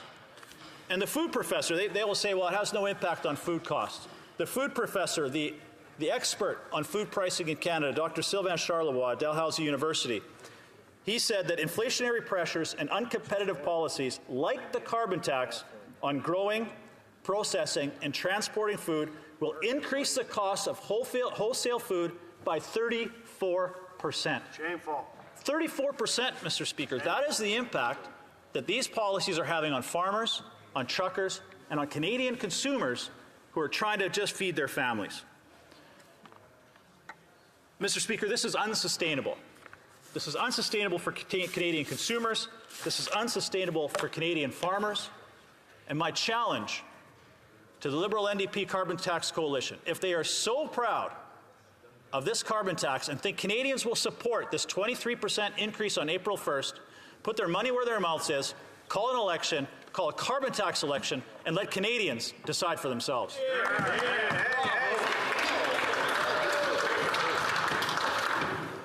Comme il est 17h15 et puisqu'il s'agit du dernier... It being 5:15, and since it is the last day of the supply period, ending 26 March 2024, we will now immediately put to a vote all questions necessary to the business of supply. Schmale moves that the House declare non-confidence in the Prime Minister and his costly government for increasing the carbon tax 23% on April 1st, as part of a plan to quadruple the tax while Canadians cannot afford to eat, heat, and house themselves, and call for the House to be dissolved so Canadians can vote in a carbon tax election. If a member participating in person wishes the motion be carried or carried on division, or if a member of a recognized party participating in person wishes to request a recorded division, I ask them to rise and indicate to the chair. The Honourable Deputy House Leader. Thank you. I would request a recorded vote, Mr. Speaker. The members.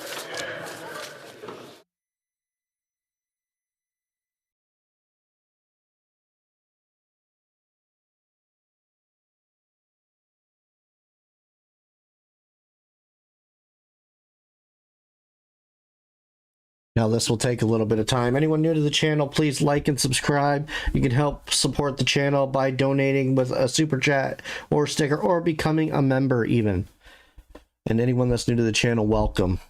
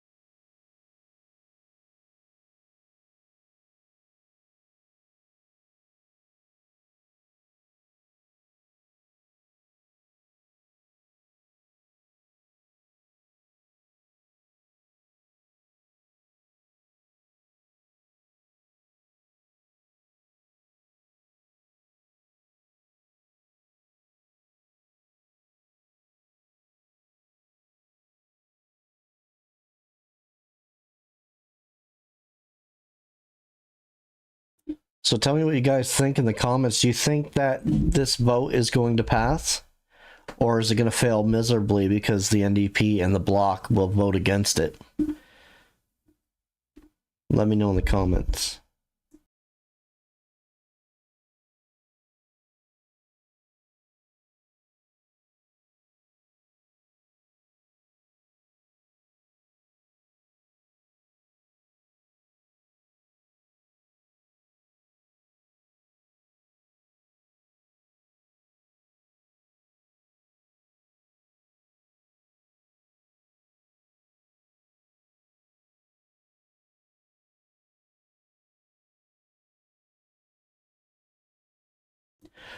Just for those that will leave and come back, it doesn't always take 30 minutes. So it could be 10 minutes from now, and then all of a sudden they appear back on and start voting. So I would keep it on if I were you.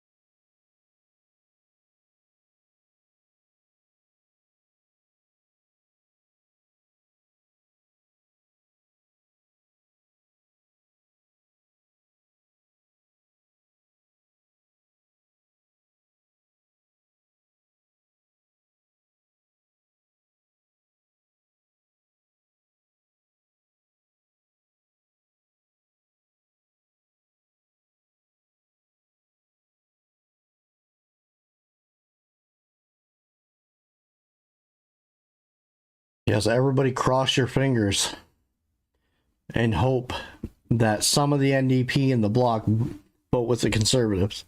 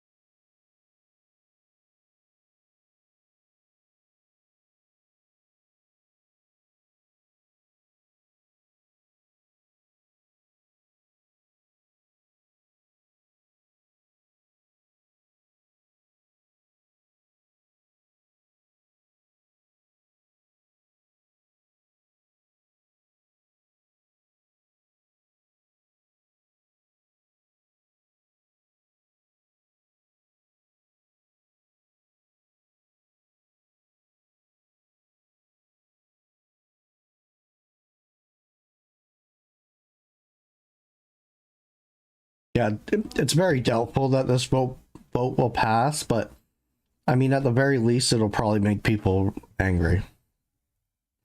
People will just get more upset because they're expecting the NDP to follow what their constituents want. And when they don't, and they like blatantly show that they're not like they haven't been doing that already, but it's just going to piss more people off.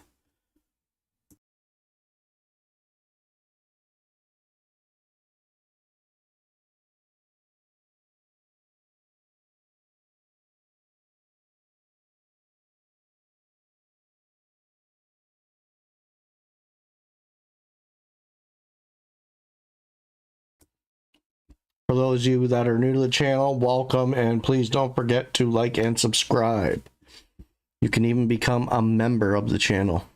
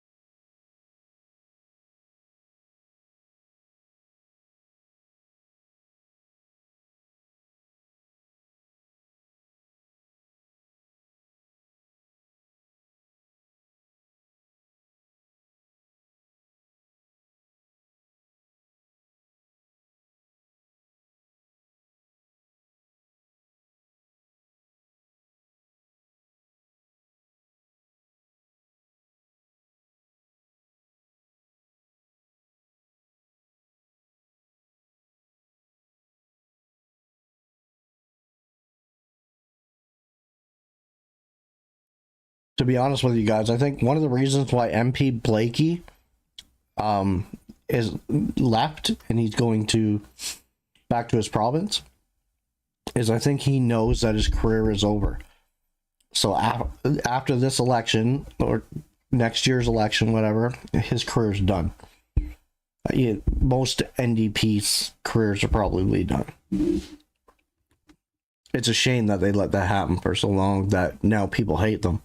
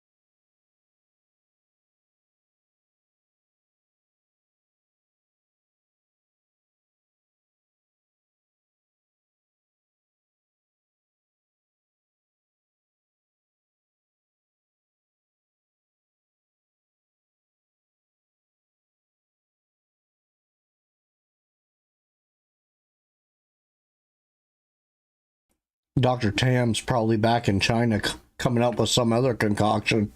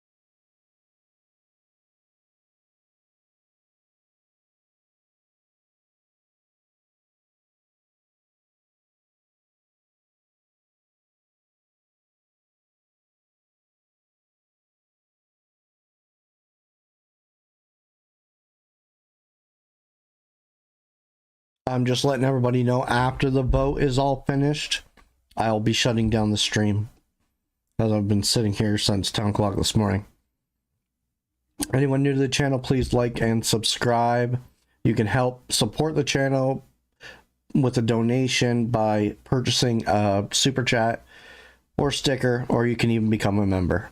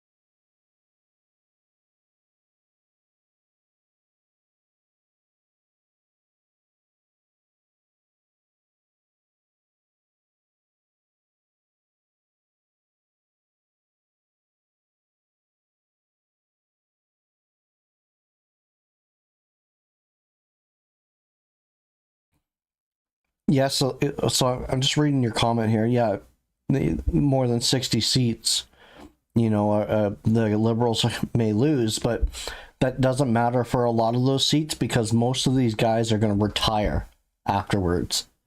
So they don't really care. It doesn't affect them. That's why they have no problem, going the extra length to making life more difficult for everybody else. Because by the time they're done anyway, they're done. They're just going to retire.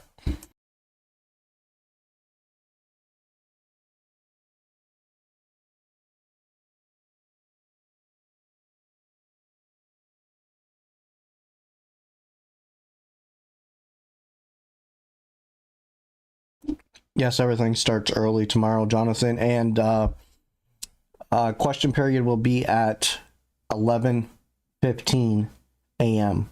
tomorrow.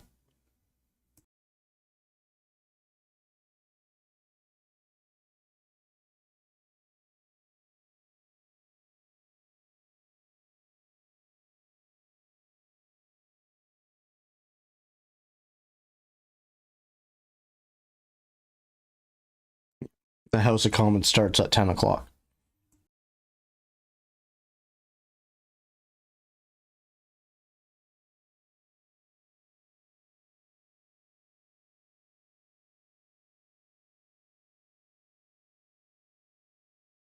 You're welcome for the stream, everybody, and thank you all for the support to the channel. If it wasn't for you guys, the channel wouldn't be able to be here. So I appreciate all your help and your contributions.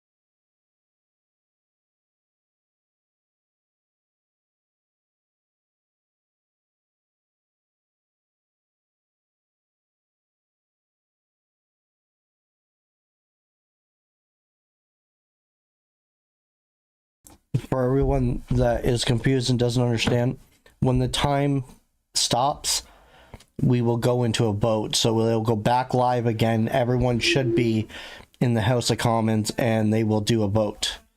So then they'll vote on the carbon tax election, the no confidence.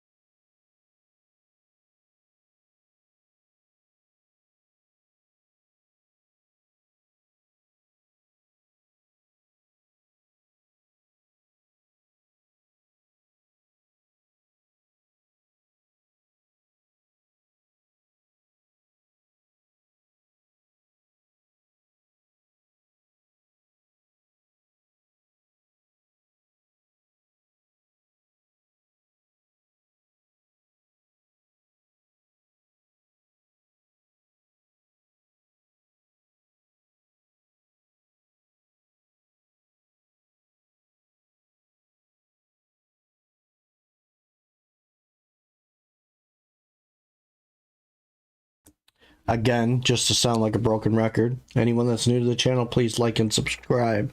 It really helps support the channel. Don't forget to share the video. I don't know who's going to want to watch it because it is literally 7 hours and 43 minutes long. But don't forget to share it anyway.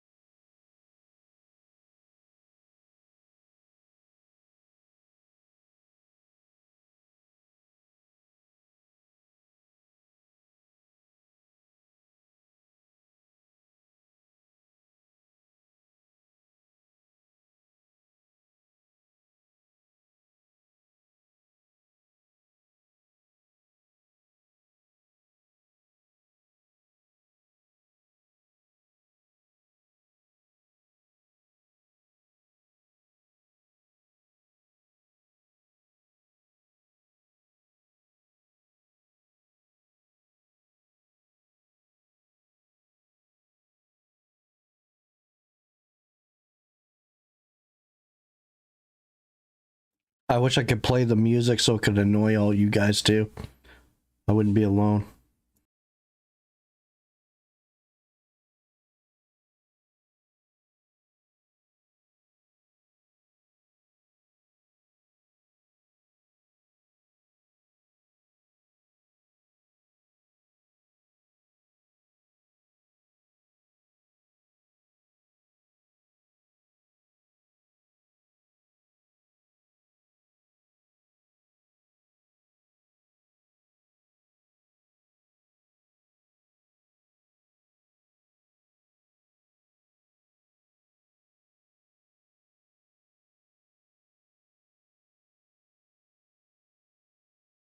The time I have is 0, so it's about to start on my time.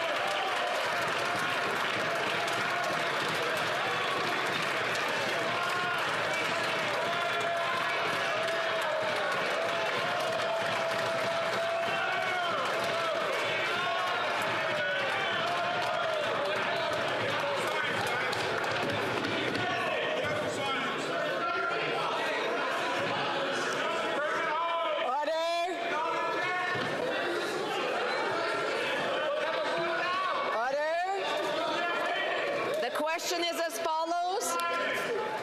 Mr. Polyev, seconded by Mr. Schmale, moved that the House declare non-confidence in the Prime Minister and his costly government for increasing the carbon tax 20% on April 1st as part of his plan to quadruple the tax, while Canadians cannot afford to eat, meat, and house themselves, and call for the House to be dissolved so Canadians can vote in the carbon tax election.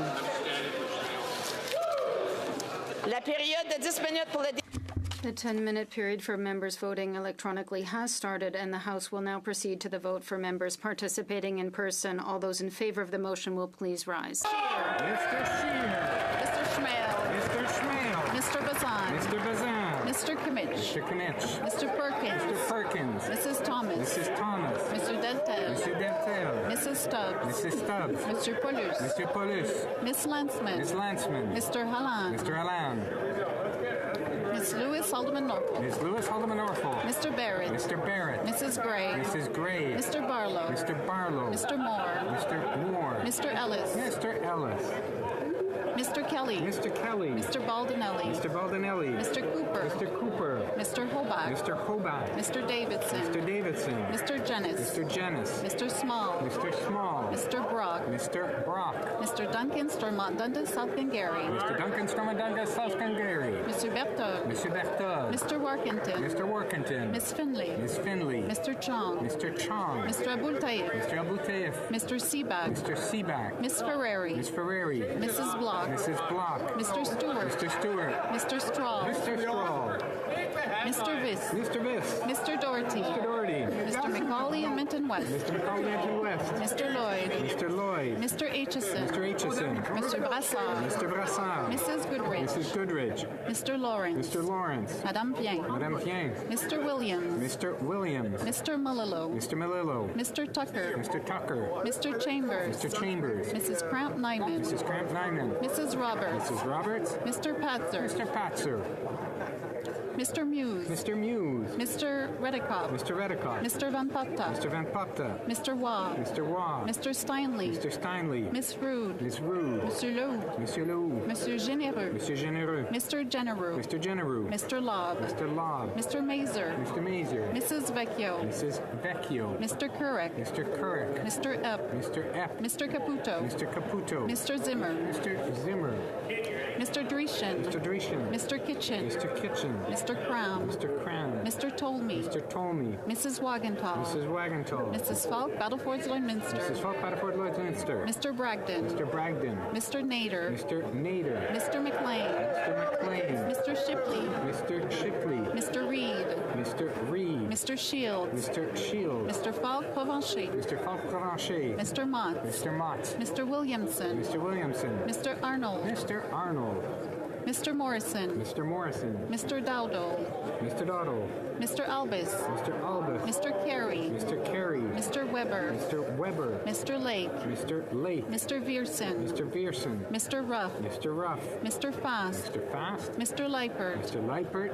Mr. Leslie. Mr. Leslie. Mr. Majumdar. Mr. Majumdar.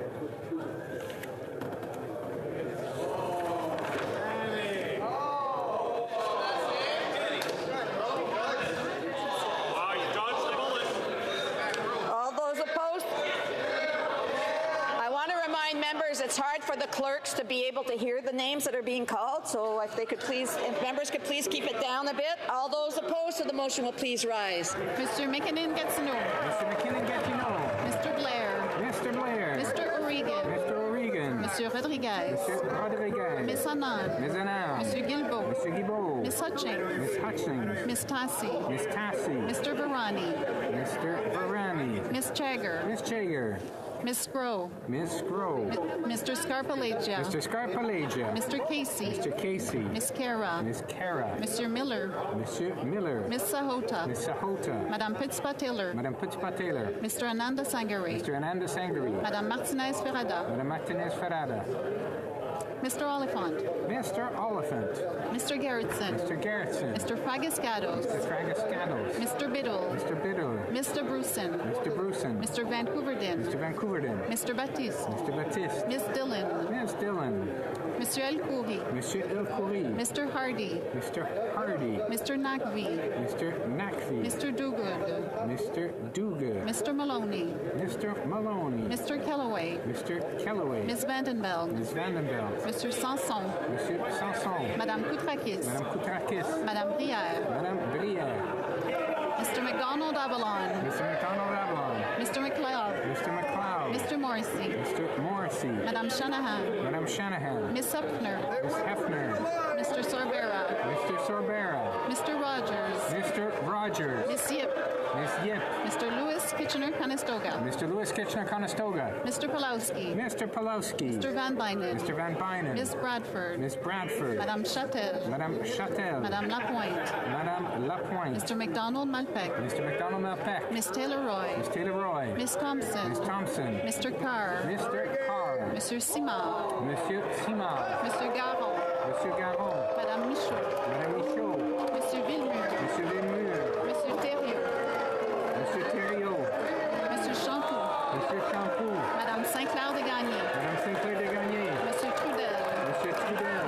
Monsieur Savard, pardon, Monsieur Blanchet-Jonca. Monsieur Blanchet-Jonca. Monsieur Désilet. Monsieur Désilet. Mr. Julian. Mr. Julian. Mr. Massey. Mr. Massey. Miss Blaney. Miss Blaney. Mr. Garrison. Mr. Garrison. Mr. Cannings. Mr. Canning. Miss McPherson. Miss McPherson. Miss May Sanish Gulf Islands. Miss May Sanish Gulf Islands.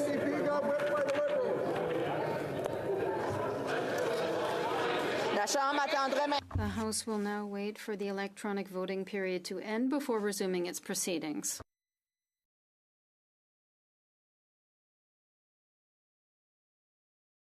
Well, there you have it, folks. It has failed. Anyone new to the channel, please like and subscribe. I stream live every day. Yeah, that's sad. We kind of knew it anyway that was going to happen, but all they're doing is creating an angrier Canada. Yeah, it's really unfortunate. All you can do is just keep emailing or sending letters to your NDP members, even if they're not in your riding. What a shame, because we definitely need a change.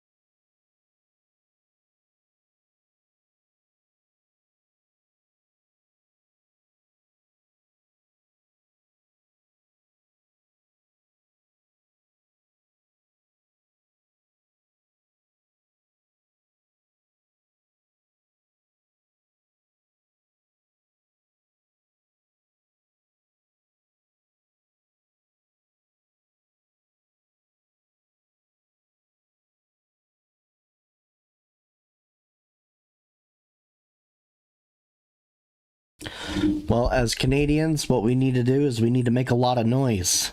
I mean, fill your Twitter feeds with, your anger about the NDP and the Bloc. Make yourself loud. It's just crazy.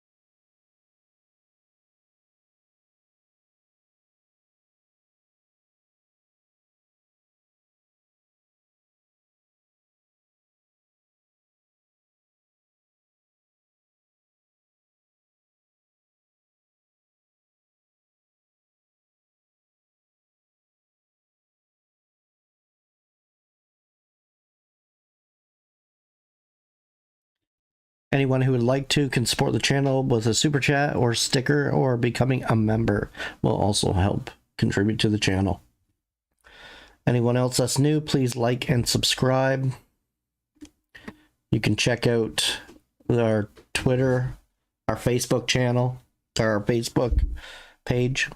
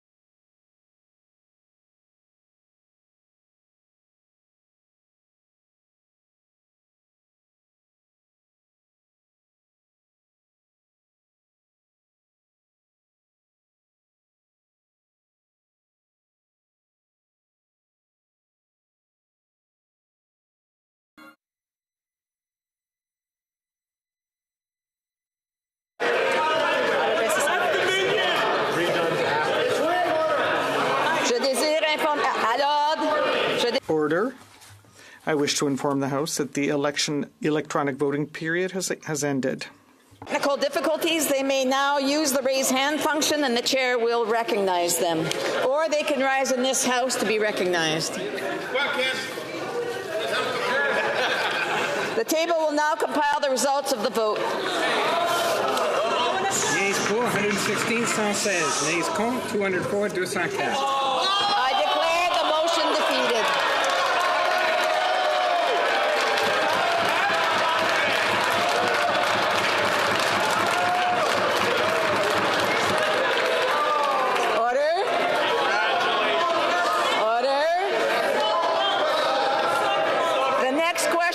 Supplementary Estimates C. The question is as follows. La question est la suivante. The question is as follows. Ms. Anand, seconded by Mr. Blair, moves that the Supplementary Estimate C for the fiscal year ending March 31st, 2024 be concurred in. It's very hard to hear even myself when there's so much noise. If a member participating in person wishes that the motion be carried or carried on division, or if a member of the Honourable Government House Deputy House Leader. Recorded division. Thank you, Madam. Recorded division. The 10-minute period for members voting electronically has started, and the House will now proceed to vote for members participating in person. All those in favour of the motion will please rise. Monsieur McKinnon-Gatineau. Monsieur McKinnon-Gatineau. Mr. Blair. Mr. Blair. Monsieur Rodriguez. Monsieur Rodriguez. Ms. Anand. Ms. Anand. Monsieur Guilbeault. Monsieur Guilbeault. Ms. Hutchings. Ms. Hutchings. Ms. Tassi. Ms. Tassi. Mr. Varani. Mr. Varani. Ms. Chager. Ms. Chager. Ms. Groh. Ms. Groh. Mr. Scarpalegia. Mr. Scarpalegia. Mr. Casey. Mr. Casey. Ms. Kara. Ms. Kara. Monsieur Miller. Monsieur Miller. Ms. Sahota. Ms. Sahota. Madame Petitpas-Taylor. Madame Petitpas-Taylor. Mr. Ananda Sangari. Mr. Ananda Sangari. Madame Martinez-Ferrada. Madame Martinez-Ferrada. Mr. Oliphant. Mr. Oliphant. Mr. Gerritsen. Mr. Gerritsen. Mr. Fragascatos. Mr. Fragascatos. Mr. Biddle. Mr. Biddle. Mr. Bruson. Mr. Bruson. Mr. Vancouverden. Mr. Vancouverden. Mr. Baptiste. Mr. Baptiste. Miss Dillon. Ms. Dillon. Monsieur El Khoury. Monsieur El Khoury. Mr. Hardy. Mr. Hardy. Mr. Nakvi. Mr. Nakvi. Mr. Dogood. Mr. Dogood. Mr. Maloney. Mr. Maloney. Mr. Kellaway. Mr. Kellaway. Ms. Vandenbeld. Ms. Vandenbeld. Monsieur Sanson. Monsieur Sanson. Madame Koutrakis. Madame Koutrakis. Madame Brière. Madame Brière. Mr. McDonald Avalon. Mr. McDonald Avalon. Mr. McLeod. Mr. McLeod. Mr. Morrissey. Mr. Morrissey. Madame Shanahan. Madame Shanahan. Miss Hefner. Miss Hefner. Mr. Rogers. Mr. Rogers. Miss Yip. Ms. Yip. Mr. Lewis Kitchener-Conestoga. Mr. Lewis Kitchener-Conestoga. Mr. Pulowski. Mr. Pulowski. Mr. Van Bynen. Mr. Van Bynen. Ms. Bradford. Ms. Bradford. Madame Châtel. Madame Châtel. Madame Lapointe. Madame Lapointe. Mr. McDonald Malpec. Mr. McDonald Malpec. Miss Taylor Roy. Miss Taylor Roy. Miss Thompson. Miss Thompson. Mr. Carr. Mr. Carr. Madame Michaud. Madame Michaud. Monsieur Garon. Monsieur Garon. Monsieur Villemur. Monsieur Villemur. Monsieur Thériault. Monsieur Thériault. Madame Saint-Clair-Desgagnés. Madame Saint-Clair-Desgagnés. Monsieur Trudel. Monsieur Trudel. Monsieur Blanchette-Jonca. Monsieur Blanchette-Jonca. Monsieur Désilet. Monsieur Désilet. Mr. Julian. Mr. Julian. Mr. Massey. Mr. Massey. Miss Blaney. Miss Blaney. Mr. Garrison. Mr. Garrison. Mr. Cannings. Mr. Cannings. Miss McPherson. Miss McPherson. All those opposed to the motion will please rise. Mr. Scheer. Mr. Scheer. Mr. Schmale. Mr. Schmale. Mr. Bazan. Mr. Bazan. Mr. Kimmich. Mr. Kimmich. Mr. Perkins. Mr. Perkins. Mrs. Thomas. Mrs. Thomas. Mrs. Stubbs. Mrs. Stubbs. Mr. Paulus. Mr. Paulus. Miss Lewis Haldeman Norfolk. Miss Lewis Haldeman Norfolk. Mr. Barrett. Mr. Barrett. Mrs. Gray. Mrs. Gray. Mr. Barlow. Mr. Barlow. Mr. Moore. Mr. Moore. Mr. Ellis. Mr. Ellis. Mr. Kelly. Mr. Kelly. Mr. Baldinelli. Mr. Baldinelli. Mr. Cooper. Mr. Cooper. Mr. Davidson. Mr. Davidson. Mr. Jennis. Mr. Jennis. Mr. Small. Mr. Small. Mr. Brock. Mr. Brock. Mr. Duncan Stormont Dundas South Glengarry. Mr. Duncan. Stormont Dundas South Glengarry. Mr. Berthold. Mr. Berthold. Miss Finley. Miss Finley. Mr. Chong. Mr. Chong. Mr. Abul Taif. Mr. Abu Taif. Miss Kuzi. Miss Kuzi. Mr. Seaback. Mr. Seaback. Miss Ferrari. Miss Ferrari. Mrs. Block. Mrs. Block. Mr. Stewart. Mr. Stewart. Mr. Doherty. Mr. Doherty. Mr. Macaulay and Minton West. Mr. McCollum Edmonton West. Mr. Brassard. Mr. Brassard. Mrs. Goodrich. Mrs. Goodrich. Madame Vien. Madame Vien. Mr. Williams. Mr. Williams. Mr. Malillo. Mr. Malillo. Mrs. Cramp Nyman. Mrs. Cramp Nyman. Mrs. Roberts. Mrs. Roberts. Mr. Patzer. Mr. Patzer. Mr. Muse. Mr. Muse. Mr. Redikoff. Mr. Redikoff. Mr. Van Popta. Mr. Van Popta. Mr. Waugh. Mr. Waugh. Miss Rude. Ms. Rude. Mr. Lou. Mr. Lou. Mr. Généreux. Mr. Généreux. Mr. Genereux. Mr. Genereux. Mr. Lobb. Mr. Lobb. Mr. Mazur. Mr. Mazur. Mr. Kurek. Mr. Kurek. Mr. Caputo. Mr. Caputo. Mr. Zimmer. Mr. Zimmer. Mr. Dreeshen. Mr. Dreeshen. Mr. Cram. Mr. Cram. Mr. Tolmie. Mr. Tolmie. Mrs. Wagenthal. Mrs. Wagenthal. Mr. Bragdon.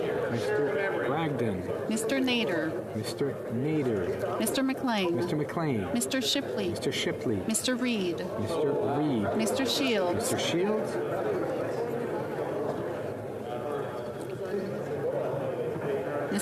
Mr. Falk Provencher. Mr. Falk Provencher. Mr. Motts. Mr. Motts. Mr. Arnold. Mr. Arnold. Mr. Morrison. Mr. Morrison. Mr. Dowdle. Mr. Dowdle. Mr. Albus. Mr. Albus. Mr. Carey. Mr. Carey. Mr. Weber. Mr. Weber. Mr. Vierson. Mr. Vierson. Mr. Ruff. Mr. Ruff. Mr. Fast. Mr. Fast. Mr. Majumdar. Mr. Majumdar.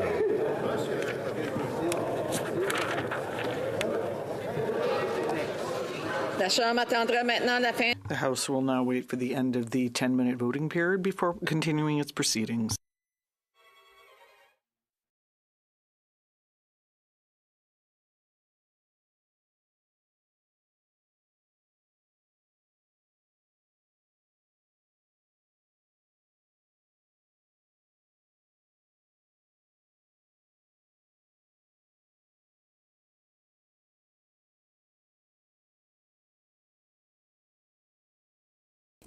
Investing on a dime. No, you are right, doesn't always work, but you can make a lot of noise.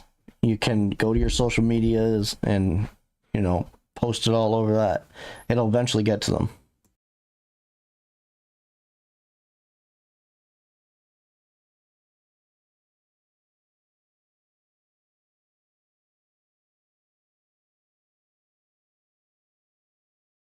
Twitter is definitely a good way to attack the NDP.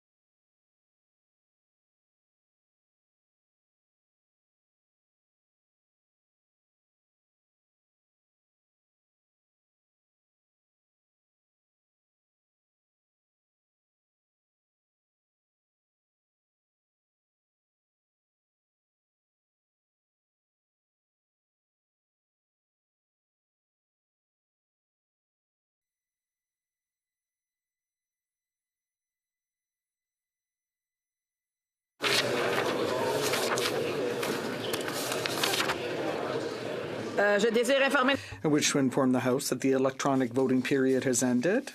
If members have not been able to vote due to technical difficulties, they may now use the raise hand function and the chair will recognize them.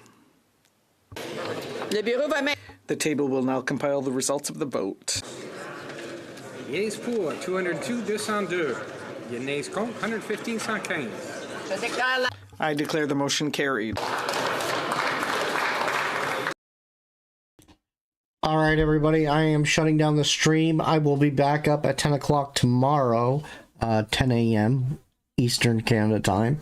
The question period will be at 11:15 a.m. tomorrow, just so everyone knows. We'll see you tomorrow morning. Have a great night.